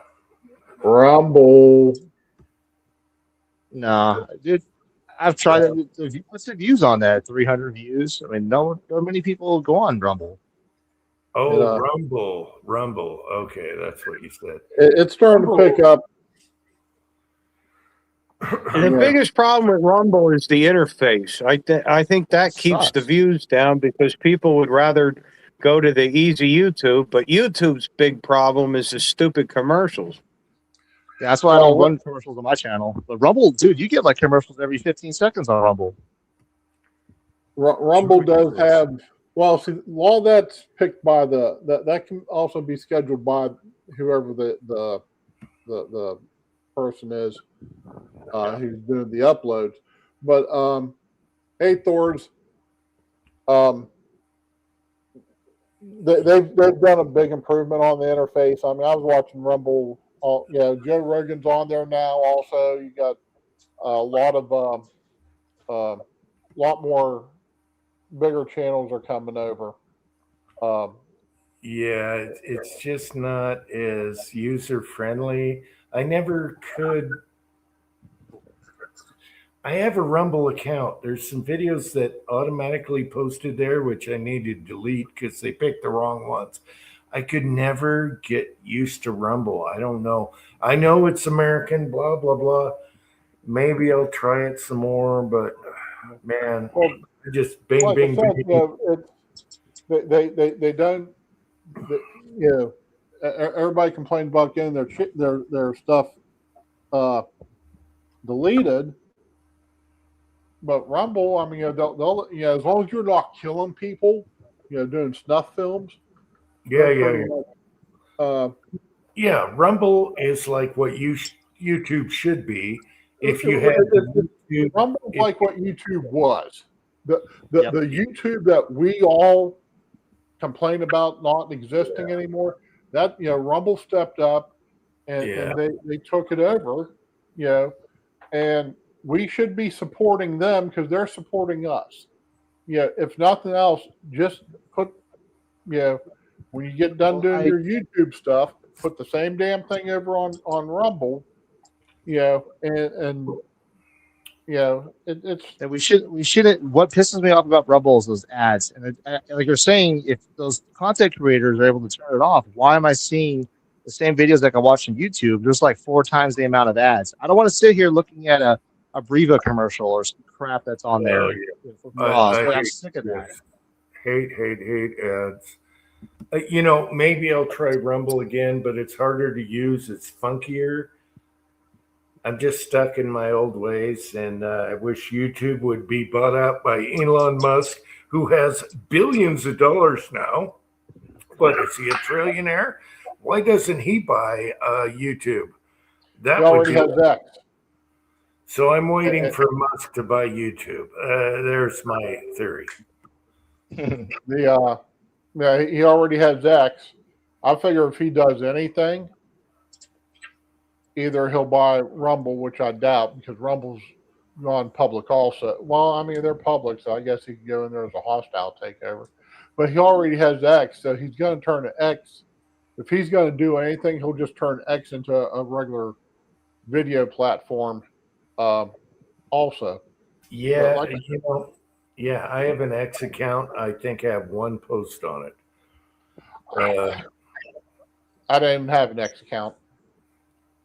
I had an old Twitter one that I think somebody went in there and stole it, and I tried to get in there and get it shut down, and I wound up getting myself locked out. So, yeah. I'm going to tell you, Cyclops Joe, his channel got deleted there, Jim. Whose? Cyclops Joe, the guy that you just watched that video with that gun doing. Oh, Cyclone? Yeah, his video got. Yeah. His YouTube channel got deleted. He called me the other day, and somebody hacked his YouTube channel and started doing like Bitcoin crap on live. And then Wait a minute. Cyclops, the 22 guy? Yeah, go look up Cyclops Joe on YouTube. You'll see that there's no videos anymore. I subbed to him because I started liking his videos, especially when he shoots 100 rounds in one group. Yeah, well, has he his started channel's doing been around that? for a long time. Yeah. I haven't watched him in a long time, so. Wow, he got deleted. He got deleted. He's probably one of the biggest channels out there that do all the scope reviews and stuff. Like I think he's like the only channel. That's how I knew him from the scope reviews. His channel got deleted like last week. See, that's a shame. That happened to me, but I'm a little guy. Yeah, so he can't even make another channel. That's the problem because every time he makes another channel, the algorithm now will pick up your face and then support. I'm not sure how you're getting away. So it must be the Bubble Boy. But he said he tried to make another channel, and the algorithm picked it up and deleted his channel or flagged it. Well, is he on the other then, or where? He doesn't have another channel. He tried to make it. Oh my gosh! He's like, yeah, he's waiting for somebody in Google or whatever to help him. So I told him, dude, you can post videos on my account. He's gonna wait till the cows come home. That's another big thing. They don't help you. No, they don't. You get AI. If you try to contact Google, you're going to get an AI. You won't be able to talk to anybody. So the only time you're ever going to be able to get somebody is if you have like 1 million subscribers or more, that you get assigned a rep. Okay, well, I'm just going to throw this out here. He has a Rumble channel. He has a couple videos up there. So anything he lost on YouTube, that's his fault because he already has Yeah, it's been a couple years since he posted anything on there, and he should have known better because yeah. What does he do wrong? All he does is shoot a 22 rifle and talk about scopes. His account got hacked by some Middle got Eastern hacked. people. Okay, because Yeah, and YouTube. then they ended up doing a live chat with some Bitcoin crap scheme. I think it's a scam. They do a Bitcoin thing, people, and then they got terminated because of that. Okay, because I was going to say my videos are way worse than Cyclops videos as far as YouTube rules. Well, he does some borderline midget stuff that comes on. So it's pretty Yeah, funny. this little side, yeah. And he swears a lot. Midgets, dude. He Oh, the swears. midgets are hilarious. Yeah, you Yeah. notice he swears a lot. Yeah. He's kind of cut back on the swearing. It just kind of ran its course. And Yeah. you know me, I drop an F bomb every other word sometimes, but yeah, Yeah. he's kind of cut back on some of that. I mean, he's still He's still. he's to still me, it pretty wasn't quality, fair. but yeah. Matter of fact, like Garage Guy says, he was on one of Hillbilly's streams. I think he was on Georgia. I need to do a video. Yeah, I was going to do a video and to let people know. So that actually, that's what I'm going to do. A little YouTube short. I'll invite him on my channel too to talk. Just let people know, hey, this is what happened. Oh, he absolutely likes your rifle, though. Oh my gosh. I build him as a bench rest right now. He's got one of the bench rest Genesis. So the repeater version of my 22 is the Genesis 1, and then I have the Gen X. I'm calling it the Genesis X or Gen X. Is the single shot 2-lug version. Yeah, but he I'll took let him, your baby. I'll be in a few minutes.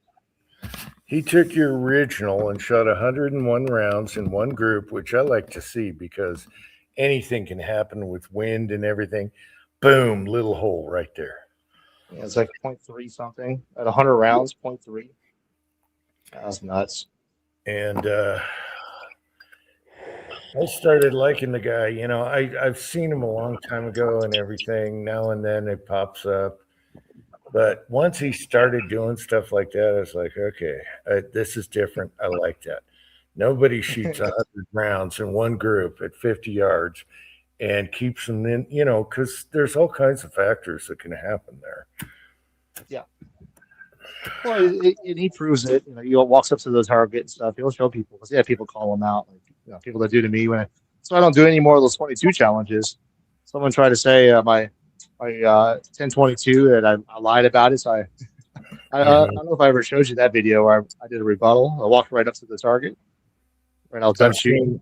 I've seen all your videos all the way back since day one. Why did I have to lie? I got a freaking range right here, 200-yard range on backyard. I've seen all your videos since we met, 10 years ago, whatever, and beyond that. When you're doing go-karts and crab, I've seen all your videos, Kenny. Yeah, oh yeah. I remember them all. Yep. I even went back to some because they're so fun to watch. The old ones. Yeah. I'm going to go back to that. As soon as I get some time, I got my youngest son. He's getting a little older now, so we're doing some silly stuff. Oh. Yeah. As soon as I get this thing running like a sewing machine, I got people helping me building rifles. I'm not doing everything, you know. That's the goal. Yeah, maybe I'll get used to Rumble. Odyssey to me is just as easy. They used to throw all my videos over there, and Odyssey does all 3D printing, no issues. They don't care. But Rumble, the guy's trying to be America. Yeah, I get it. I should support him. I should try it. I just haven't figured out how to make it easy. And I got to get rid of all the ones that flipped over there automatically because they sucked. They didn't pick out the good ones. Right. I'll try Odyssey, people. I still have a count. I'll try. It's been a long time since I did anything with Odyssey. Oh yeah, they're laggy, but you can get some good info on Odyssey, especially 3D printing guns. So, yeah. Some of my I got Uncle Jim 1 there and Uncle Jim 2, and the missing bits in between are gone.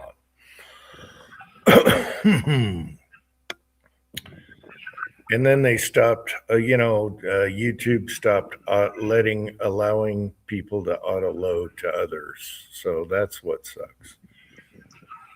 Yeah. But YouTube is still the easiest to use. It's quickest, easiest. If you don't like commercials, do the ad-free stuff or get an ad blocker.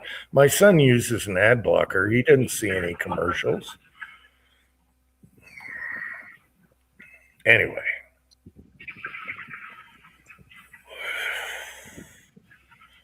Where are we at? What is midnight toilet? What? I do that every night. Midnight toilet. Miss Kitty, I do that every night.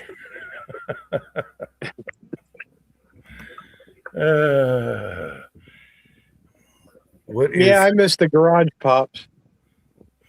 we could do Is that one. better?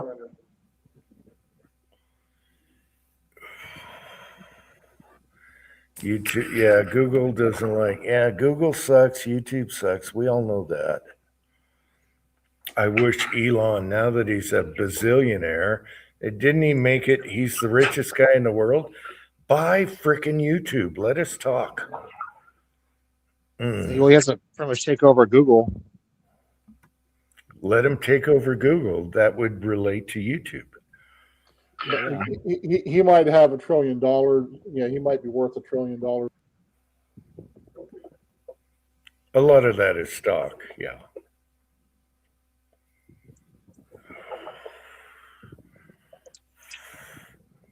Here's a question, Kenny, from Six Shooter Texan, Ricky. What program are you using? Oh, the program with? So I've been modeling with SolidWorks. I've been using Fusion 360 for the cam software. I got swapped over to Mastercam, which was like $50,000, by the way. So Fusion 360 was my go-to. Now I'm using Mastercam for the camming, and then SolidWorks. Fusion 360 and SolidWorks are both my CAD for programming or for modeling. I use both simply because I still know Fusion 360. I can invite crew members or friends of mine. It's a lot cheaper than guys with SolidWorks. And then the thing about SolidWorks is that program keeps crashing on me no matter what. Like on the advanced modeling simulations and stuff like that. Was it the conflict studies? I always get a crash on that versus Fusion, so I use both for the CAD. I got a question for both of you. You know how nasty aluminum is? How do you get aluminum off of your carbide bits? Jeez. Like this, what I'm doing right now. You know, a gun shop or a gun builder knows what they're doing. If this is what they're doing to the reamers, they got to use a pure copper, and they're brazing their reamers. If they're not doing this, they don't know what the hell they're doing. I tell you right now. Oh, you just rub it off on there? It'll keep it from sticking? Well, yeah, what it does, it gets all the carbon or different metals like aluminum, stainless steel, like for instance, it raises it off. It takes it off the leading edge. And if you go to a gun builder and they don't have a piece of copper on their cart next to the reamer, then I would avoid that shop. So this is a carbide. I use carbide reamers, and honestly, for 22, this is just a rougher. Like this will go in only halfway and rough out the chamber. And I actually single point cut my 22 chambers. I use I could show you if I had it here. It's a micro boring bar, Tyco micro boring bar. That's how I finish my chambers with that. Thanks for the tip. Yep. There's exactly what. So much to it, yeah. There's so much good info in this chat right now. Technically, but that's the way. Like for your files and all that, you need something a little bit harder than it's like aluminum. Copper does really well. You could get Yeah. aluminum and crap off your carbide and mills. We were dealing with that the other day. The carbide bits were getting, aluminum's the worst, unless you use sanders, aluminum is terrible for clogging your stuff. Well, It's that's what, and if you're using high speed steel reamers like that, what I just did right now, that's like a must almost every single time you chamber. Yeah. And, the thing about reamers too, this is another thing. Like I see a lot of gun shops where they'll take a reamer and then they just punch out the whole barrel, let the reamer do the roughing and chambering. Like Let me blow that's you not up. how. Well, You're supposed to have a rough reamer and a finish reamer, right? or pre-drill. Like this right here is a 6.5 PRC. Now, some guys are taking a finishing reamer and just completely chambering the thing, which is like not the way these reamers are designed to do. These reamers are designed to take off like 10 thousandths of material, and that's it. It's supposed to ream and finish the overall dimension. So that's why they recommend you to pre-drill. What I do is I pre-drill, and I have a very long, small micro boring bar that goes in there and makes the profile, roughing the profile about 15, 20 thousandths from the final finish. And then the finishing reamer goes in. What that does is it makes the reamer follow your pre-bore. Because what ends up happening, guys are getting reamers like this, or having some kind of floating reamer holder, and they're using a pilot. Well, these bores aren't straight. So what ends up happening is that reamer is going to want to bite on the pilot, and it's going to deflect. And it's going to start pushing the reamer on and off, doing this out of axial alignment. You start cutting the backside of your chamber larger than the actual reamer specs. So what you're doing when you pre-bore and pre-chamber is you're going to get this finish your actual chamber dimensions center of your spindle, and then your finisher reamer is going to go and take off the last 10 thousandths pass. That's how you get a professional, like true dimension chamber. If you see a lot of gun shops out there using some kind of floating reamer holder, I have a CMM machine, so I could actually physically go in there and check what the dimensions are on a chamber. And this is how I've been able to fix a lot of people's rifle builds and see that it's out of spec. If you get like a little belt or a bulge in the back of their rifle case on their spent case, well, that's the reason why, because they're not doing the chambering correct. So, All right. 6-shooter Texan says WD-40 works best for aluminum. Yeah, my son was using that. He clogged up a few carbide bits doing a little project of his. Maybe we go, and he tried, brushing them off and a wheel brush and all that. Maybe WD in a container and a sonic cleaner might help. I don't know. But we got to figure it out because we got a couple clogged bits now and we're pissed. I have a love-hate relationship with aluminum. Love-hate. All right.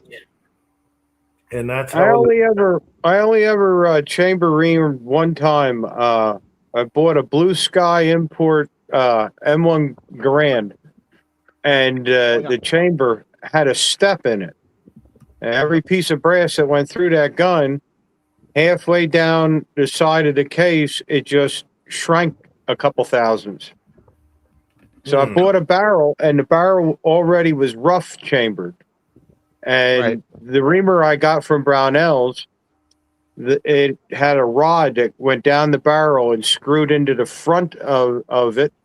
Yeah. And then there was a little bearing, and you strip your bolt, and you put it in there, and the bearing fits into the bolt face. And you just turn that, and when your lug drops, you have a minimum headspace chamber. And it worked fantastic. It went from a horrible, plate size groups, and it shrunk them down to touching. Right. Yeah, there's those reamers. You can rent them at 4D reamer rentals. I know you're talking about those Springfield M1 Garand rifles that are kind of pre-chambered. Those are a good way to chamber to the rifle you have, the headspace of the rifle you have. Schillen used to make those. Yeah. The hardest thing was getting the old barrel off, but that was easy because I had like a 6-foot pipe on the end of the wrench, the receiver wrench, and it just all my weight on it and it just went. Yeah. This is another tip that I've seen this being kind of a factor when no one really talks about, but people that are setting headspace on the receiver, right? They are getting the bare receiver as it is, putting the bolt down, and then they're getting their, let's say, a drop indicator or whatever, and then they're measuring from here. The problem with that is that they don't account for any kind of bolt play and pre-tension that happens when you actually have it set on a trigger. So to get a proper headspace on a rifle, you should be installing a trigger and letting the whole bolt assembly cock with the trigger, and then measure your bolt tenon length from that. I mean, I can show you guys, like, it's almost a guarantee on this. How much of a difference. In 22, we're talking 1 or 2 thousandths difference on headspace makes a huge difference in accuracy. Let's see if I can get this in the scroll down. I'll go down a little bit, get closer. There's a lot of shops like I said, the guys are doing voodoo, putting together voodoos. I did a video series back in the day. A couple factors they were doing is they were torquing their barrels down to 40 to 60 foot-pounds when they called for 100 foot-pounds. Well, being off 1 or 2 degrees is enough to throw it off 1,000s of headspace.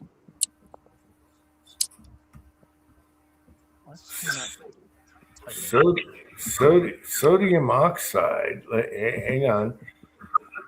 William Gainley said sodium oxide for aluminum, remove the stuck aluminum. Huh. All right. Love, hate with aluminum. Hate working with it. On the line. It's good for some stuff. Okay. Sodium Check oxide. this out, Jim. Huh? Oh, hang on. We'll measure. This is like a traditionally, like if you're going to headspace a barrel, this would be. Yeah. I got a 1-inch indicator, so this is 1.688. This is without a trigger installed. Watch what happens when I put a trigger in. How much that moves. And you'll see a lot of gun shops that will base off their measurements or action measurements without putting a trigger installed, and that trigger makes a difference. A couple thou.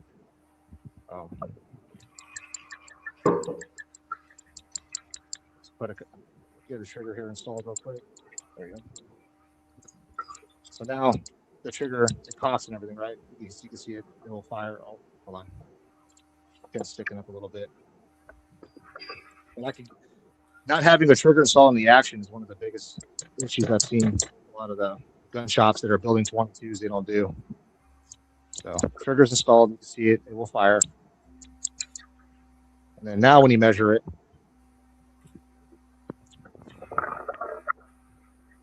just having the trigger installed.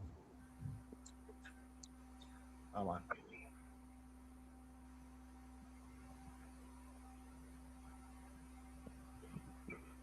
There's that thou difference I was talking about. Oh. So for 22 rimfire, So it's pulling the whole bolt assembly back. well, you got to think about it. So, like, for instance, this is my action, right? So my action's got a very tight tolerance. You got 3 rotating parts. You got 3 assemblies that are all interfacing. You got the bolt head, you got the rotating assembly, you got the shroud. Well, all of those have to interface. Each one of those have a gap in between. So you're compressing all of that, and then you got your firing pin block that's going up against the trigger.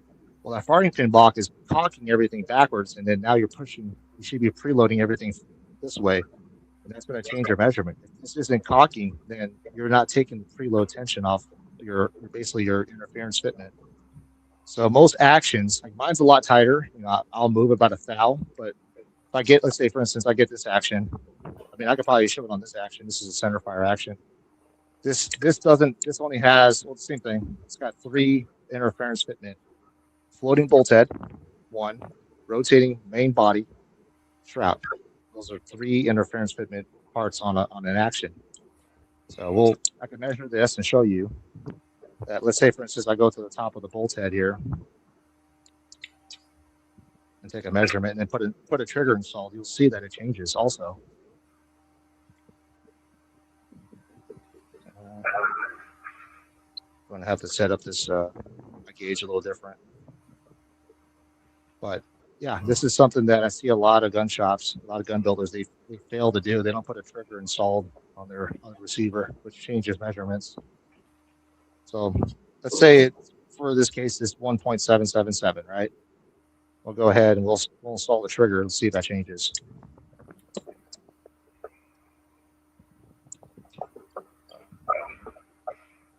Found out a trigger pin.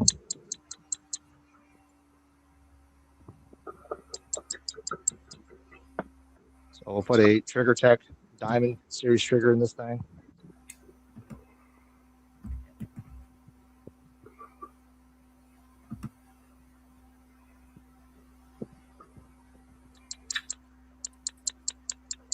I don't know why we're still punching pins into receivers nowadays. We should be able to put trigger pins in by screw, you know. We're still punching trigger pins in these days.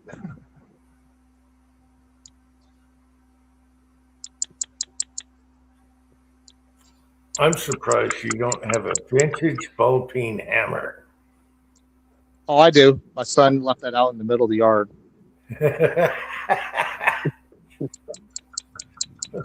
Somehow that rusted in over here in Arizona. Okay. Gosh, these are really tight in this receiver. Okay. Anyways, you can see the trigger's installed. Now let's take a measurement now and see if that changed anything.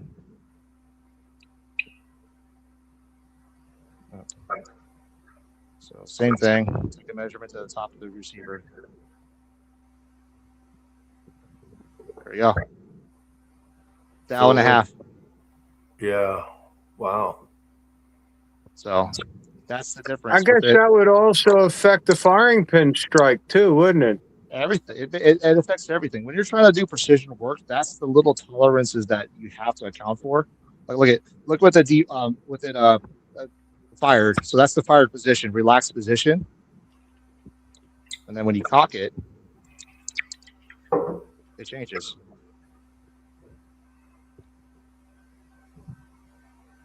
Why is this thing?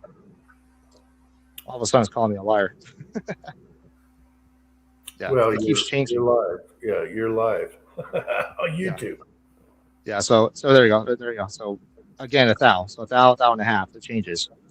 So that's what I'm trying to say. You should be installing a trigger and getting this thing to, take your measurements from on the receiver with the trigger installed. I mean, if you're trying to blueprint and make everything precise.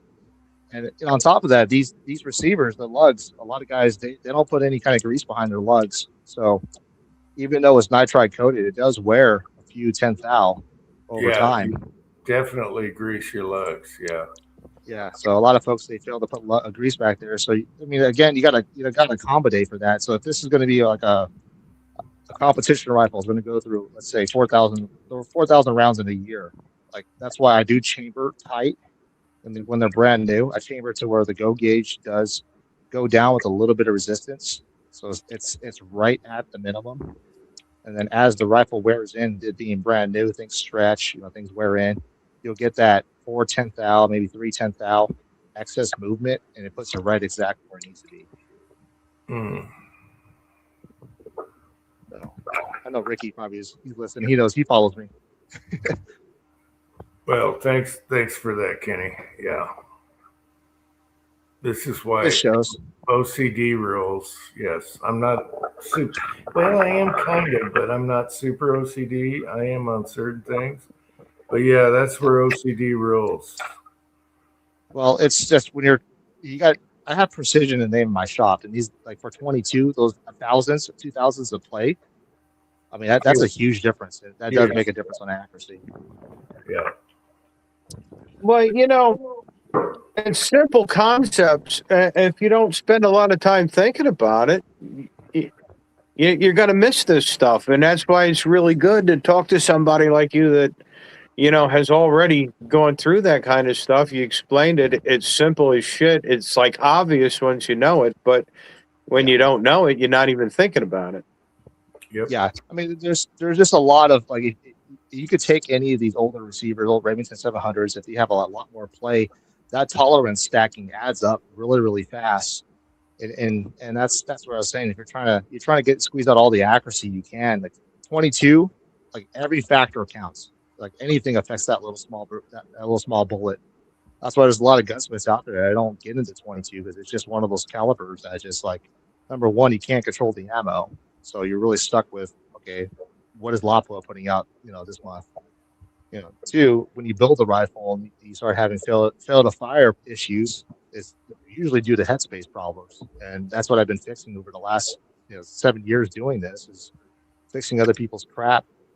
They build a barrel. It's not like they didn't do good machine work on the barrel. They just didn't put the correct measurements on that, and they didn't account for all the tolerance stacking and headspace. 22 barrels that are over 47 thou headspace, and then you got a firing pin that's only protruding 10 thou, when it should be protruding 15, 17 thou.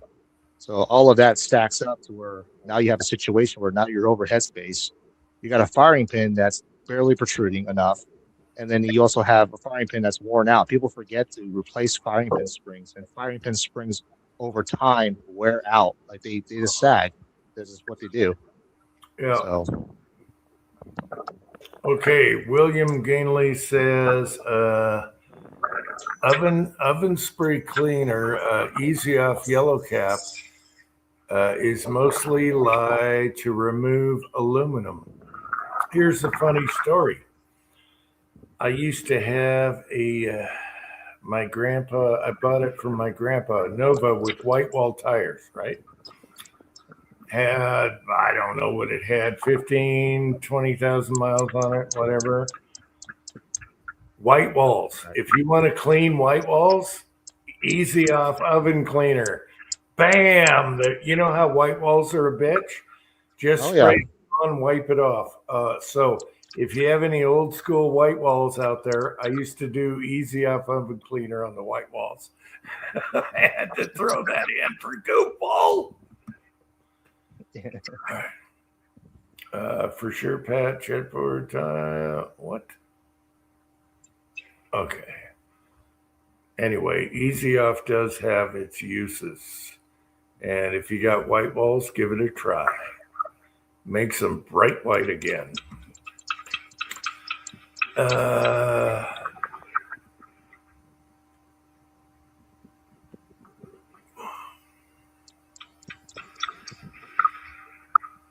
Have you heard from Tin Man lately? No. Well, yeah, I did. I don't want to. I want to let him tell the story. Maybe I can tell the story. I don't know. He's still kicking. He ran out of smoker chips in the middle of doing his smoker. Yeah, I want to tell. I want to tell a funny story about the toothbrush and his two girls, but I can't. I'll leave it to him to give me permission to tell the story, okay? It's funny as hell. Tin Man, come on here. Let me tell the story. Just give me a yes. Just tell me yes, I can tell the story. For once in your life, let me come on and tell me I can tell this story. I laughed my ass off. Anyway. There's probably 500 of them data center. I don't know what you guys are talking about now. Where are we? Easy off is lye. It's good to take off anodizing. Okay.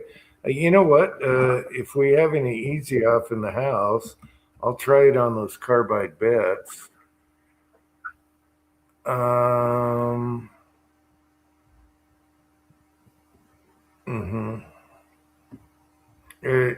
This live chat is so good in all the technical, information in here and different stuff. We're more technical than bitching about shit right now. So that's pretty cool. Certifiable information. Look it up for yourself.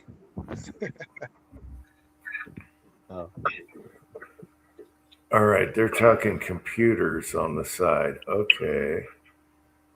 Computers?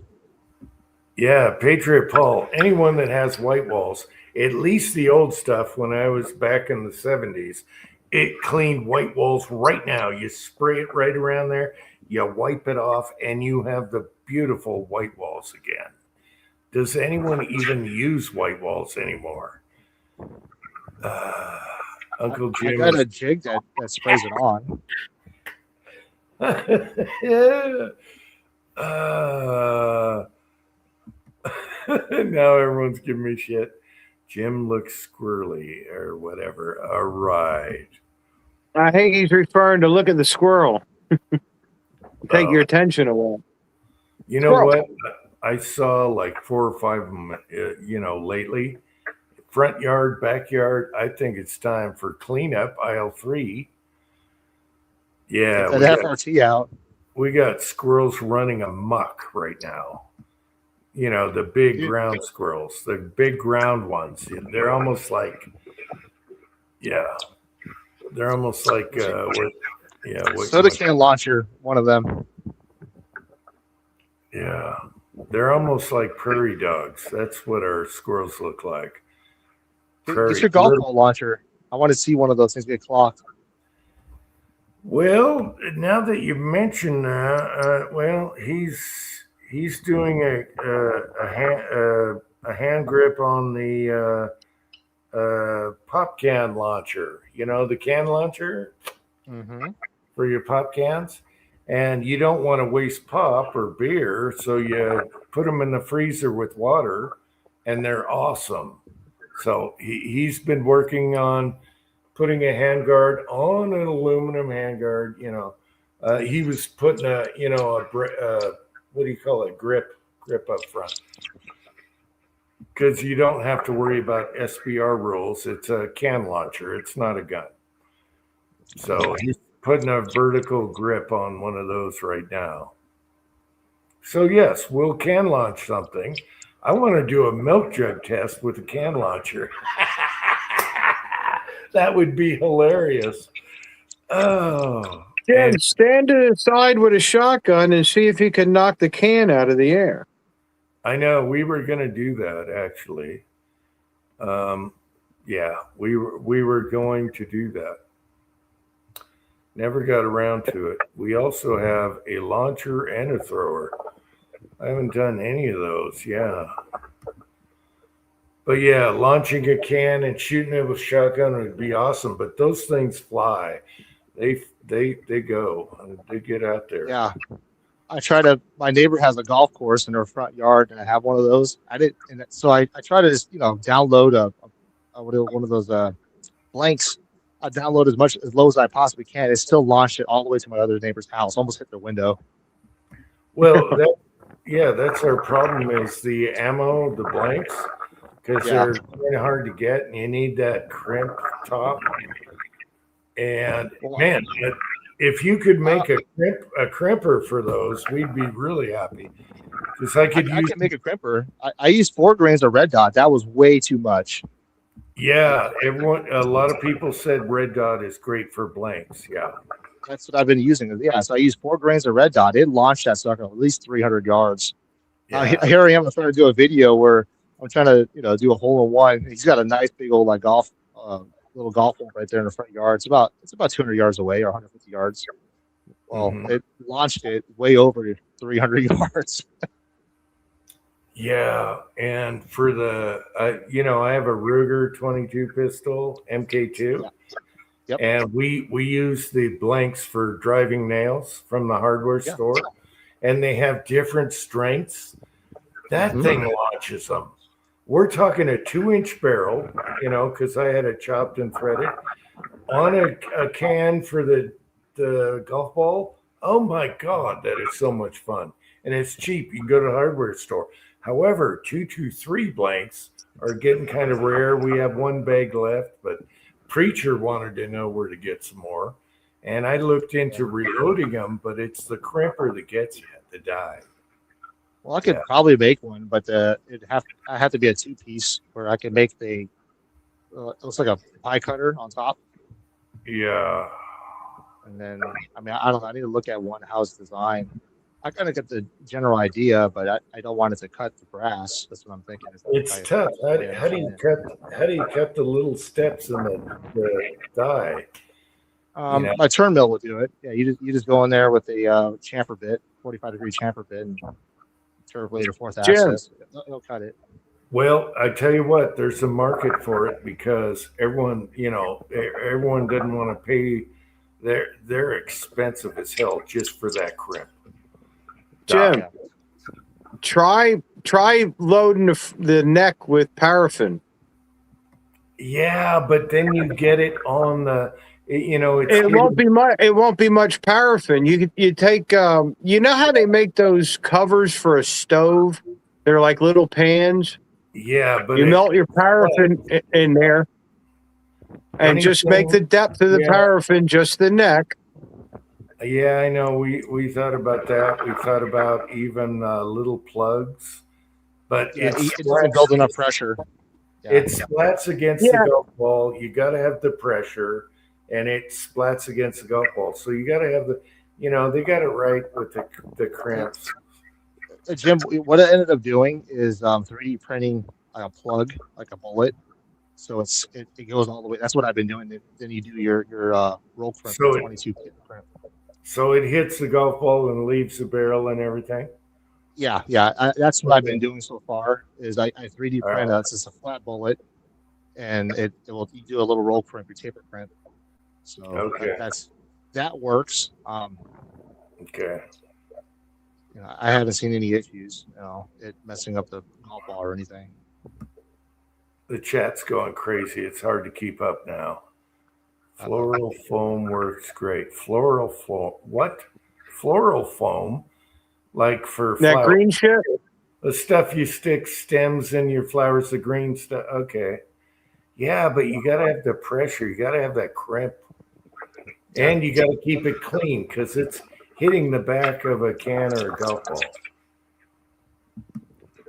I don't know. Maybe we'll get back to it. I don't know. Well, try a 3D printed bullet. I've had success. I've only made like 10 of them. I had 2 of them that sound like they were a little bit low power, but that could have been because of the charge weight of the blank that I made.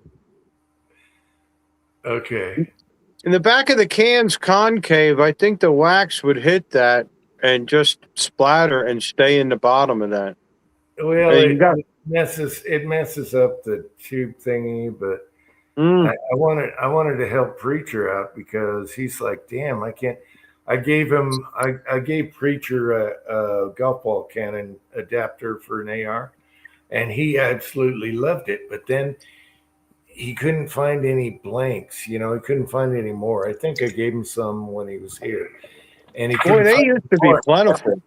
That was the whole problem, is the blanks. Yeah. Yeah. They used to be plentiful and cheap. I tell you what, he did a video. He was laughing his ass off, and we got those at a pawn shop for like $10 each, and they screw right on your AR, and my 22 pistol and everything. They're 1/2 by 2.8. Oh my God, so much fun! It's hilarious. I wish I could film it where you could see it in flight, a long range. Maybe I'd put a camera like 200 yards away and shoot at it. I don't know. It's hilarious. The can and the golf ball cannon are both fun. I would never want to be hit with a can of Coke with that thing. Or the golf balls are dangerous. Frozen. Golf ball is A dangerous. Coke can full of ice. We should do a Kill you. golf ball. Actually, we should do a golf ball milk jug video and see what a golf ball does to milk jugs. You got to hold the barrel up just a hair, though. So I'm going to have to tilt the milk jugs. It would be hilarious. Tennis ball, yes. It also shoots tennis balls. Actually, I'm 5 seconds away. Hang on, I'll go to the garage and have a smoke. I got a baggie full of tennis balls for that reason. So there you go. You got to hit a squirrel with one of those things. I know. Except for the tractors in the way where the golf ball bag is. But we got a whole bag of tennis balls from the thrift store. but it's behind the tractor, so maybe it's not 5 seconds away. Oh well, you guys know I'm not lying. We have tennis balls for days because they fit the same tube. But I like frozen ice in the cans, because you go in the backyard, all you got to do is pick up an empty can of water, and it's devastating. It's heavy.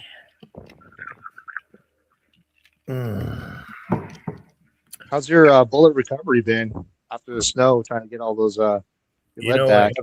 I haven't gone out there yet. I got I remember you were saying you were getting low. You're getting low on lead. No, I have lead, but I need to pick up all the hundreds of bullets out there. And we've had rain and stuff, months ago, so they're probably all just waiting to be plucked. I remember I gave Pat some lead way down his was his Pontiac G8 he had. Those little thing was on the bump stops. I had that sheets of lead from the X-ray room of my buddy of mine. Yeah, the soft lead. Yeah. Yeah. He got that. He does all the AC for like the commercial buildings. He did a hospital. Took down an X-ray room. Had nothing but lead all around that room. Yeah, I thought about asking the dentists around here. You got to pull little sheets off of them, right? They go in your mouth for the X-ray. Yeah, you got to pull the sheets off. But yeah, that's a good source for soft lead. Oh man, get a little that and some herpes. All right, let me put the microphone off for a second. I got to open the garage door to get to the tennis balls. All right. Watch your shins. Did he mess up his shins last time? I know there's something in there that he popped his shit on. Probably a hit. I remember a video he did. It's like I'm in pain or something. He was sitting there on top of his water. He was watering. That's what it was. He said he's in pain. I don't know what he did. No, I think he ran his shin into like a trailer hitch or something. Oh, oh yeah, I'll do it. My shins are always beat the hell up, even after I'm not going into work anymore. I still find things to slam them into. Yeah. Yeah, it's been the washing machine lately. It's right there by the sliding glass door. Damn washing machine door is always open. Oh my gosh, I just busted my leg on the plow again. No. I said, watch your shin. Uncle Jim always tells the truth. Where is it? There's a bag full of tennis balls right there. Nice. There you go. That's one bag. All right. No, I didn't bust my shin this time. Thank God. Yeah. I've been injury free for like 3 weeks, and I'm afraid, very afraid, because that's way overdue. I'm way past my quota for injuries. He said 3 weeks. I've been nailing the running boards on the pickup.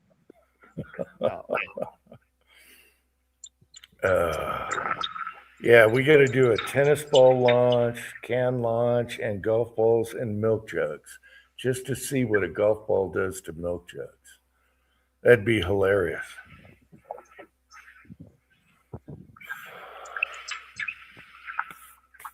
But yeah, a crimper is what everyone's looking for, is those damn crimpers, because that one company that makes the dies for those, oh my God, crazy. For like $300. No, it's probably less than that, but you're only talking about shooting golf balls and stuff, so Right.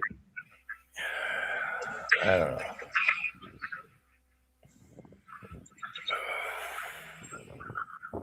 Corner of the bed frame. Oh,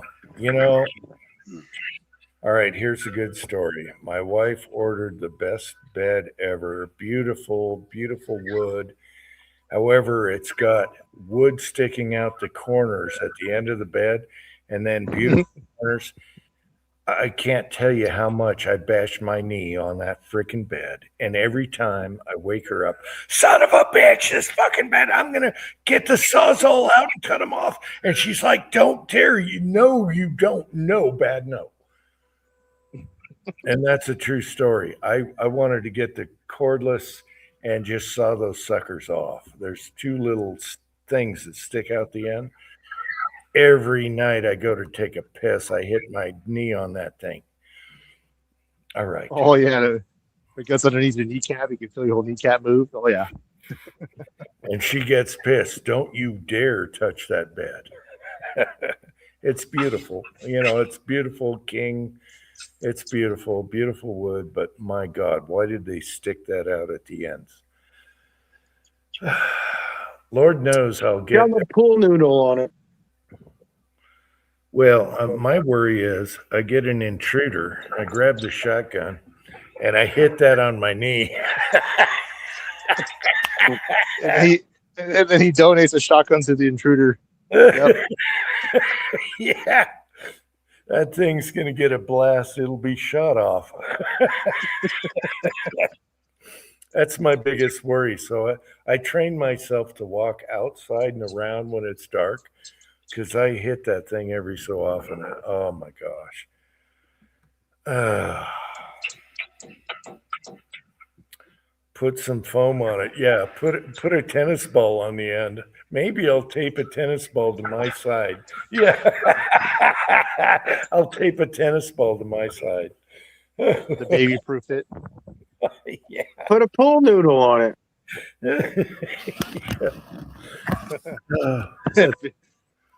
It's Oh my beautiful, gosh. but it drives me nuts. Oh, it's hilarious. Things we talk about on chats. But it's true. My left knee is so beat up from that thing. Oh, well. I'm surprised we're not getting knocked off here. Something good is going on here. I don't know why. Usually I'll get bumped, especially with the background picture. Tonight has been really good, except for when I started with Andy. It shut off twice when I went out before starting a chat. It's been good. From the internet, or are you getting YouTube shut down? I don't know what's going on. No, I got to clear my cookies and do a scan on this thing. Something's going on. I found some spam mail that said something about the night chat, and it was some slut trying to show me pictures, and I'm like, what the hell is this?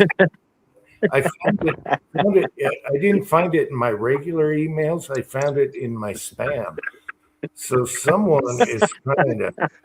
It's in the spam. Open it up. No, someone's trying to infiltrate one of my emails, and I No told hesitation. It opens up. Night chat. I asked my wife, "Are you getting any weird stuff? Because look at this, and you want to see this and that," and I'm like, "Look at this, dear. I'm getting spam now. You got any weird? Somebody has taken my email and shared it. I don't know. Anyway, it's not a big deal. No. I'm going to scan this sucker. Well, I'll have to get spyware and make sure. But so far, all night has been really good. I haven't been knocked off. So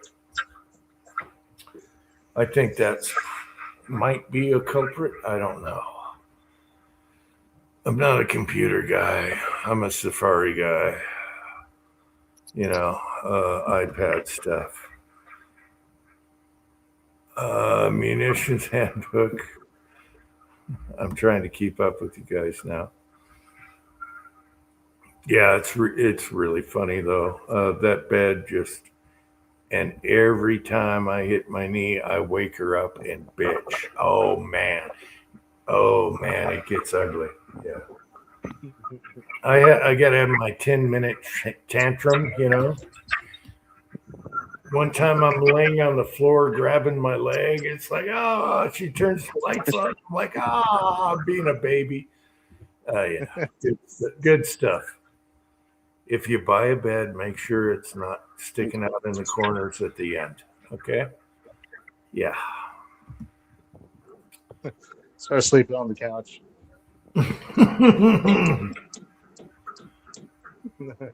Take a stand, Jim. I'm not I putting you up with almost had to do that a couple nights. That happened to me. It's like couch. Yeah. Yeah.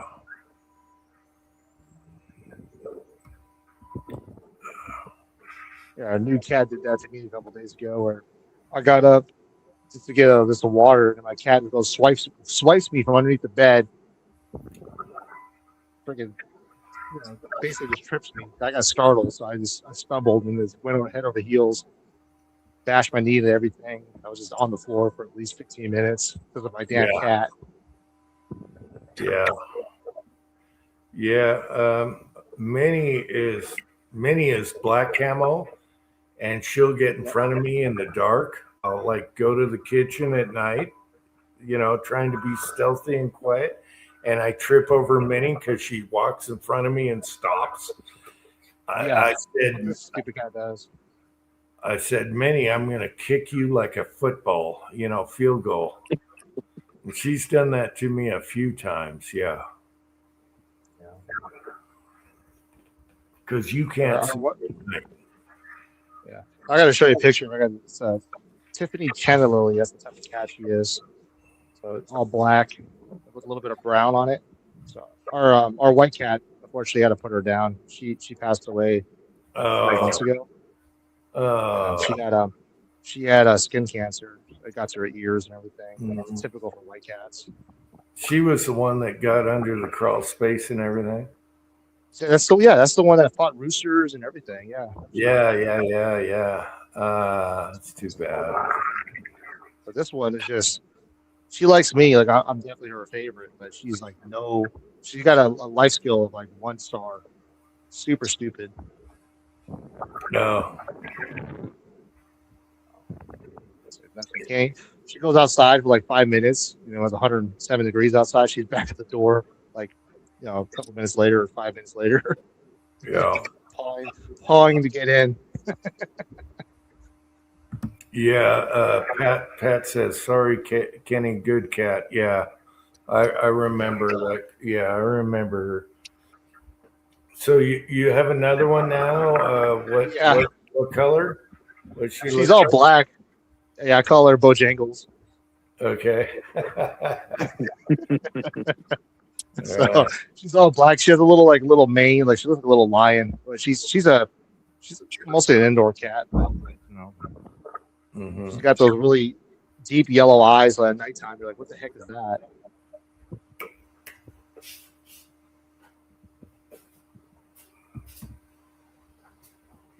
Thanks, bud. I'm enjoying that cat. Likes to that cat likes to swipe at me. It's just a nighttime playing around. Like these stupid little. Yeah.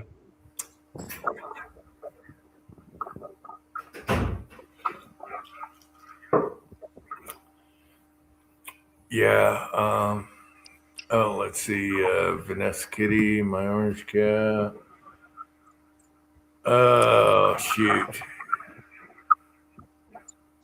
Oh, that's too bad. I hate when they get old. Yeah.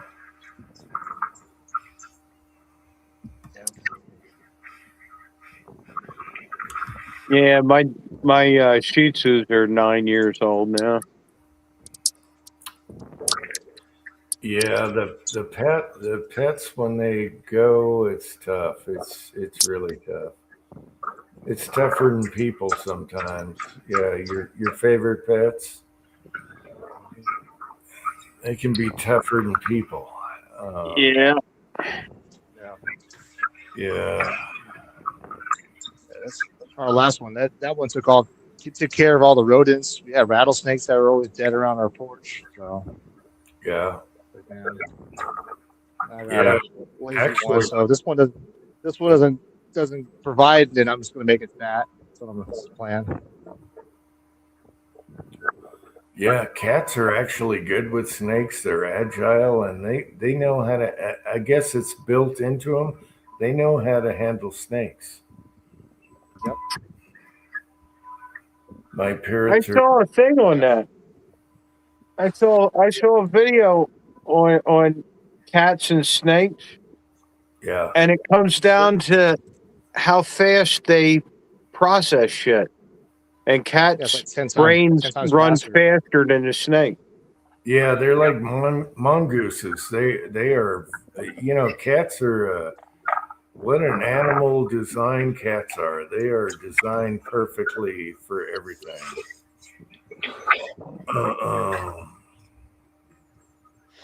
Okay, guys, I've been snoozing for the last hour, so I'm gonna go ahead and jump off. Here. Oh shit! Oh no! Yeah. Hey, good seeing you, Wallace. I'm Okay, sorry. I'm sorry, Rollis. No, that's fine. I'm just sitting here. I've been on and off and on, and I've been up since 3. So so I'll talk to you guys next week. All right. All right, Thanks. Hey, Have a thanks, good one. Rollis. Take care. Andy, you foofed right away. All right. Yeah. Yeah, Minnie sleeps right between us at night. You're right in between. And then Leon will come on the bed early in the morning and sleep at my wife's feet. I don't know if he doesn't do it at night. I like the cats on the bed, but he's more independent. And Minnie's just trying to stay away from Leon, so she sleeps in between us. Because Leon will pick on her now and then.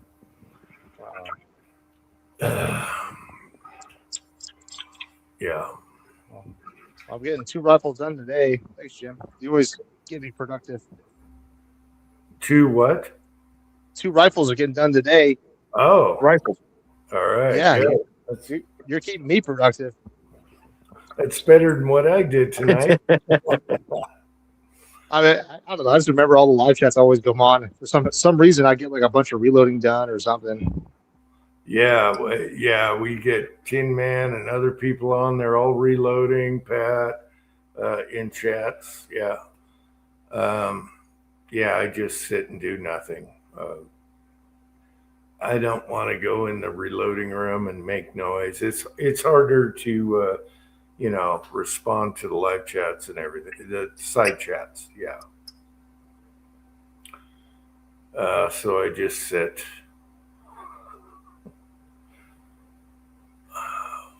I'd come out here and smoke a cigar anyway. So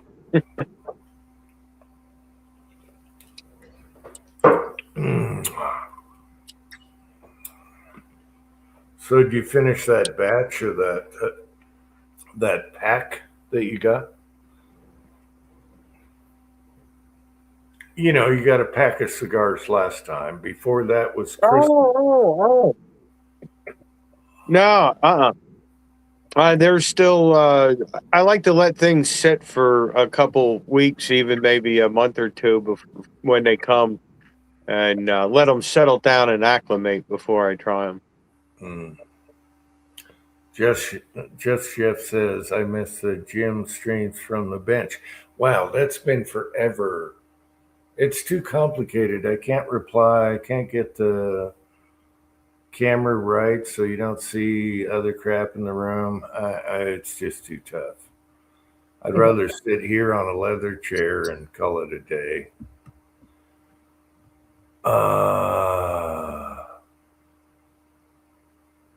This is a new one.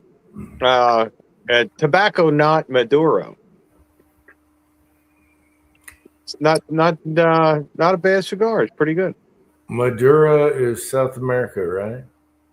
Maduro means matured. It's fermented leaf. The outside wrapper is a totally fermented leaf that turns a dark brown. Well, that's how much I know. Okay, I think we have Pat on here. Yeah, it's me. I gotta be quiet though. Little woman's asleep. Okay. All right, be stealthy, Pat. Just don't hit the side of the bed.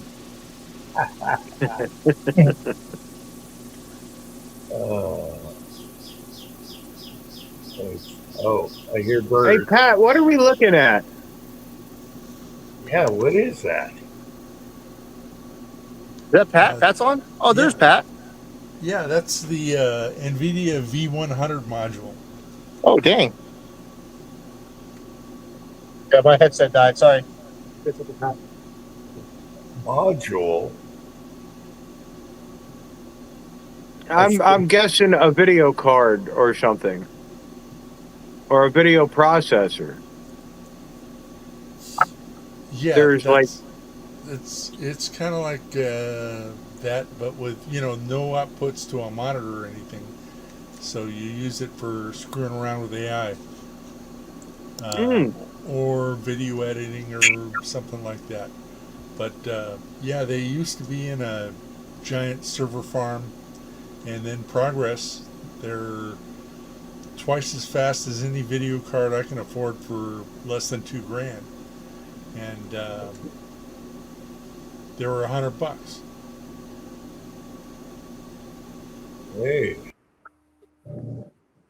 Well, what's the deal with the video processor? It's floating point or some shit like that?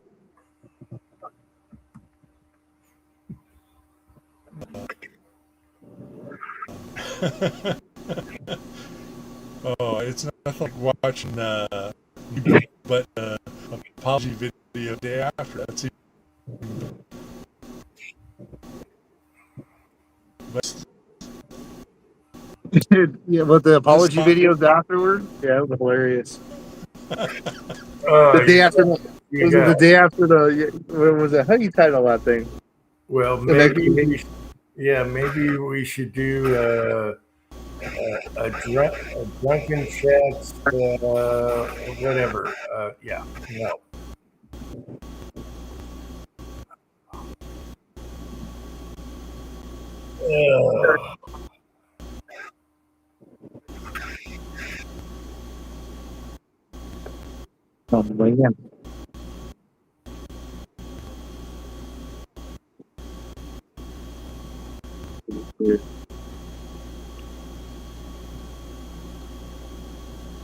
Uh-oh, Matt is talking. He's in trouble. oh yeah, be quiet.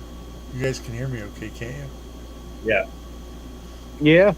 I hear background something, but whatever. Is that me?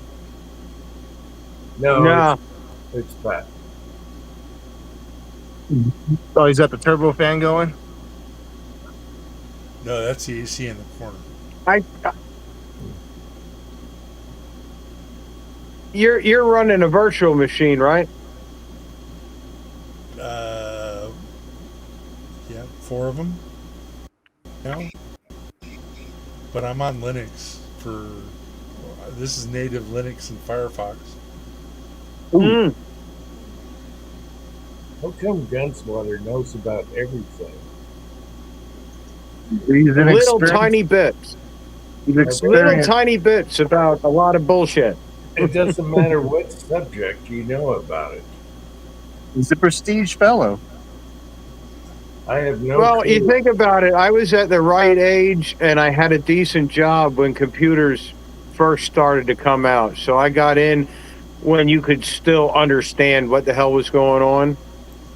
And then there's some things that I didn't understand till years later, and then I went, "Oh, that's what the hell they were talking about." But and my grandfather was a machinist, so I was shin high, and he's talking to me about how not to bust taps. Yep. That's the biggest problem. I can't find any kind of just stop labor. No one has any skill set, man, anymore. Oh. I can't I tell tried you the out- number of times my grandfather said, "Don't force it." Yeah. We tried. We hired 2 people, and just dude, none of these guys. For them to break taps left and right, and I'm like, man, no skill set. They didn't know how to use a deburr. They'll take the deburr and they'll like carve on it like they're whittling wood. Come on, dude. Dude, I had a guy. He was fantastic. Now, we were crane repair. We were electricians, but we did a lot of mechanical shit. And this guy was a contractor. I mean, he was brilliant and he knew a lot of shit. But we were drilling holes through angle iron, soft angle iron. I gave him brand new drills. The first drill, put every ounce of effort he had behind that and snapped that drill in half. First drill. And they did. I mean, when you start to break through, it's going to catch. And if you're giving it everything, it's going to catch and spank going. Did Yeah, he even use lube? it's weird because he paid for his own tools, so, and not on that job, but as a contractor. You'd think he would understand that, but No.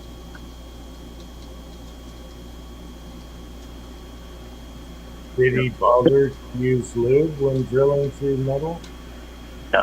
oh Hey, no. Pat. Is Pat still there? Yeah, I'm still here, Kenny. I might be a neighbor with you, brother. We're looking at houses in Vegas. Oh, cool. Yeah, we've been looking at Summerlin or just Henderson area, just to move some of our manufacturing out there, or basically get a commercial building. You're still going hot to hot. Hot Well, weather to weather. Yeah, I mean that's the only viable option because I can't get help. Power company out here won't put 3-phase in. They're saying it's going to cost $3.7 million to run. Was it 300 yards away? It's 3-phase. They want $3.7 million to run that pole line. So I can't run a machine shop off phase converters. Are you looking for shops that are already built so you can just go in there, empty? Like Just a commercial building. Yeah, just a commercial building with 3-phase. Okay. We got, like I said, we have all these machines that are coming. So I figured I could keep 1 or 2 in my house here for like the prototype phase and get it to where I could prove out the programs, put the tooling on the machines, and then take that into the production warehouse or the production, whatever we plan on renting. And then that could run. Then I'll get some help out there too. If there's more labor available. Manufacturing is there's manufacturing incentives in Vegas or not Nevada particularly. We could get a discount on electricity or as a manufacturer. So there's a lot of things that we could get, and then it just makes sense. There's SHOT Show. Everything passes through Vegas. So Yeah, and if you can already get a shop you can move into that has electrical and everything, that's the way to go. yeah. Well, Kenny, I don't know about North Las Vegas as far as suitable to live there because you got a commie Chinese city administrator. Oh, But, yeah. But there's a lot of vacant, lean up concrete, medium manufacturing stuff that's vacant, real close to the house too.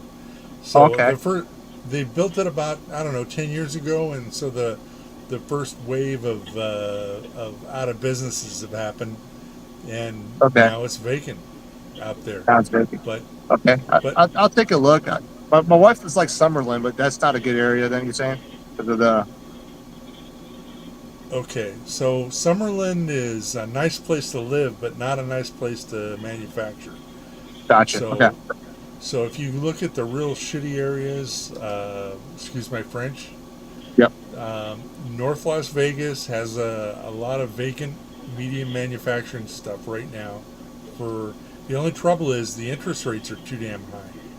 Yeah, that's why we're gonna wait. My mom's and her husband, my father or my stepdad, They're both brokers. They do commercial buildings, so they're saying to wait till around September. The rates should drop significantly around that time, and that's when we're going to look at leasing to own or option purchase a purchase option.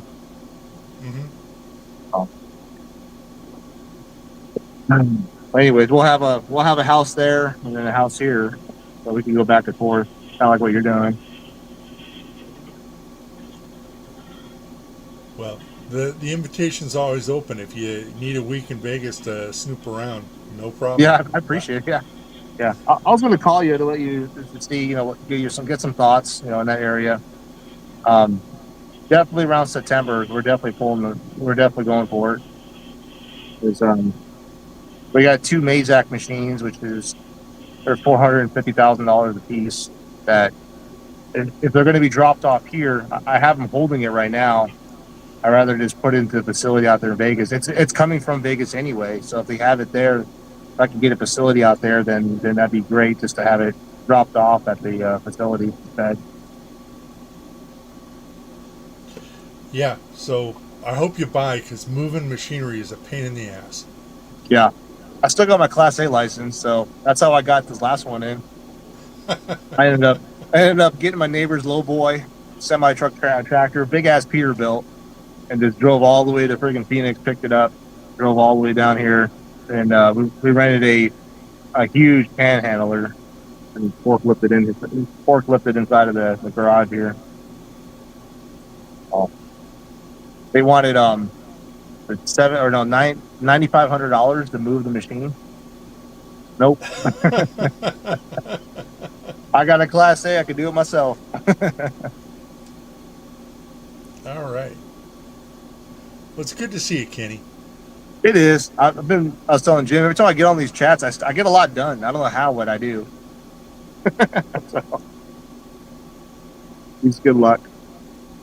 But we got to go to shooting again. If I could meet out there or whatever. Well, I got some lead to give you. I picked up some more of that X-ray lead if you need. Okay, and I've got 400 rounds of 45-70 and a trapdoor Springfield. No way. If you want to punish your son.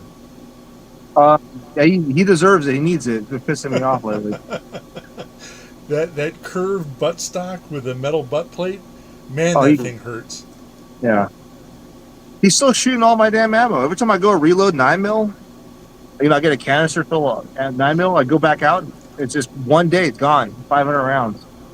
What the hell? Well, I tell you what, once it gets under 100 degrees, I'll come by and see you. Yeah. That's looking around December.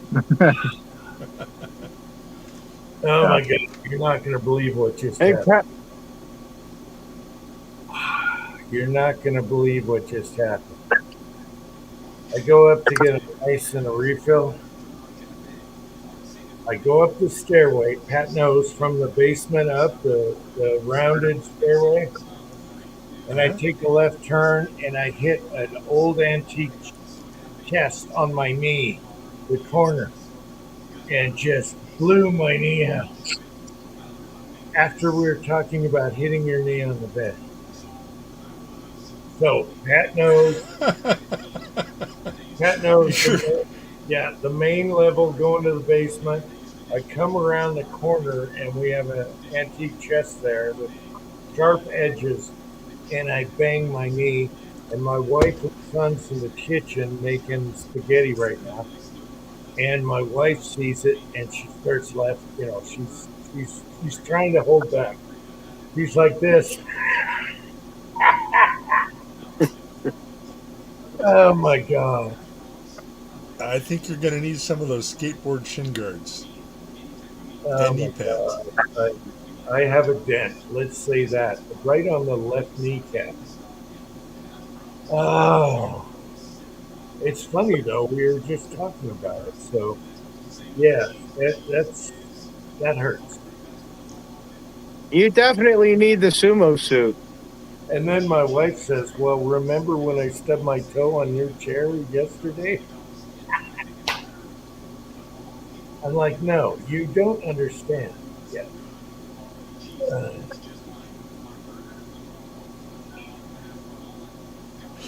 Oh, You know, when you stub a toe, it's never just once. I know. All right. So, okay, here's the story. Last night, my wife, I thought she fell, and I hear her yell and everything, and I'm like, "Are you okay? You know, you break a hip?" It turns out she stubbed her pinky toe, which is the worst, right on the corner of my chair at the like the bar stool chair. And now I got the knee, and she's got revenge. Oh my god! Anyway, there's that. All right, what were you guys talking about while I was gone?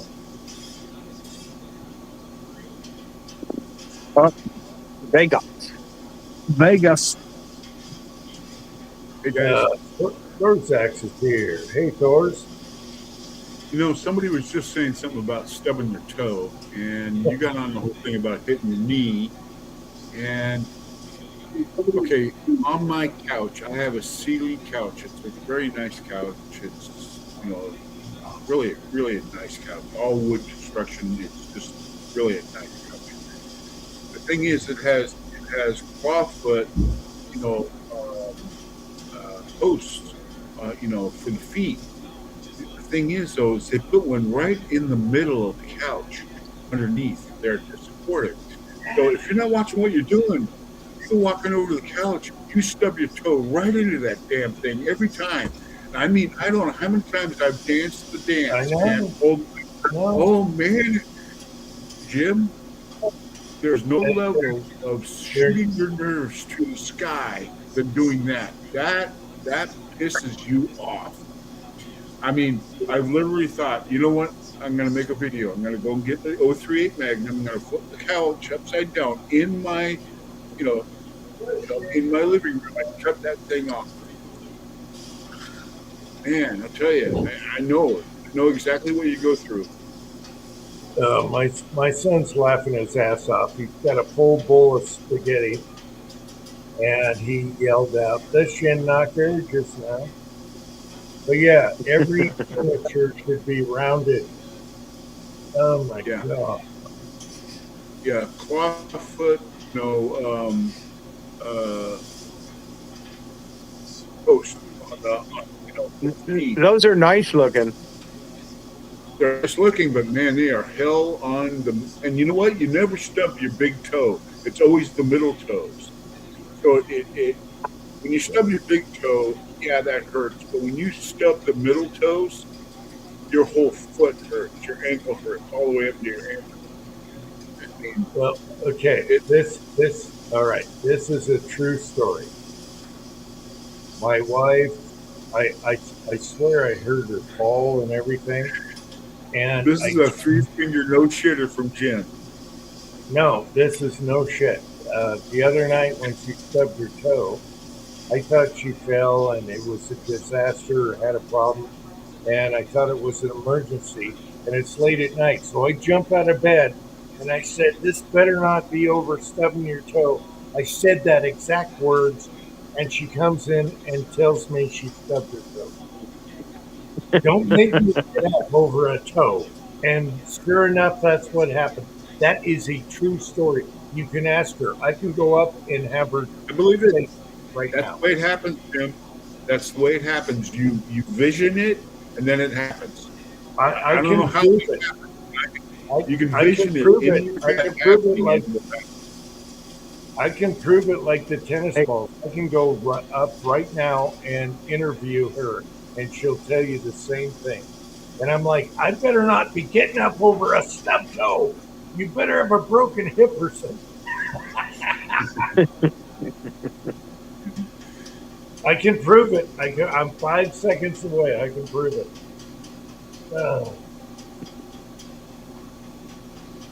We lost Kenny. A lot of foreshadowing tonight. Oh, we lost Kenny again? Damn it. How you doing, Pat? The psychic chat. I am doing okay. I'm learning something called FreeCAD today, a CAD software, and it's killing me.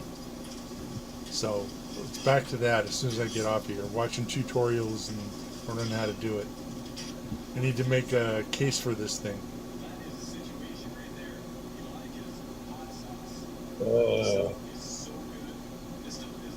So let me tell you a little story. I'm actually heading to Chief, I guess, moving forward with my life, getting back to normal or where normal is.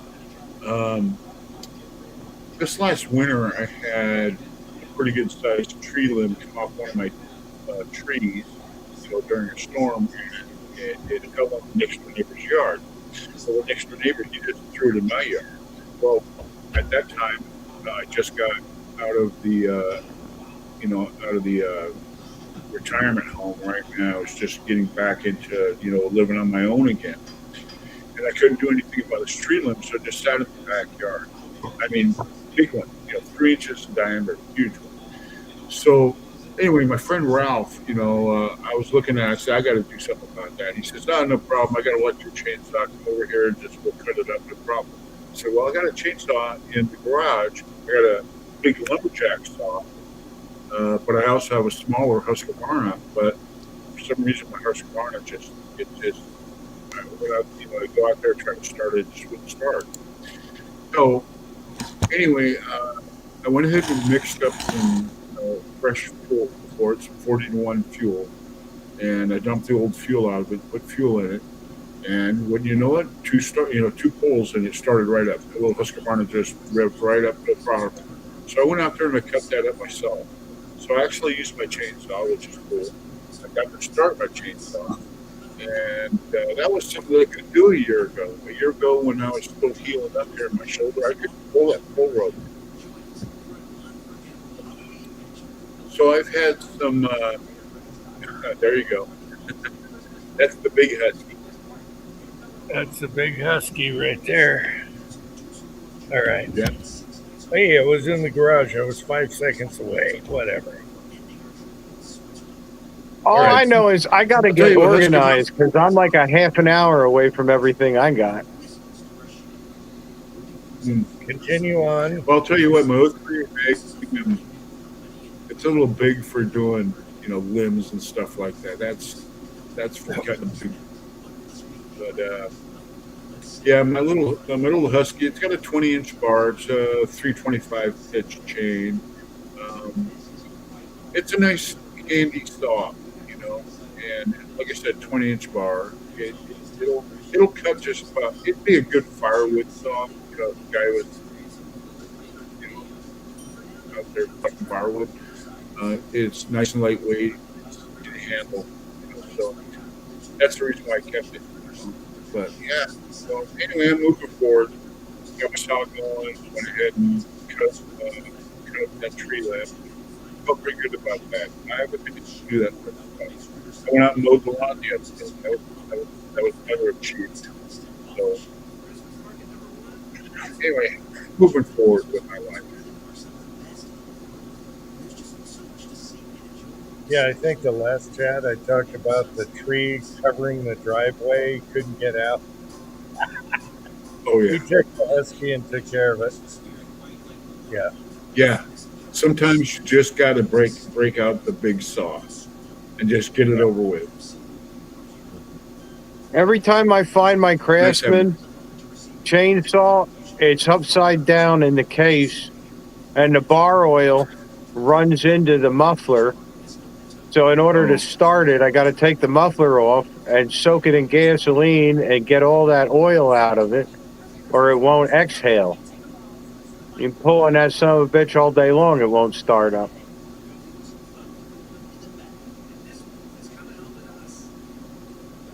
Took me a little while to figure out what was the matter with it the first time, and now I know every time I find it upside down in the case, I got to take that off and clean the oil out.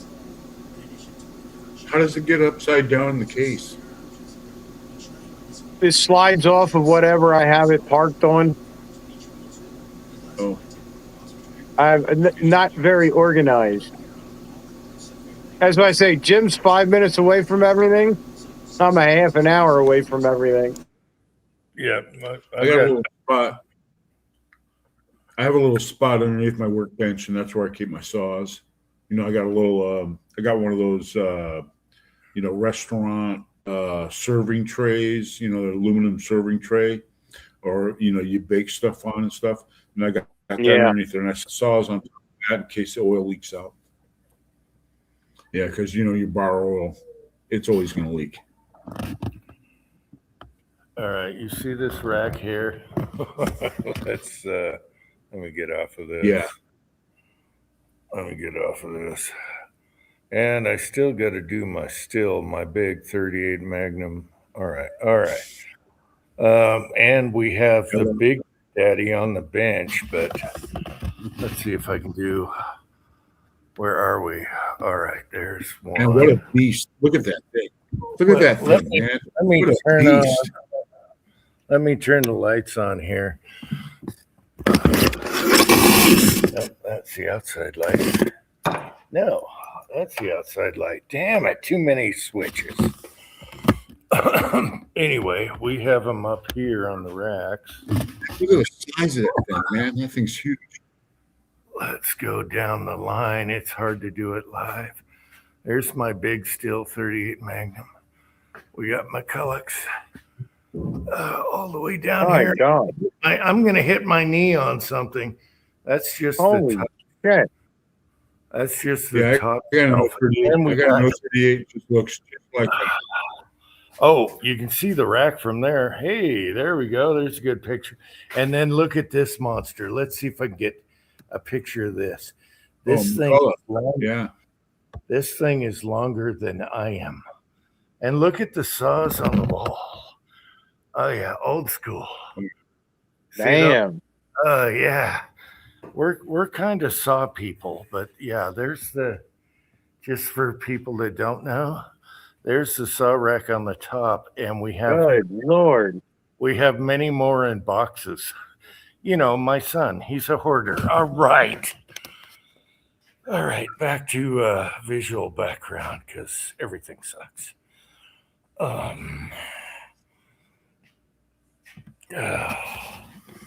Where are we? I'm still smoking. All right. That Husky is a beast, man. That thing is a beast. The I'm Husky surprised it and, doesn't have a Kickstarter. and the Still 38 Magnum. That's a beast. That one was made in Germany, and they didn't even import them here. They were banned for a while. Yeah. And that's mine. And thanks to you, we got to do the main seals on them because it would start and idle and then stop idling, right? Yeah. And you explained that, and that's how I figured that out. Yep. And we It's have the sucking in seal, we have the seal kit for it. So my Yeah. son's going to do that next and get my 38 Magnum going. I'll tell you what, I love mine. I don't know, it's a big saw, but it's not too big of a saw, if you know what I mean. Yeah. I mean, I've seen guys run bigger saws, and it just kicks their ass. But that 038, it's got the right amount of power for the size that it is. But an 038, it generates more than 5 horsepower. It's about 6 horsepower. That's a lot of horsepower for a chainsaw. And what do one thing I have to admit is that our little Milwaukee battery operated saw, that thing's a monster for its size. He put a bigger blade on it. That thing will take care of business. And no gas needed. Just put in your Milwaukee battery, bam.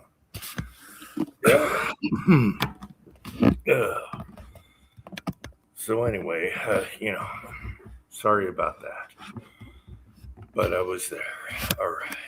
Oh, let me get off of here. That's a nice collection of saws you got there. On big screen. Yeah, and they all run. Oh. There is a culture of people that are McCulloch freaks, and they collect McCulloch saws. McCulloch actually was the biggest American-made chainsaw, that was sold worldwide. they were bigger than Still, bigger than Skill. And then somehow or another, they just kind of went out of business. Yeah. Hardigus Black Label. Yeah, I had two of their go-kart engines I showed previously. I sold off. They were actually for parachute engines, whatever. But they're for go-karts, and I got big money out of those. I found them on Craigslist, in the box, brand new. Cool. But they were the guys buying them for Pat, go-karts. is that a cigar tube? Huh? We lost Kenny. I was asking Pat if that was a cigar tube. Yes, that's a cigar tube. Oh, Nice. Well, I'm kind of so I come on and Kenny drops off. It's like, well, Thorzak's on. well, he's going in and out. Well, he's busy too. He's working on stuff. He's got three machines going, CNC machines going at once, working at night, and he's probably working tomorrow. Man, that's what sucks about being your own business. You never get time. Mm-hmm. I have a Wally World battery operated chainsaw, 14-inch blade. It's been a beast. Okay. You know, I do like the battery operated one because you shove a battery and you're done. You know, you don't have to worry about the That's carbs, the gas mix, or yeah. Putting gas in it, you know, because it won't start. Whatever, you know, you just put a new battery in, and away you go. In my, I have a Milwaukee weed eater, and it's battery powered, and I love it. You just put the battery in it, and away you go.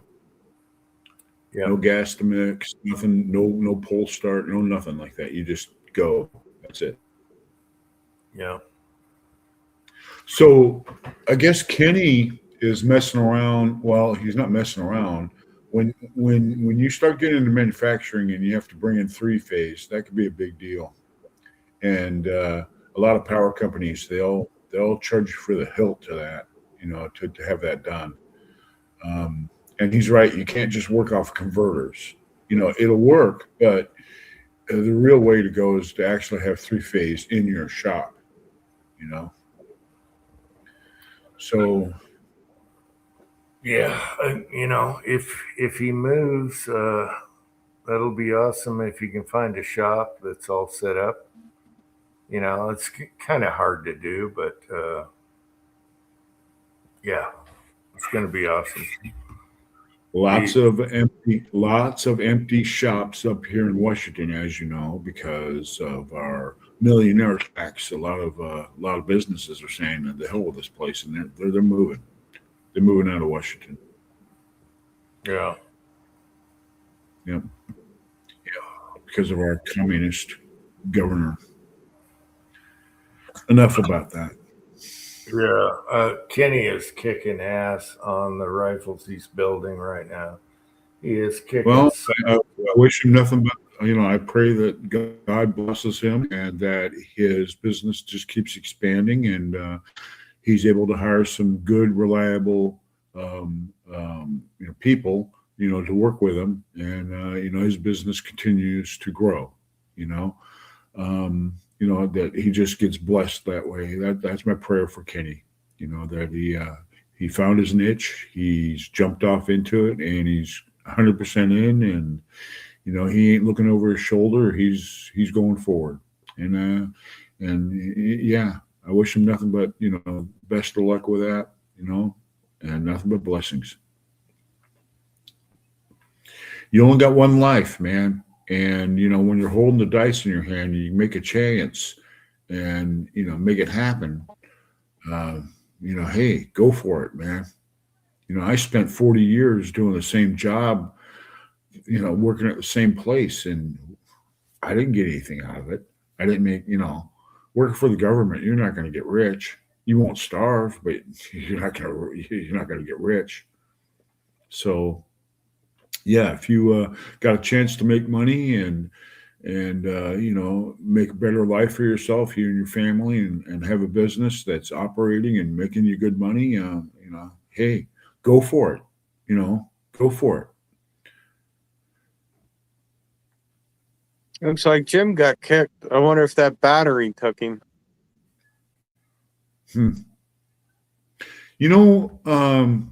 I had Now he's back.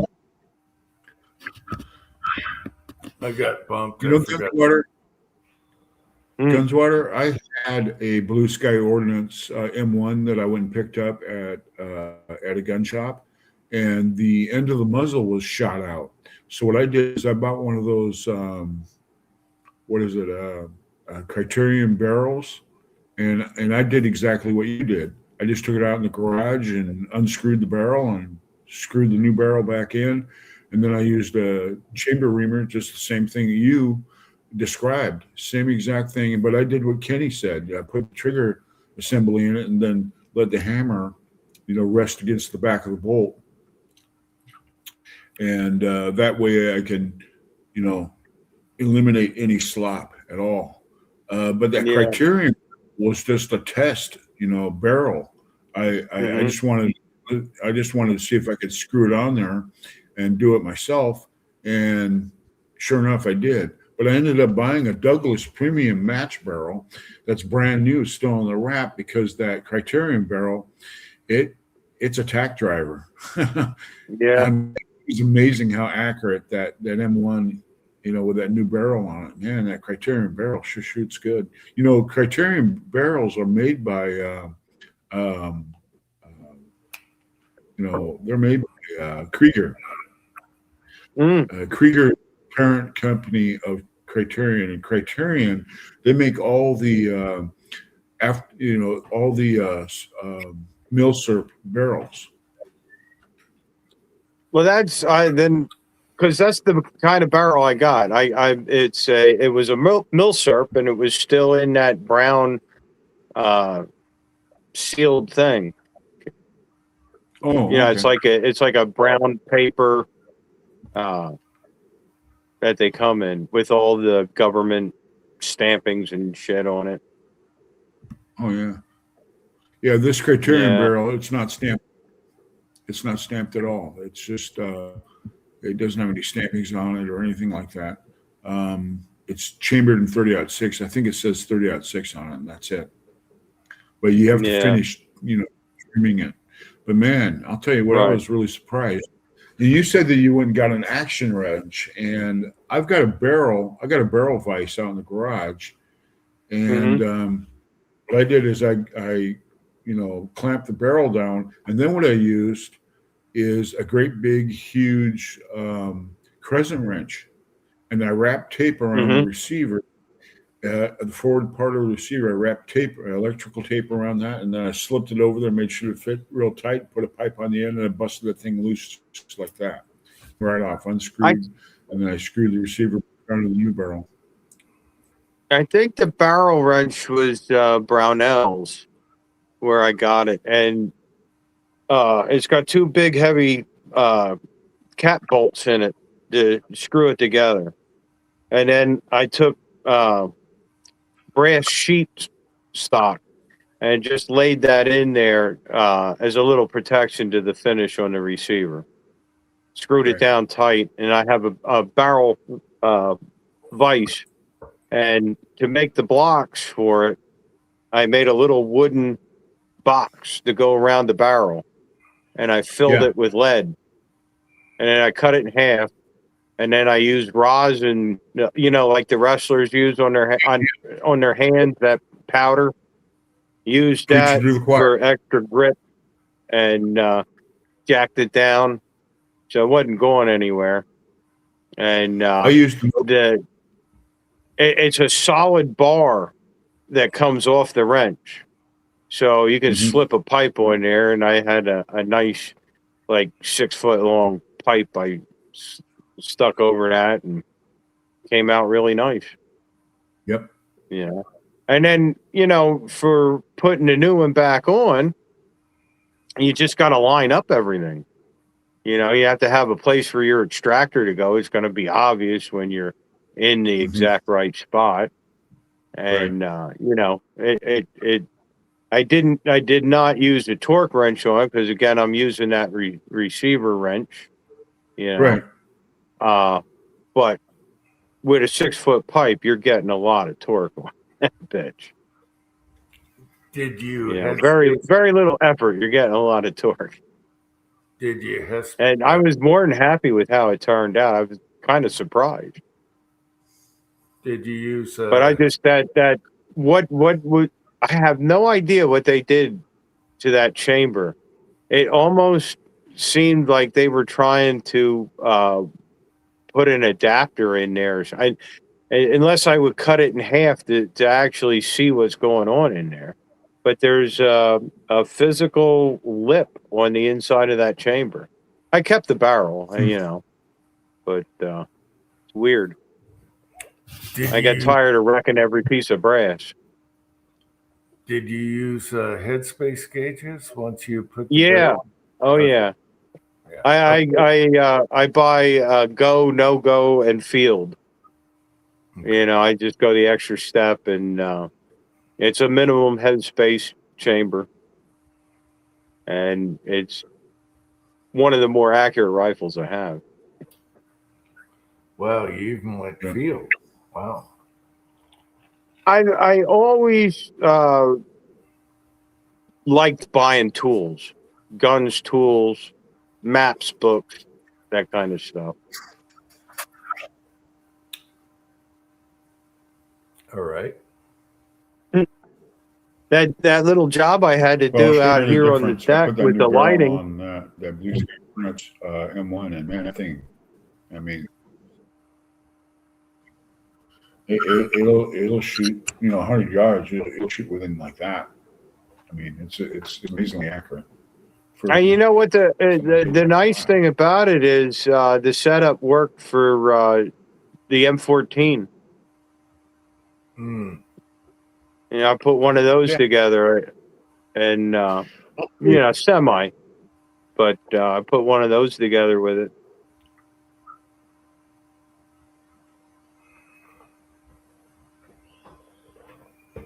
So I got 2 uses out of the wrench. That's good. Like I said, it's a great big, huge industrial. Yeah, it wasn't that expensive at the time. Yeah, I adjusted it. My AR wrench I made. Wrench, so it was one of those things I didn't have to go out and buy anything.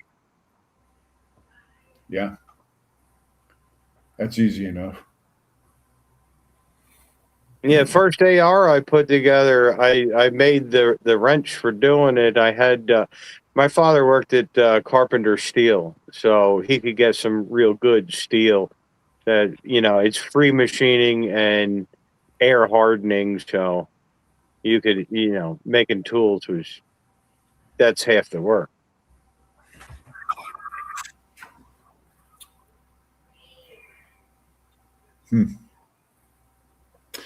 One of the biggest problems that I've seen by shooting across the course is that you'd run into guys that hand loaded, but you know, they had an M18 or M14, or they had an M1, and what they would do is they would try to, you know, tighten up the chamber, you know, see if they can get more accuracy that way, and they would either, you know, try to neck size, or, you know, they're doing all kinds of weird stuff. And you know what? More rifles get blown up that way.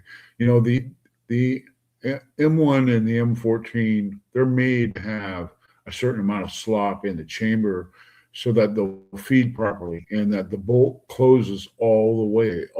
You know, if that bolt doesn't close all the way, and you're just a little bit out of the battery, that bolt is going to blow open, and it's going to come right back into the receiver, and whatever pieces break off and stuff is going to come right back in your face.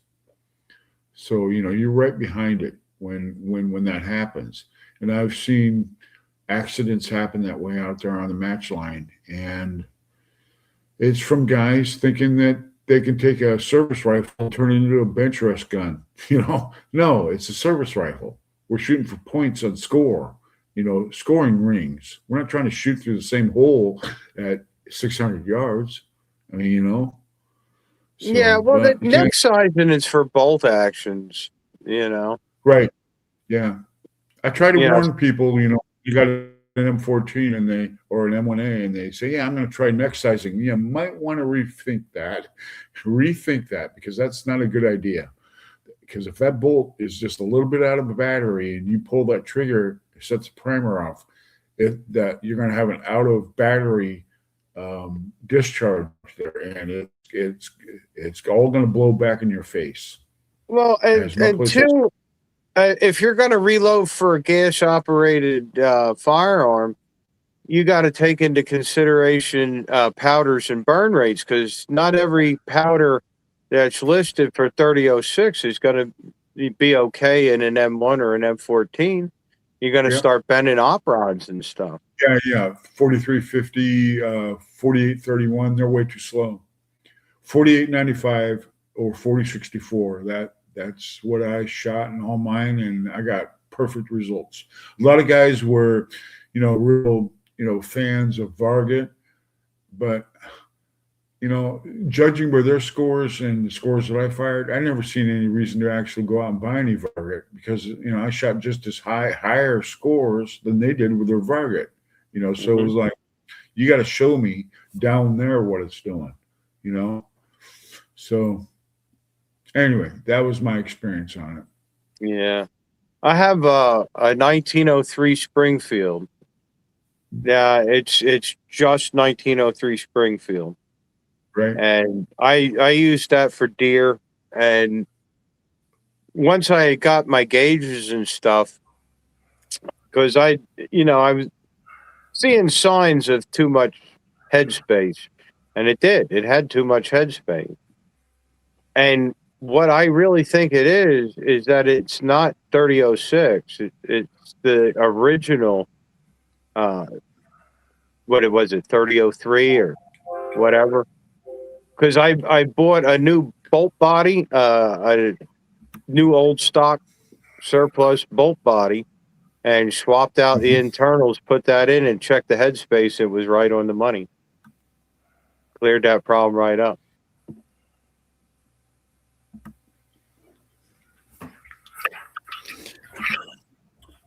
If you're a collector of M1s, or say you got an M1A, or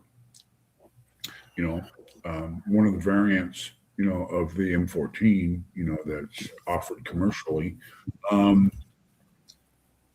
good idea is to get yourself some trigger group, get an extra trigger group or something like that, hammers and triggers and stuff like that for your trigger group, because once that stuff wears out,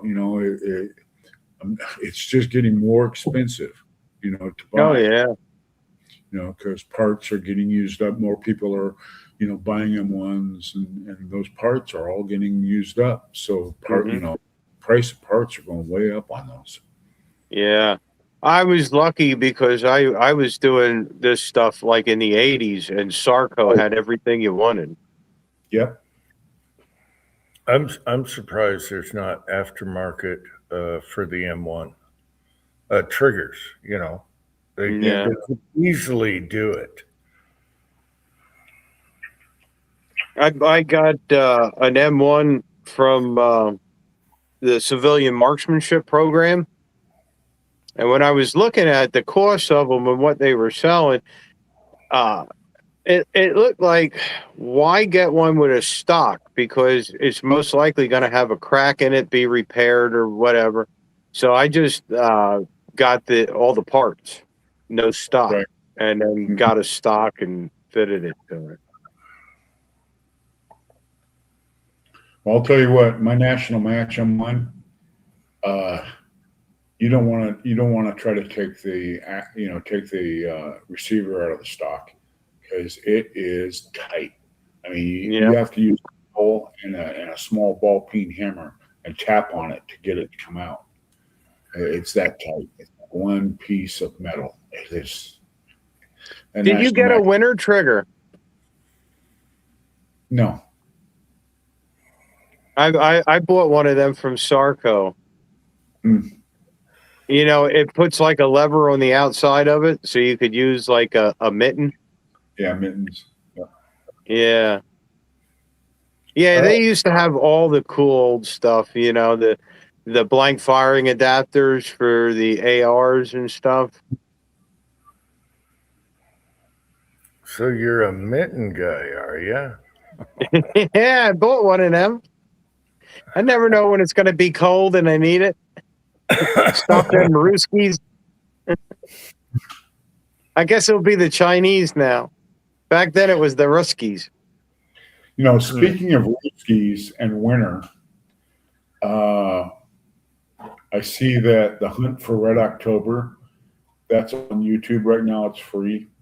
You know, with Sean Connery and Eric Baldwin, I watched Yeah, it. that's a good movie. I watched it 3 days ago. I've seen it a million times, but I always love it. The guy wanted to move to Montana and he gets shot. All he wanted to do is raise rabbits and have a big butted woman in Montana. How good is that? Yeah. And he got shot. It really pissed me off. Yeah.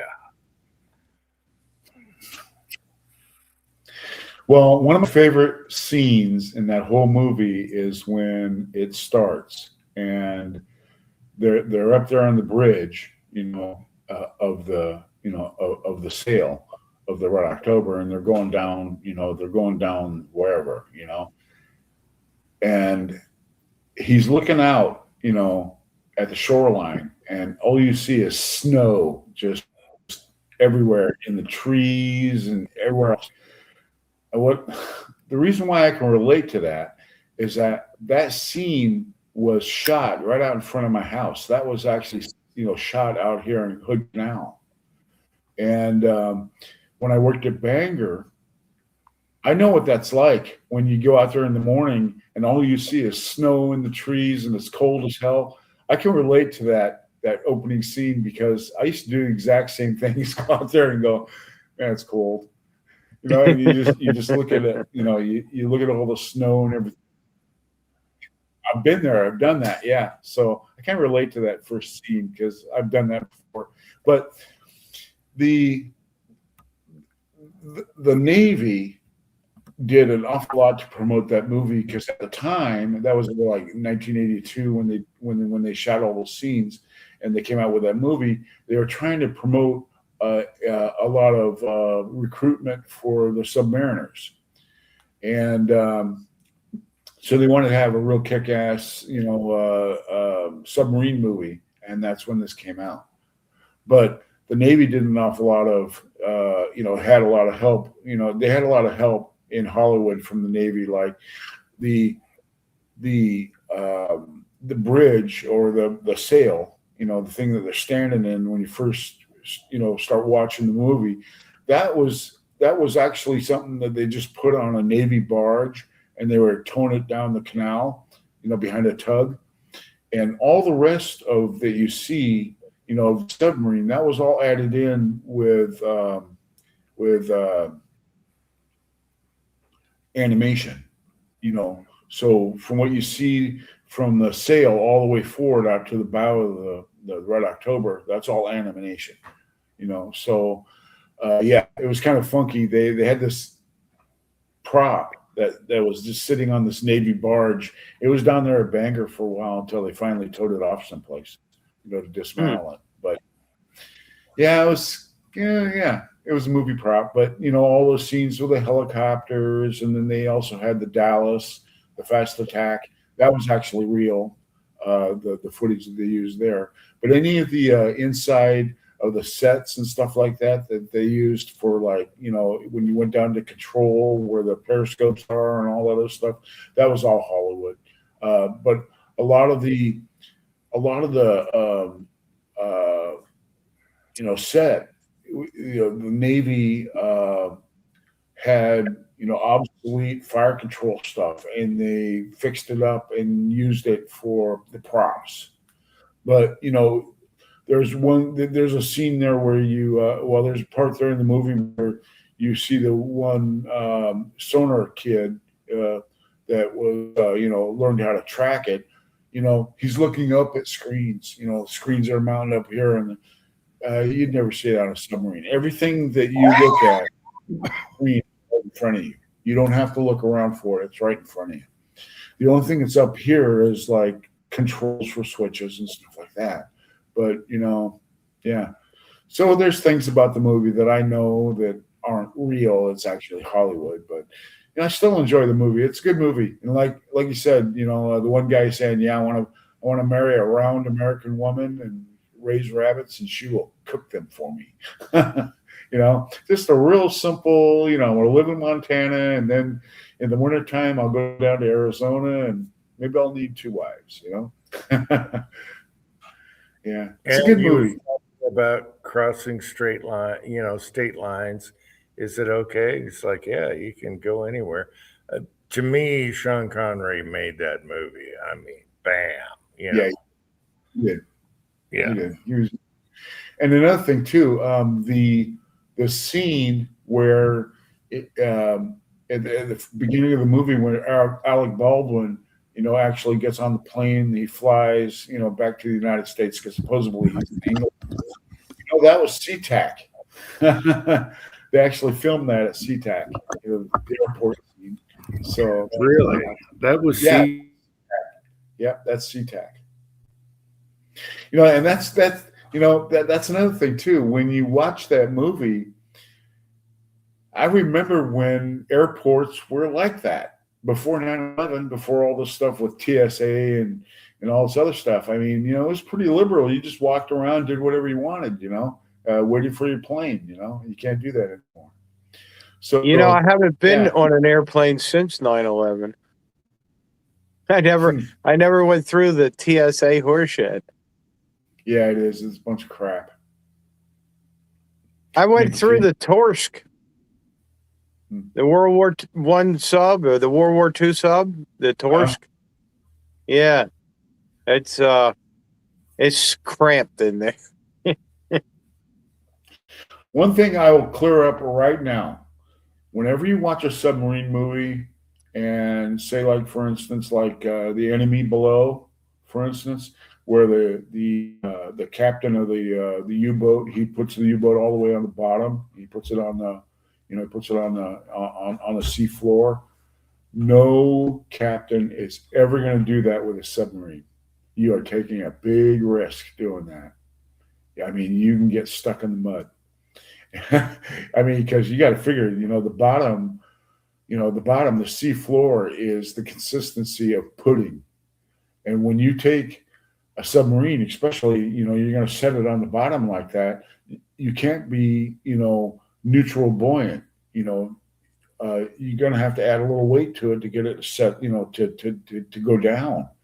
And so whatever weight you're putting on there, it's going to sink into the mud. And if you sink into the mud and you get stuck, it's like a suction cup. You can't get up off the bottom. You're screwed. So no submarine captain is ever going to put a submarine on the bottom like that, ever. That is, unless your submarine is actually made to sit on the bottom. There are submarines that we have in the Navy that have the capability of doing that, but they're specially outfitted to do that.